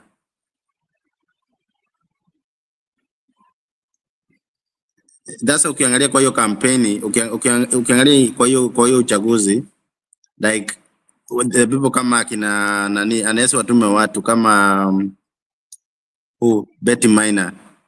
There's no way alikuwa ulimwona huko akina Sabina Chege hawezi karibia huko. There's no way, and I can tell you like watu sana. Betty Minor ametusi watu wewe kwa simu but hapo kwa nini hangefika? Umesikia simu yake anatusi watu vibaya sana. Yeah, at one point the candidate was like Sammy was very angry. If you watch his reaction. Anyway, so I think going forward, Ruto amepata the idea that this thing is gone. Mount Kenya is done. It's done. I expect anything above. Next time I expect even 5%. He might. So, Eric. Yes. Eric, there's something before my brother, you continue. Something there I want to put up very, very nice and we should pursue on it. You remember your opinion, Paul. How comes the so-called inafanya opinion tour Infratrack? Yeah, they never did a poll in Olkalau or this constituents about there was some these by elections. I think wanakuja wanatuambia a small place, a small sample, because that one tells you they are fake. Lakini wanakuja wanatuambia mambo ya the other ones for national polling. Where we want to hear the polling, they are not there. But where we don't do it, wako huko. So some of these fake things, that's what they have been doing. They knew very, very well wakioka hiyo polling hapa watapata pesa. And that's something our politics imekuwa mbaya sana. And people are ready to die and lie because they are getting paid. You talked about Betty Minor and some other people from Mount Kenya who are being used, people like Moses Kuria. I'm telling you, it's because of the money. They thought at one they wanakuja hapa waingie to them, from there they take over and everything. Kwa sababu wafikifua kama wafanya mbele not. But what we have realized, the power of the people has prevailed. And moving forward in Jiru, this is what I see. Time has come. And as from next week, the week after, you see whoever was new dear from Mount Kenya, from around that area, even some large places like Mansai and some other places, utaona vile wamnyore tacha watakimbia, and Ruto is not one to go back in whether that's about pengine. But like I said before, what Ruo Nyanza, let's talk about Ruo Nyanza. Kama walipiga kura nani angeshinda hiyo kura ya 2022. They never showed up. Oklahoma Bay, they never showed up. Kisumu, they never showed up. Siaya, they never showed up. Migori, they never showed up. Sasa Ruto, they want to show up. Hata wao wenyewe, they are with us. This election is winnable as long as we have a team who is going to be united behind one candidate, which has to be seen. Lakini mwenye anataka kwenda kwa Ruto, aende sahi. We don't need you. Keep going. We want people who trust one another. That's what I wanted to say. About Ruto using Moses Kuria, I didn't know the logic behind that, because actually, nikiangalia the numbers ya Moses Kuria by, politics sometimes, mostly naonanga is numbers most of the time, and I knew atatolewa kwa cabinet. Mimi nikiangalia like 2022 the way he performed, aliperform kama unaona venye Jubilee imeperform, that's how he did. Like he only got 3% in 2022. So I don't know. Moses Kuria kwa siasa, I think has resurrect kirahisi. I think level yake right now anacheza na sasa unaona wanajibizana na ule chokora sijui wa Nairobi. Yeah, he's level, Eric, he's on done. top of that, on top of that, so the one thing I think we are not saying here, do you know that what could go now, what walikuwa kando, they didn't know waingie Jubilee or waingie DCP, people like Kangata, people like Titi Nyoro, and all these people. I'm telling you, this is an earthquake.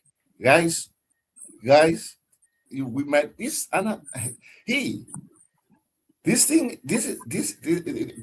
is, by the way, like I said before, this is the only thing election about is we have in the books before the next election, which is the Kenya election.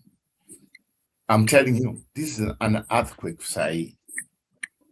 TCP is going to sweep most seats in Mount Kenya and some parts of Mansai and other places. Kachawa cannot seek for presidency, vice president, but he's going to be the king because he's the king of TCP. That says a lot. And what bothers me, kuna watu wanangojea wapatiwe kitu hivi. They are not working for it. We want people. Na kitu ambayo Eric, I think now moving forward, we need from the opposition. They need to start threatening when wanasema wanaunga mkono Ruto with his corruption, waseme, when we take over the government, those ones who are working the Ruto, you tell us all this money you have been spending, where you got that money, you will be answerable for this. We are going to go down. We are going to have investigation. We cannot have a country where they are just man laundering. We don't know where they are getting all this money. Yeah, where are they getting all this money? Wanaenda kununua watu. Where are they getting this money? Wanaenda kununua these things, bribery and everything. That's some of the things they need to bring to the campaign and just say, you know what? When it's all done, when the new government comes in, you will be answerable if you are the one who's behind all this. And if you commit crimes against humanity, against the Kenyans, when you take up the government, you'll be held accountable. And police officer, by the way, I also congratulate our police. That was genuine for them, even though they were embarrassed a little bit. But they did a good job in general. No, they did a very good job making sure that it was peaceful. Now, kuna wengine walikuwa undercover, kuna wengine, so like I said before, you never know. Maybe this one thing they said a substance in the ask one of whatever.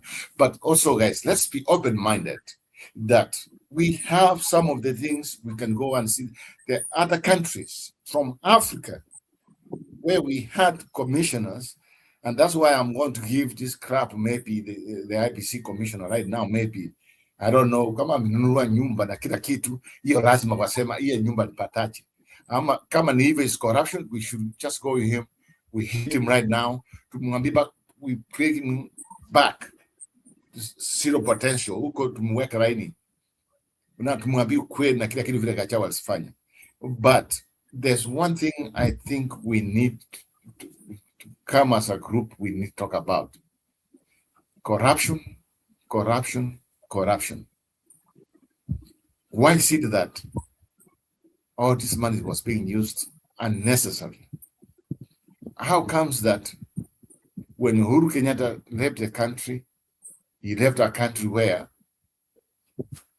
according to our constitution, Parliament is responsible with the budget of development. Tumefikia wapi when everybody has to go and kiss this Kasongo to get money? Where? Well, tulikosea wapi? Where did we go wrong? And that's some president in the na pesa na kila kitu. That one, we have to stop this one. That one, we have to stop it. We have to stop it. And time has come, guys, like I said before, we have countries in Africa. One of them, I'll give you examples. Let's start with Malawi. Latest was Malawi. The incumbent president was defeated. Let's not forget about that one. Then from there, let's go to Zambia. You're not sure Irungu, not Irungu, alikuwa anaitwaje? The former president of Zambia. Somebody said, oh no, Eric Irungu, somebody like that. Yes, Eric Irungu. He was defeated by HH, the current president of Zambia. And HH was going through the kind of his party was going through what we go in Kenya right now. So don't tell us that Kasongo atakuja kwa sababu what happened between 7, one you wa Uganda, what's your wa Kenya? Or what happened in Tanzania? One wa Tanzania, sio wa Kenya bana. Sisi wa Kenya, we divine our destiny. Sisi wa Kenya, we divine who wants the government. No. So it's time for us to find like what happened in Orkarao. We divine our destiny. We divine our future. We decide what's going to happen on us, not the people who have power. We give them power, let's take away that power. And that's why we call ourselves Kenyans. We are the king of East Africa, where we just say we don't follow where the mediocres of Wakina, Uganda and Tanzania, what happened there. Sisi, I know at the end of the day, our people will stand tall and say enough is enough. This idiot has to go back to Sigoi or to Kilgore's way, whatever he is. And then so that we can have normality in our country. And for me, this is a big one. I can't wait, and I see how people be running for TCP. Kwanzia pengine case over the weekend, tano wengine another. Pengine wampigia Gachagua simu already, akina Hirungu, akina what's his name? Sasa kama wewe unaapa kuna kitu mengine utashinda. By the way, I'm disappointed with Jubilee. They never tried. They never went to campaign. Maybe I don't know what the other candidate. They are nowhere. Matiang is nowhere. You know what, man? It's time for them. I don't know. Let's go to spade right now. Let's talk about reality. And this I think Roba, kuna swali nilikwenda kuuliza, which I think Rigiji handled it quite well. Like being ahead of the game, like asking any question and like any possible, like angefikiria like alikuwa na ask. That's why alikuwa nakipostia the IG and the IBC many question. And I remember, I don't know, this IBC guy was in Fixing the Nation. I could see how he was answering the question. So I'm trying to talk to Kenyans and convince them. Yeah. Yeah, I think we need that in 2027. We need to check like any route that Ruto might, I think one of the mistakes that Baba did in 20, like he ignored many things. And I think this time we don't have to ignore anything. Any question we have to pose it before. And sometimes Rigiji was so consistent on this uniform police. He was very consistent on it. And I think we need to demand more on that. We need to keep on pressurizing on that. I think yes. So, and that's why that's why it becomes, what's the balance of Gachagua if he's not the one who has a ticket? Now the question comes: what role is he going to play?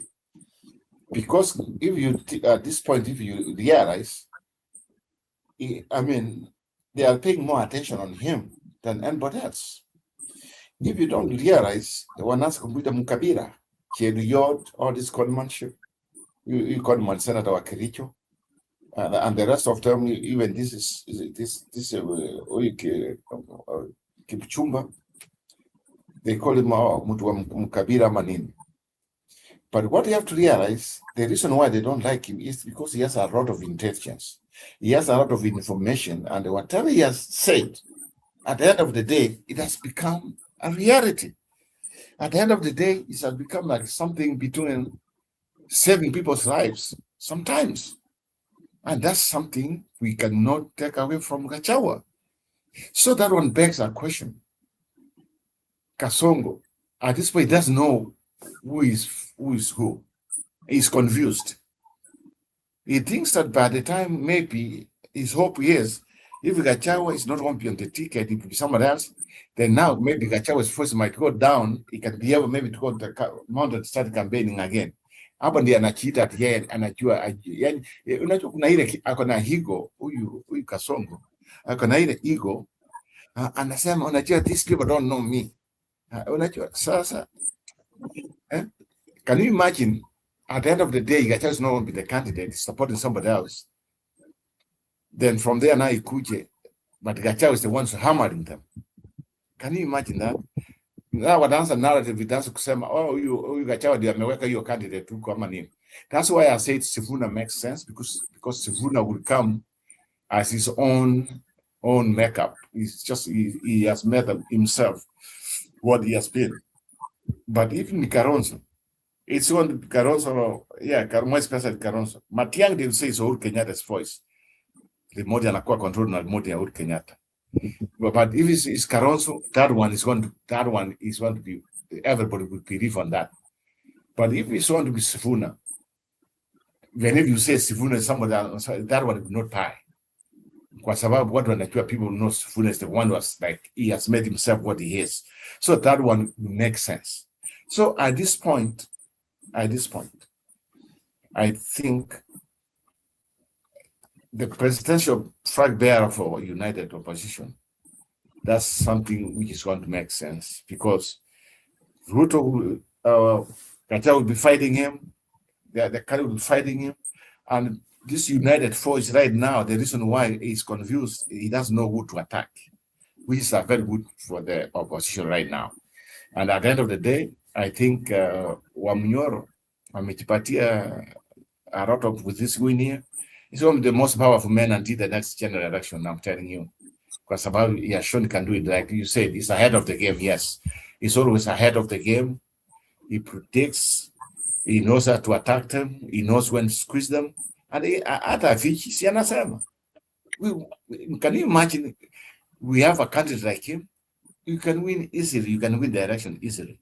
But sasa wataanza kusema, tena Mkikuyu, wataanza kuleta ukabila, nini. Unaona? So that's the one thing which is hindering us from getting the right person.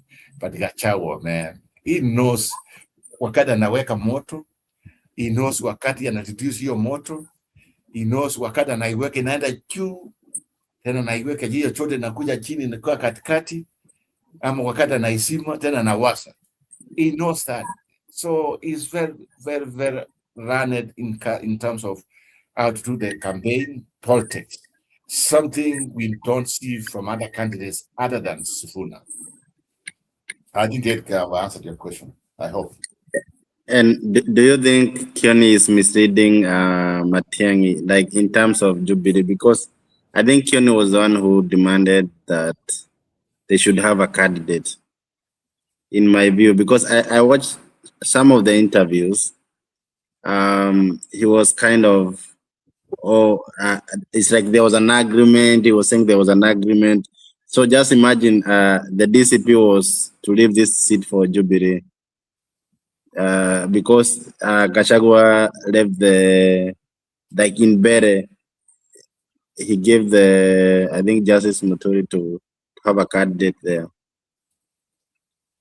I don't think Jubilee needed to have a candidate, and I think they would have come up more stronger, and also I think kind of strengthening the bond with the Reggie, because of course there's some infight within those small fights. Do you think Keanu the kind of is? I think, in my opinion, I think he's misreading Jubilee in a way. What do you think about that? I don't even pay attention about him. There's something you wake up, he says this and that. Sometimes you like what he says. Sometimes he oversays some things. And I think Jubilee went wrong. If they could have also followed Kioni's footprint, the way he had set it up, right now Jubilee will be doing very, very well. Because in fact, what now TCP is doing, well, the way he had organized himself. Unajua wakati Matiang'i alirudi, Kioni alikuwa na magari, Jubilee, Matiang'i's pictures and everything. If they could have let him hit it, this thing could have sunk on people. But watu walikuja sijui nini, wanasema nauza watu na nini na nini. The problem is, he tries to be very genuine sometimes. There's something that's over genuine. Sometimes you don't know, he talks like a moral Ruto. Sometimes it's Chui Kunin. Now, the problem is him and Gachagua, they don't get along. That's the problem. At the end of the day, yes, they don't get along. At the end of the day, Gachagua wins because Gachagua's the people.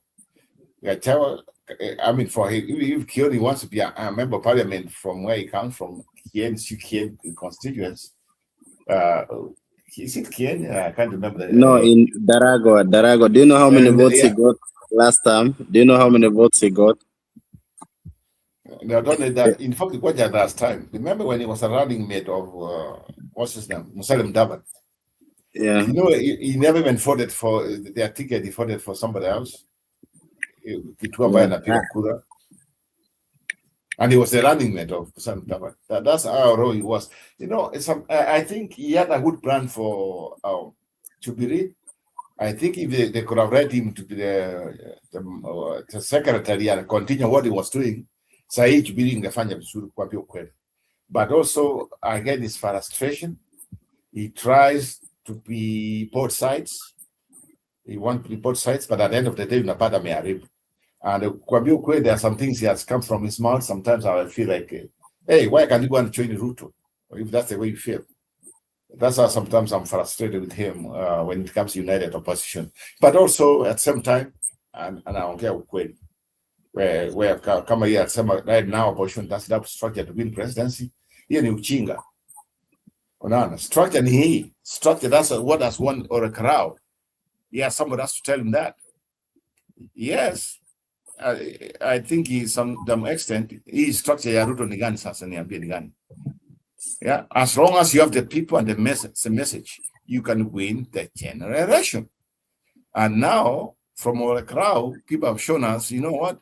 You can buy, you can bring the money, you can do what, but you will never buy my food.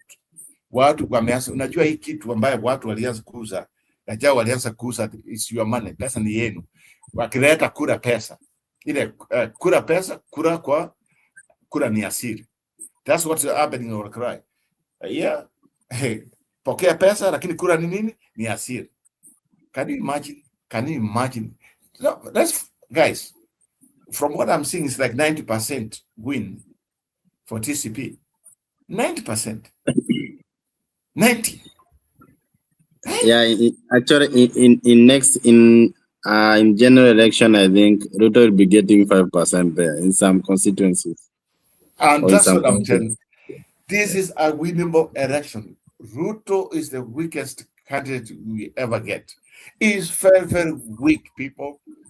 If we get organized, hii kitu itakwesa mapema tukiwa na Sifuna. Can you imagine Sifuna the Murembe Nation ikuje to support him? Yeah, then from there you will have the mountain. Let's think about it. You have the mountain because Uhuru Kenyatta, I think he wants Sifuna to be there. Maybe that's why Matiang, the board was reporting that Matiang is working with this conman. If that's true, mimi kama Mkisi, aende. We I was about to say something. Aende. Let him go. Nana. But Robo useme hivyo si poa. Unajua niliona hata 2022 2021 nilikuwa naona watu wakiambia Kalonzo enda. Kuna time Kalonzo hakuwa nini. Eric, time imefika tuambiane ukweli. These people, when we want people, we talk on this show their names. We want people who are consistent. We want people who are principles. My principle, Ruto must go. Not Ruto must go, then usiku unamuramba matako. No. And that's why we have roasted. Yeah, so there's this story from the board. I don't know the truth about it. If that's true, I mean, what a shame. What a shame. But at the end of the day, I want, for me, that's my opinion, people with principle. If I stand, I say no to Kasongo, it's no, it's a bad guy, I don't want him, I'm ready to support anybody else. None. Be it even that Kalonzo, whatever. But don't tell me, atunaenda kwa sababu upati tena unaanza kufanya kazi na huyu. Unajua hiyo politics mimi spendi your kind of politics. None. Thank you. I can see Alex Media, whatever. I just said it, and what that comes from my mouth, I just said it. But some of these things are bitter. This is bitterness. This is the bitterness. Some of us is 207. 207 Bakasai have tried to support a candidate to win an election. I don't know whether we won or we lost, but 207, I know we won. It was snatched from us. Then from there, mekuja. But this time I have hope. But I want a candidate who is consistent. I want somebody we can support and is want to deliver. Not somebody ambaye yani unafika wanayumba wajui wako wapi. Na hii mambo ya kusema ati Ruto, kwani Ruto ni nani? Kwani Ruto ni nani, by the way? He's a conman. This is somebody who has been given opportunity to serve our country. He has destroyed the country. Can you imagine Kenya where it was before he took office?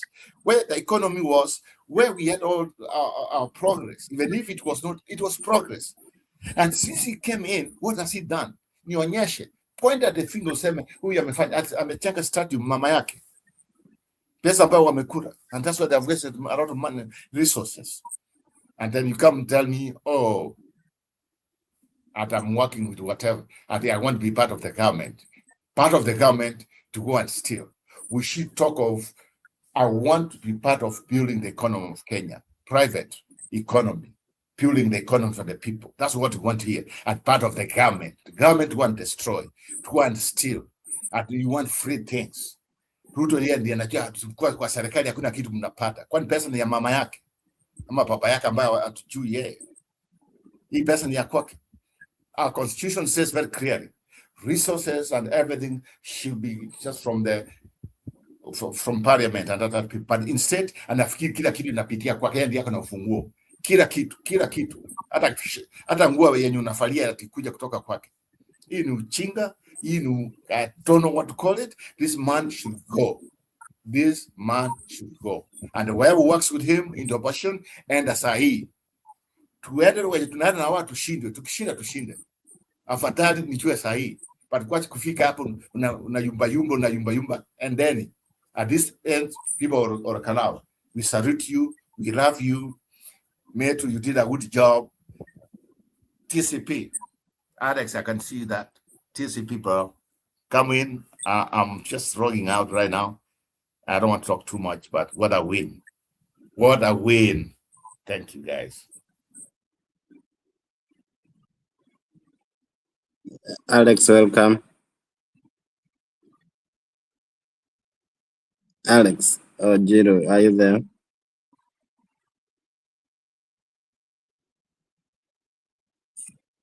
Jiro, Alex, Alex, is it Alex?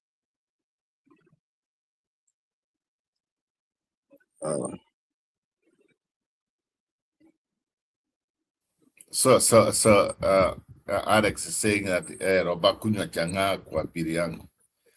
I wish I could take that chang'aa as long as nani ashindwe. This kasong, that's okay. Even though I've never tried chang'aa, I don't drink. I drink a soda, I drink something. I don't drink whatever, that's fine. But if it means me drinking chang'aa kwa bili yako ndio nishinde kura, I'll do that as long as I know I've saved a life in Kenya. So, Robert, before you go, I heard something one day. I had Kioni saying, and after reflecting, I think it was I kind of resonated with it, like having the clarity of mind, and I'm trying to kind of marry that with this Jubilee and UDA and DCP thing. Like sometimes instead of like spending so much time negotiating, and which party, just go direct. You know what you want. I think Rigiji had courage to go direct, and like there was this idea that what if DCP and Jubilee they have a candidate, and then in the end you find you have like just in between and kind of win. So Kioni was talking about the clarity of mind, like clarity of what you want. Like Kenyans want clarity in this way that before 2022 or way back from 2013, Ruto knew what he wanted and he prepared Kenyans before. And even when people are calling him thief and so of course I know it's debatable because many people will say, oh, he stole election. Yeah, could be. But I mean, by the time you steal, it means the election was a bit close. It wasn't a bit far. So I'm just saying, like that clarity. Can you comment something on that? Okay, what was the question again? I mean, like the candidate knowing what that he want to achieve. You know, like when before it was saying he doesn't want coalition, but afterward, that's when like Mudavadi came and others. Before, if you go back here, there was a time Ruto was saying, "I'm going to like." Yeah. He wants to make like one party a country. Yes. He wants to UDA be one party, unite the country. Yes. You know, your mambo yake ya dictatorship ambayo okay, he had a good idea. There's some things, but he had a very good idea. So there's nothing bad like, okay, you want to make a party so that you can accommodate everybody. But what's in your app? That's what he wanted to do? No. Okay, let's assume that's what he did and he won the election. Okay, someone there is telling me instead of president, Ruto will never be my president. Never. Okay, so for those ones who are here, me, I've been a Papa guy for all this time. I've been supporting Raila Odinga all the way, and I wish one time he was a president, even though his people read him down from Ruanyansa. So, Ruto, talking about Ruto campaigned very, very well, and he was very smart, the last campaign. He came with a narrative of small mamambogan, bottom-up economics. He was very smart, to tell the truth. He was very smart. And he got somebody who was the running mate, who was the VP that time, Gachagua, who was also, they really hammered everybody. So, for those people who support this conman, and wherever like people who say Raila was a conman, I don't know what to tell you. If Raila was a conman, I don't know what I can call you. And stop insulting Raila. It's not here to defend himself. No. But for those people who come here and talk about Ruto, my question to you is, What has he done since he came to the office? He campaigned bottom-up economics. Tell me, show me the jobs he has created. Sahi, Kenya itakuwa na mambo ya njaa kwa sababu we will be lacking mambo ya unga na kila kitu tena inarudi. Imagine then inarudi kwa sababu we were not prepared for anything. At this point, our economy is going to go down. Ruto was given a chance to be a president like any other people have been there before. What has he done? Instead, he has come to be one of the most corrupt person in our country. Somebody who thinks he can manipulate, he can con everybody. That is the source of everything. Central bank belongs to him. He has used his power, the power which is given by the people, to start just like to enrich himself. And that's what he has done. I get it. But we continue rewarding people because now they have money, they can buy that money. And yeah, he was given the opportunity. Now he has the money and he can buy that money. Use that money to buy himself another term. That's what he wanted to do. This is not during my time for him to go. He's a failure, he's a dictator, he's so incapable, he's somebody you would never trust. He has failed. Kibri, whatever it is, Ruto has failed. And I know in your heart you support him.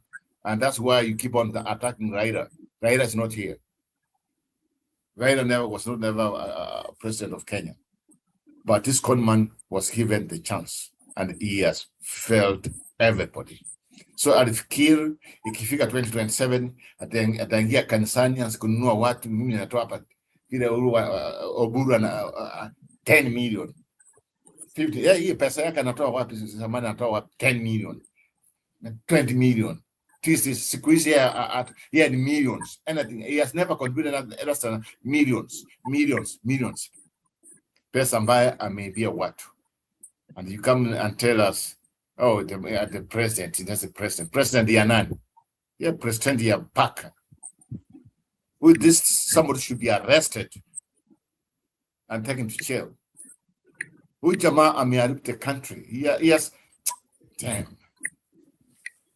Yeah, so, Alex, you call me a goon?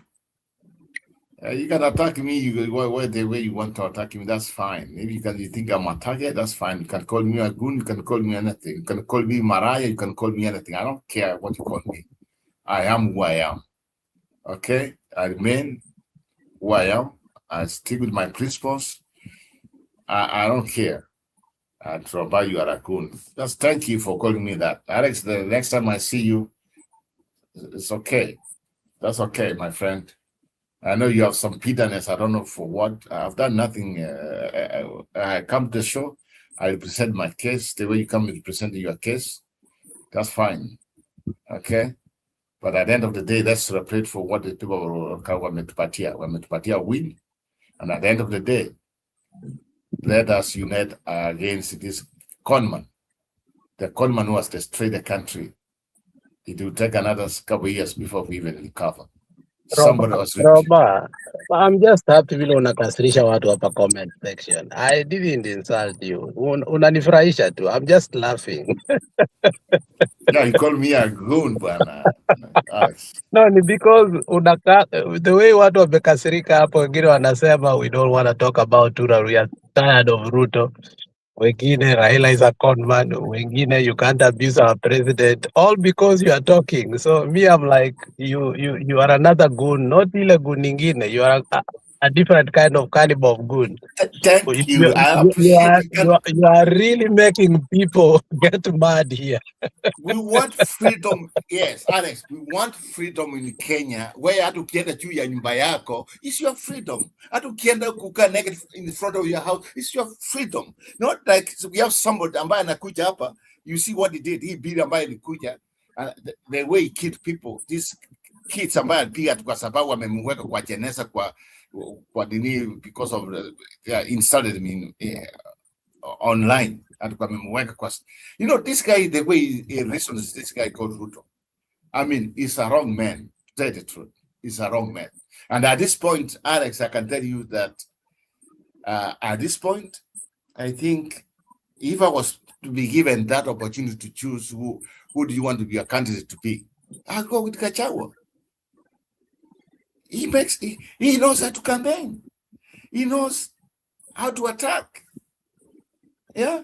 Sasa unipatie mtu mwingine anakaa kama uchi. Yeah? Anakuja hapa anatokea Machakos. Unajua kama uangalie comment section vizuri, watu kama Helen Troy leo wako na bitterness.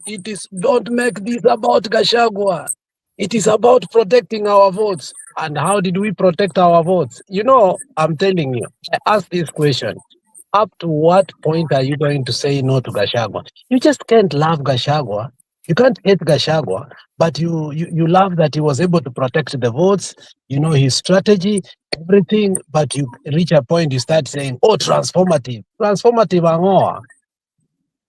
Ruto has created a situation where in this campaign, all those nonsense of good words are not going to be part and parcel of the conversation. Trust me. If we had an environment whereby it was fair, you can start talking about those issues. We must talk about goonism. We must talk about propaganda. We must talk about, because there is no better way to deal with Ruto than to deal the way the people of Olakarau realize this is the way to go. People like Helen Troy for a very long time, they are telling us Gachagua is a demon.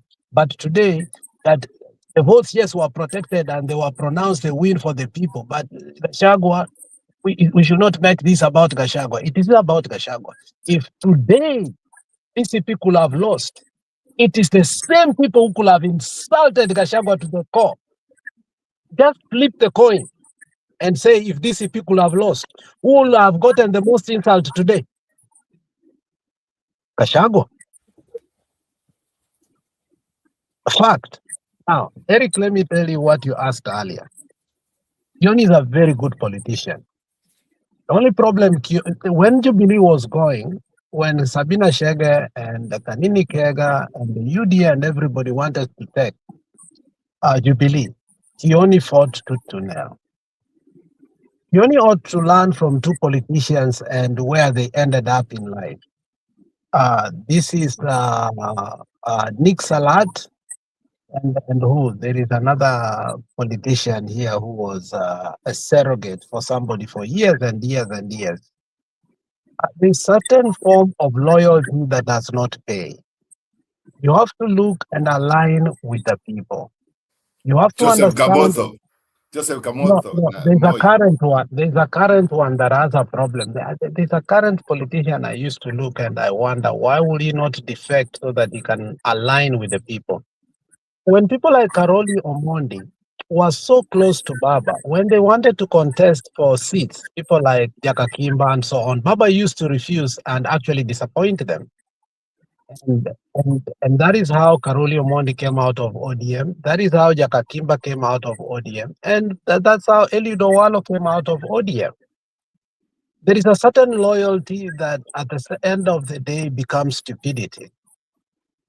He only as a politician, when he is not talking about Jubilee issues, I tend to admire him a little bit. But when Tioni is fixed within the Jubilee issues, I think his value as a politician, when we as Azimio used to talk as a platform, Tioni used to ooze. And even you go back to some of his interviews, he's one person you can listen from the beginning to the very end. Let's give him his flowers when it comes. When it came to the issue before Baba went to negotiate with Ruto, one of the core people that used to talk about the cost of living and electoral fraud or electoral justice was Kioni.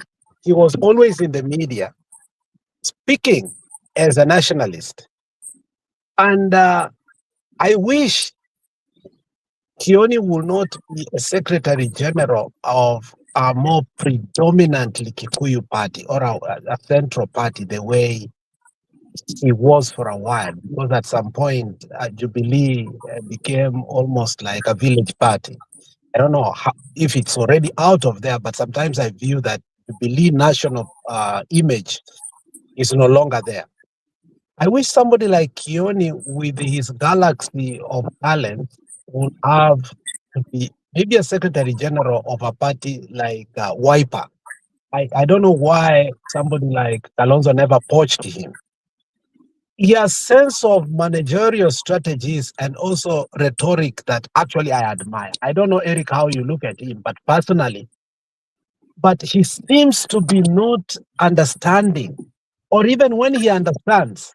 There's a time he had an interview and he was speaking about when how Gachagua choreographed on how the principals had to speak in every stopover, including Darago, and he was not allowed to speak, and how Gachagua actually chose how the principals were speaking. He seems to understand. So I don't know if it's in the payroll of Uhuru Muigai Kenyatta that he cannot make cogent decisions. I don't know. But he knows very well he's going to lose that seat if he's going to contest through through Jubilee. I don't know if it's the courage he doesn't have, but I think at the end of the day, money comes into play. If Kioni the payroll of Uhuru Muigai Kenyatta, there is a loyalty that obviously is questionable, even when it is clear that you're going to lose. Why do you still stick to a party that within your backyard you're not going to win? Politics sometimes is predictable. Unaelewa? And if it's predictable and you are a good politician and you want to serve, you have to align to the will of the people.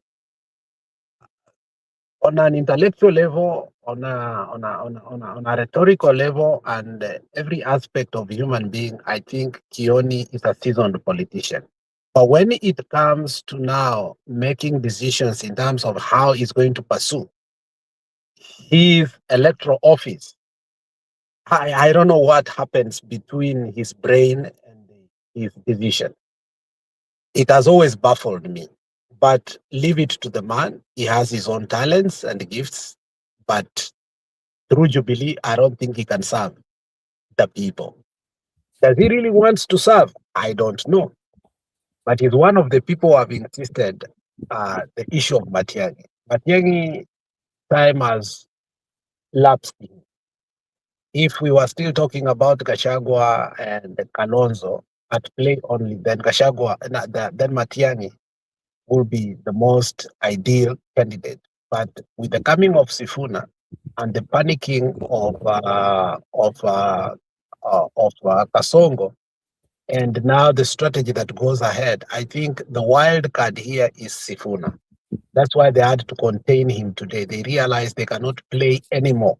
They have to seal the loopholes, kick him out of the position he has, and make sure that he suffers. But they have also given him both a Christmas and Eid on the 25th or 26th as we go to the rally in Bungoma for Linda Mwananchi. I think then we will see how the united opposition are going to harness moving forward, how they're going to harness their critique to Ruto and their negotiation in terms of how they are going to have a single presidential candidate, and also how they are going to block the parties in order to fight and fizzle out Kasongo from the political map of Kenya. And I think now somebody like Gachagua has confirmed that the goodwill of the mountain is with him. So I don't think it is viable for Kip's candidate to start fighting in the Mulima. I'm not sure she will survive whatever is coming. But as we are building Wamunyoro, let us also understand that we must incubate Sifuna. Sifuna, yes, is a national name, But in terms of incubating her and making sure that the hatchery works better, the political hatchery ambayo amejiweka, we must incubate him in a better way. Let's support him in the homecoming that is coming. And again, now let him also understand, as we are supporting him, it's a high time he must also renounce ODM completely. ODM has renounced him. He has done his best. But if Sifuna continues to talk about Baba, Sifuna talks about ODM, Sifuna keeps talking about, I think he's very soon, like Matiang'i, he's going to lose his political flavor. And he ought to understand the rhetoric has changed. The game has changed. Gachagua is emboldening himself and solidifying himself. He must do the same, okay, on the other side. So he must form a caucus that is serious. So if they have to sit in a negotiating table, he must have the capital and the political leverage capital, but also the skill sets. People around him must have the skill sets. The issue of now Sisi ni Sifuna, that long introduction that now used to make sense, going forth is not going to make sense. He must come up with a new cliche. He must understand moving forward. He must get out of ODM completely. He must attack Oburu more than any other thing. He should not fear attacking Luo leadership that actually failed ODM and failed the people of the Republic of Kenya. He must now hammer Wetangula and Mudavadi to the core, because now he's taking supremacy, just as Ruto did before. Hammered Moi to the core. Now he must grab the leadership of the Luya out of anybody. And he must do it not with rhetoric now. He has to be sharp, he has to use brute force, and he has to frequent home. He must frequent home more than ever. Gachagua, we thought that, no, hii jamaa anakaa mlima sana, but I think it has paid off. It has really paid off, because at some point we thought Gachagua is going to get only maybe 50%, Matiang'i will get 30%, so on and so forth. But going by what I am seeing, I think even Jubilee has been fizzled out of the mountain. We still have a play in the coastal region. I don't know how that is going to happen. Orengo went there, was it last week? Received very well. And Kalonzo has refused to take advantage of Mombasa and the coastal region. Unfortunately, until today, he cannot solidify the Kamba votes in the coastal region, unfortunately, which is huge, which is very huge, by the way. I've been in that area, and sometimes I wonder why he's making that mistake. So let's hope somebody like Orengo coupled with Sifuna, they will be able to get people within the area so that they can do that. Fortunately, whatever happened in Kwale, was it this weekend or when was it? It was a total shame for the people of ODM.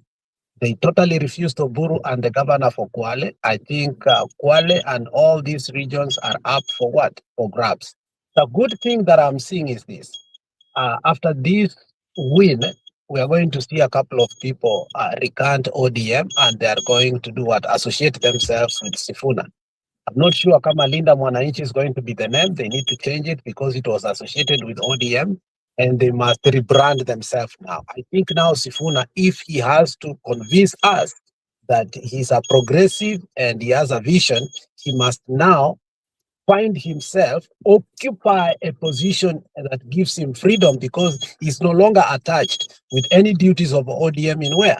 In the Senate. So I think he has been handed over a silver platter, which is the freedom that he needed. So from the Secretary General to the Minority Chief Whip, I think Sifuna now has been given the freedom. If we find him talking about Baba and ODM, I think he's going to face the wrath that Matiang'i faced. Wait, Alex, let me ask you a question there before. Okay, I get your point on. I support what about Sifuna, what he has to say, moving forward. He has to do separation from ODM to the next stage. By the way, if he does that one, that's the end of ODM. ODM is getting some hair time because of him. But akitoka, that's the end of it. Let me ask you a question on Matiang'i. I think you saw the story from the Port. And the Port, I always trust his sources and other things. Do you think Matiang's working with Kasongo? And if that's the case, what the heck is he doing? I mean, what's your sources telling you, Alex? Uhuru Muigai Kenyatta is working with Kasongo. Take it to the bank. Kinyanjui, Kabogo, and Mutai Kagwe, these are very close people to Uhuru Muigai Kenyatta. They've worked together for a very long time. At the same time, they are elitists. Not only that, they are businessmen people who are truly loved by the Mount Kenya Foundation. And Peter Kenneth, you see how he has been very conniving. So you can see a team that actually it has been bankrolling the politics for a very long time, aligned with Ruto.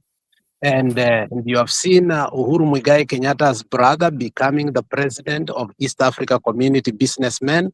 And there are many, the sister of Uhuru Muigai Kenyatta has visited status on many occasions, which warranties that there are businesses that are going on. So on the periphery, we may think that Uhuru is not working with Ruto, but for me, the moment those positions were given, and actually, and he accepted them, they were on the behest of this. So if that is true, you can almost understand what is coming up. The other thing that makes me Matiang'i, big mistakes that he has made, his recent dealings with Morara Kebaso. Even if he has been working with Kibagendi and the rest, the tour to Embu Meru and how he was working with Morara Kebaso, and I remember even at church on Sabbath when everybody was told not to talk politics. Morara defied and spoke about politics, which is an Adventist. And he's working with Morara again is questionable.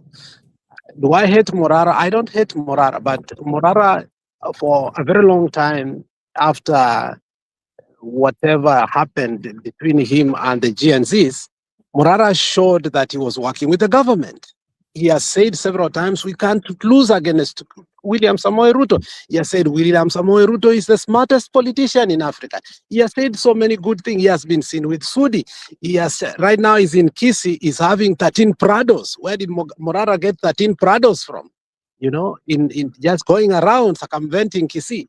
And the other day you saw him with Mosiria and also with this young Echate, which the people from Kisii will understand what that tells you. Echate and Mosiria are, UDA surrogates. So I don't know if Matiang'i understands that the signals that he's giving to the nations are wrong. Though I can assure you that the Kisii region, there's nothing anybody can do. He has galvanized it. He has taken over, but unfortunately, that is the only capital leverage that Matiang'i has for now. Unaelewa? He has painted this picture that he is working.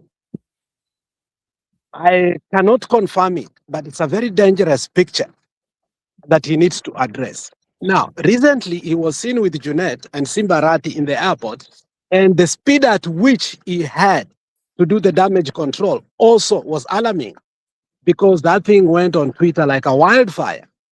And even if he was to meet them, knowing the current political situation, that was a big blunder that he made of taking a picture of Junet and Simba Arati. Absolutely. That was a big blunder. So I cannot, authoritatively say I understand, but he needs to do a lot of damage control, because he has had a very bad week. The last 2 weeks, he has had very bad two weeks. Yes, Alex. Also, what people have to understand is just like if he decides to work with Kasongo, it's going to get very rough in Kisii too, because there are some people in Kisii who cannot stand Kasongo forever. They need him, they can't. So he's going to be like, people are not for it because he has won, or if he wants to go, whatever he wants to go. But he's going to have like he expects if there's some debate, even Jubilee might not even, he might get 1 or 2 MPs, but that will be the end of him if he's going to work with Kasongo, because already people have bought this down of one term. Then now all of a sudden, 1 year before election, wants to be a 2-term. It will not work. I don't know whether people understand the Kisi politics, man. It will not work. Some years, but it will be shocked. Be a shocker. Because we know our people feel. When they work on them spam. When things are not good, they cannot be bought, even if it means like it's Matiang. They will not just for it because it's Matiang. That's something I wanted to also just bring up on our conversation. I don't know, Alex, whether you agree with me or not. On that is still debatable. The leadership of Simba Arati and the mess that he has done, and also the mess that of the governor Nyaribo has done, is going to dictate a lot. People are going to galvanize together, even if Matiang'i might make a mistake of doing that. But the evil of Simba Arati and the Gunism nature and the killings that he has done is going to determine a lot. So it might affect his presidential bid, but the people in the ground that currently that Matiang'i is working with will win overwhelmingly. First of all, people like the Nyariba Richache MP must go. People like Patrick Osero will go. Osoro might remain because he's a little bit smart. He's a little bit smart even when he goes to funerals. He has all that, including the funeral of Mama Onyonka. He said, "Don't kill me. Mimi Kasongo is not my father. I am an orphan." And I was in ODM. ODM refused for a very long time to accept me. I wanted to serve my people. And he has always exonerated himself. He knows how to personally exonerate himself. So I think Simba Arati's fault and Nyaribo's fault and how actually Kasonga has used them in Kisi will make people have a soft spot to believe, even if Matiang'i will allow to do otherwise. The people of Kisi want Arati to go more than Ruto. You need to know that.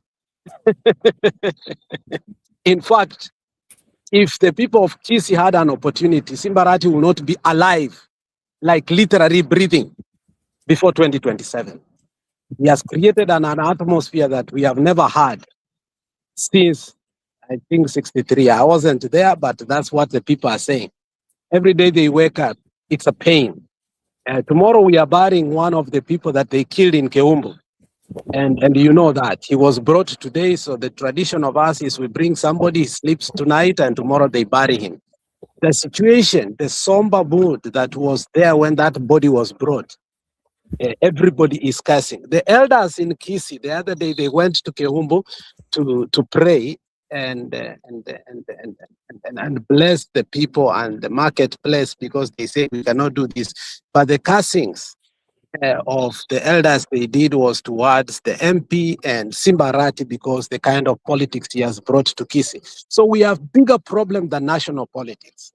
We have a thug who has really destroyed the system, the way it used to work. The differences that were there, we knew how to deal with them. But Simba Arati, of who we warned seriously, has now made it even difficult for us.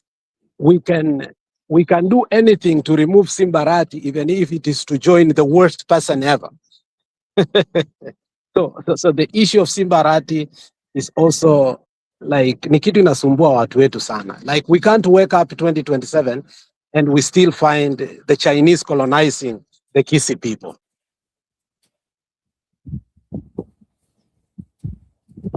Wow. I don't know about Eric. Eric should come in also, should be part of the conversation.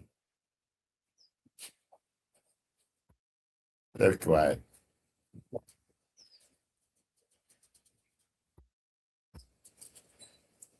Njiro, are you there?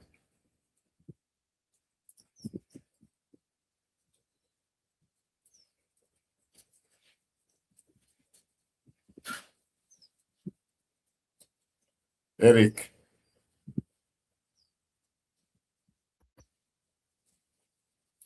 Njiro. Njiro amekimbia. So, Alex, so yeah, so to what you just said, I mean, our people, their mind is set. They are on one term right now, the majority of it is one term. So if Matiang makes a mistake, to go and start telling us something else. He is want to be wounded. More especially in Kisi, more especially everybody, the whole country. We want a better progress, especially from this government. And they are proven to be people who don't care at this point. So we are not, I think, unlike what we saw, what transferred with Papa from people in Rwanyansa, even encouraging with this Kasongo, even Uhuru when he was with the central, there are some parts of our country, Ruyaran, Kisii, and I don't know where they would never, we don't have like, oh, we followed this one, so is our leader. We have never done that one. People, in most cases, when they fought for members of parliament of what the best candidates they will have on their conscience. So it's not like we go there like during Nyachai time on 3 pieces. That one is something politics as a mindset. So we have open-minded people, and that's why Matiang should be worried. But at this point, if he says with opposition, he has a very good chance, even if it means he will not get number 2, he gets number 3, he has a very good chance to sweep over Jubilee, get a lot of MPs from Kisii with Jubilee. But if he goes with this conman, it's done. It's done. People will not listen to him. The majority of people will not listen to him. And that's how bad it is to be part of this conman called Ruto. I mean, that's the way I feel. And on top of that, let me just talk about Martha Karua. Gabriel can hide in pushes, can hide wherever it is in London. Gabriel can hide wherever it is in Europe. Martha Karua, she has just failed herself. Because the last time Gabriel was sending me some pictures of Martha Karua being, I don't know, in Mombasa, having some like was touring the coast. What's this guy? The guy from Mombasa who comes on our program here. Simamo. Musimamo, yes. There was this hope, so they were doing something big. Walikuwa si wanafanya nini, tukasikia they are going to next level. The next thing, another Martha Karua as usual, Uganda, which is right, by the way, is fighting for that one. And I think that's where she belongs. Then the next thing is what? Martha Karua has started a new party, but she never makes progress. And I think that's a failure on her part. And I think at this point, he would not have nothing to say. She has no anything from the so-called Mount Kenya. She has nothing from there. Because I don't know, I've started seeing as well somebody very disorganized and incapable. How? Yeah? Gachagua just came back. He has taken over the mountain because he has been consistent. Yeah? But Martha Karua was there before Gachagua. She had a party. She changed whatever she changed to. And I thought maybe this was her time to put the mountain together. That's why I say, Martha Karua, Kalonzo Musyoka, Eugene Wamalwa, and Fred Matiang'i. These people, they are lazy. When I had a campaign one day, you don't hear them. They are not consistent. Like when I'm not running for president. Presidents, ipatiwe kwa mkono hivi. You have to fight for it. You have to go for it. Yeah? Presidents, you can't just come and say, oh, I want to be a president, and you uamuka asubuhi. Time go, days come, weeks come, months come, 1 year. You have done nothing. I was expecting Martha Karua to be fighting with her party in Orekarao. I mean, if she was there campaigning for a party and whatever. How you want to call yourself a party when you have nothing to show for? You have nothing to show for. At this point, they are now becoming irrelevant. We need them, yes. But at this point, they are irrelevant.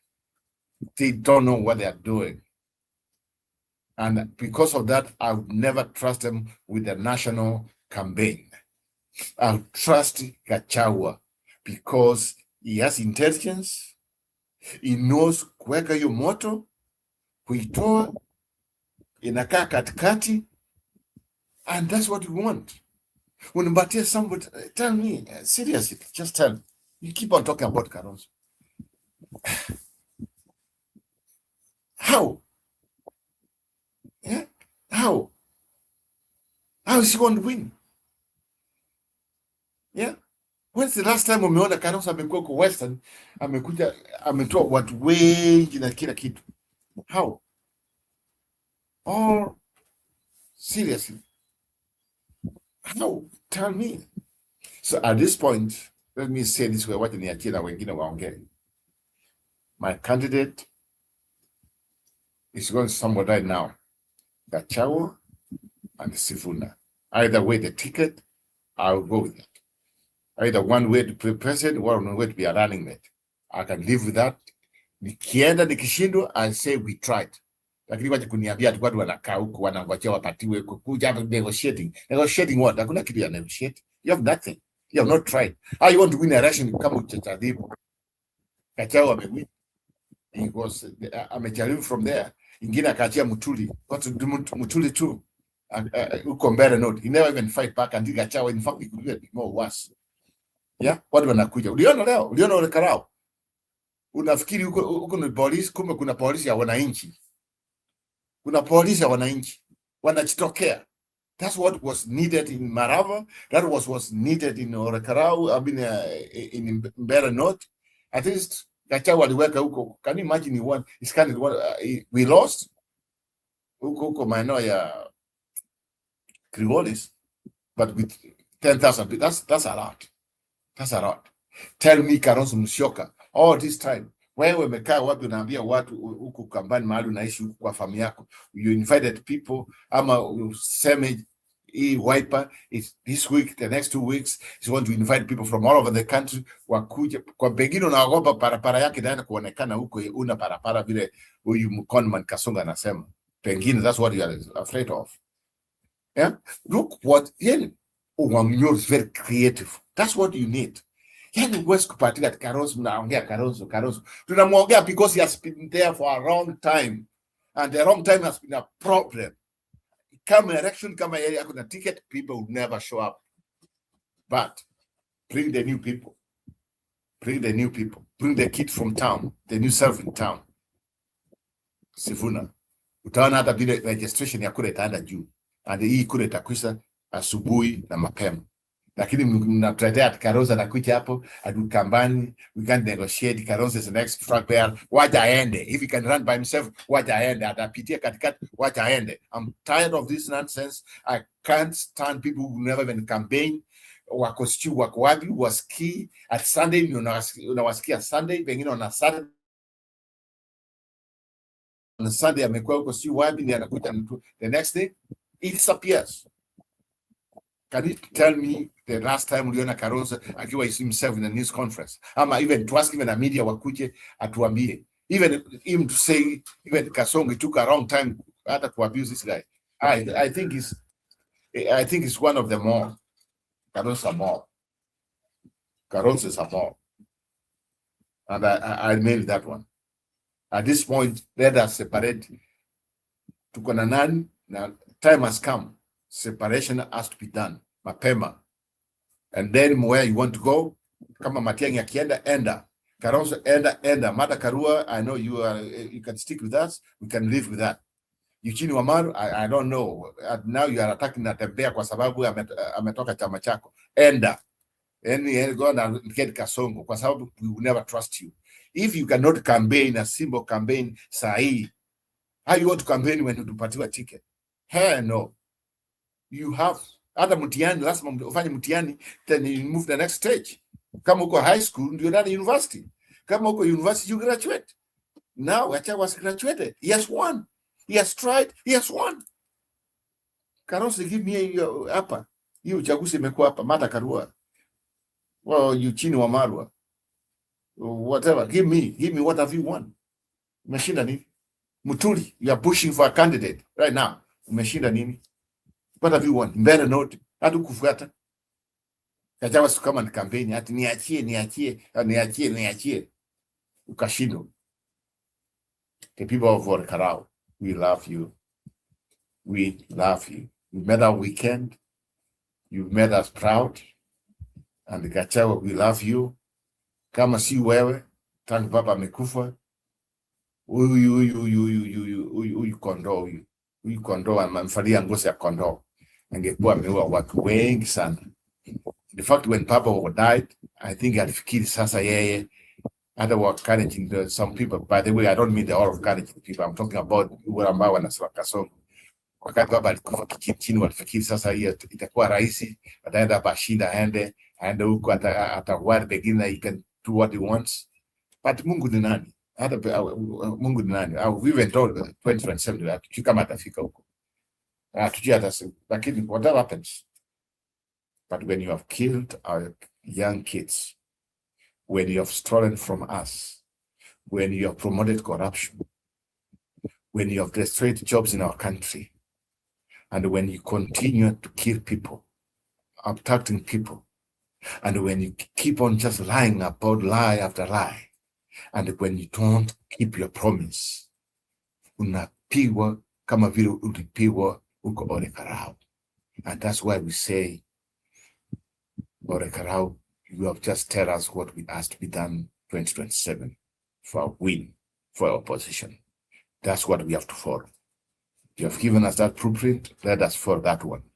But at the end of the day, it's about our country. Time has come. Kura pesa ni pesa yetu, lakini kura ni asiri. Kura ni asiri. We have to find a way how to protect our election. Ole Karau, you protect the election. Mlikuja kama kitu itokea, mnatokea from nowhere. And you confused everybody. Moses Kuria walijifungia wapi? Waliama. They even got out of town before that. Kasongo aliyama, he got out of town. Akina Suti, they were nowhere to be seen. Everybody.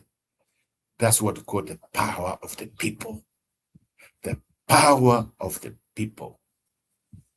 The power of the people. You delivered, and let's hope the rest of Kenya will do the same thing. We love you. We love you, Ole Karau. I don't know about Mama Cherry or Eric, you can come in. Na mimi nimemaliza na mimi nataka kusikia. But Ole Karau, we are proud of you, 100%. I can't wait until I see the next, our new member of parliament from that young man. Now we can know him, he won't be exposed. And we can't wait to say thank you to people of Ole Karau. And we hate you, Kasongo. Thank you.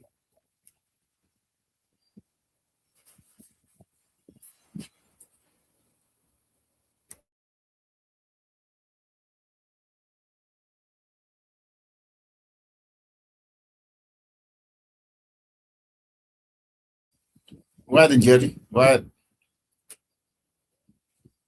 Tunakusikiza. Njeri or Eric, can you come in, please? Come in.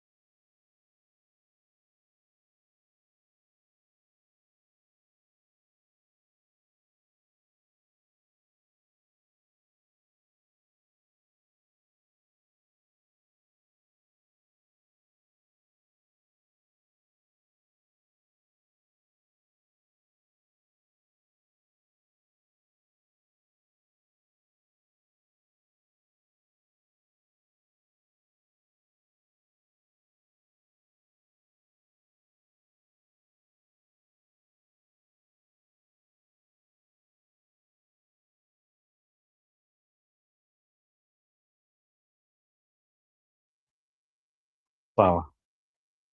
Eric huko? Naona watu okay. Sawa. So I think imekuwa ni jambo la maana kile kilitendeka siku ya leo. So kuna mambo mengi ambayo tutajifunza saa hii and we will wait. So I'm keen kuona exit report ya Gachagua kesho ama wakipeana speech zao kesho. Pia niko keen kuona vile upinzani uta congregate on this one. So kuna mambo mingi sana ya kuangalia hapa. So na pia strategy yetu moving forward ya jambo ambalo ningetaka tuangalie, tuone, tujiulize how it is going to be. So there is a lot to look at. Yeah, so umekuwa ni ushindi mzuri and it is something which we should all be proud of. Yeah. Thank you for those people who joined us today. Yeah, nikipata nafasi tena siku kabisa, yeah, nitafungua tena. It was a wonderful night.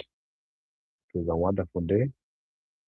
And God has made us to make it. It was not easy.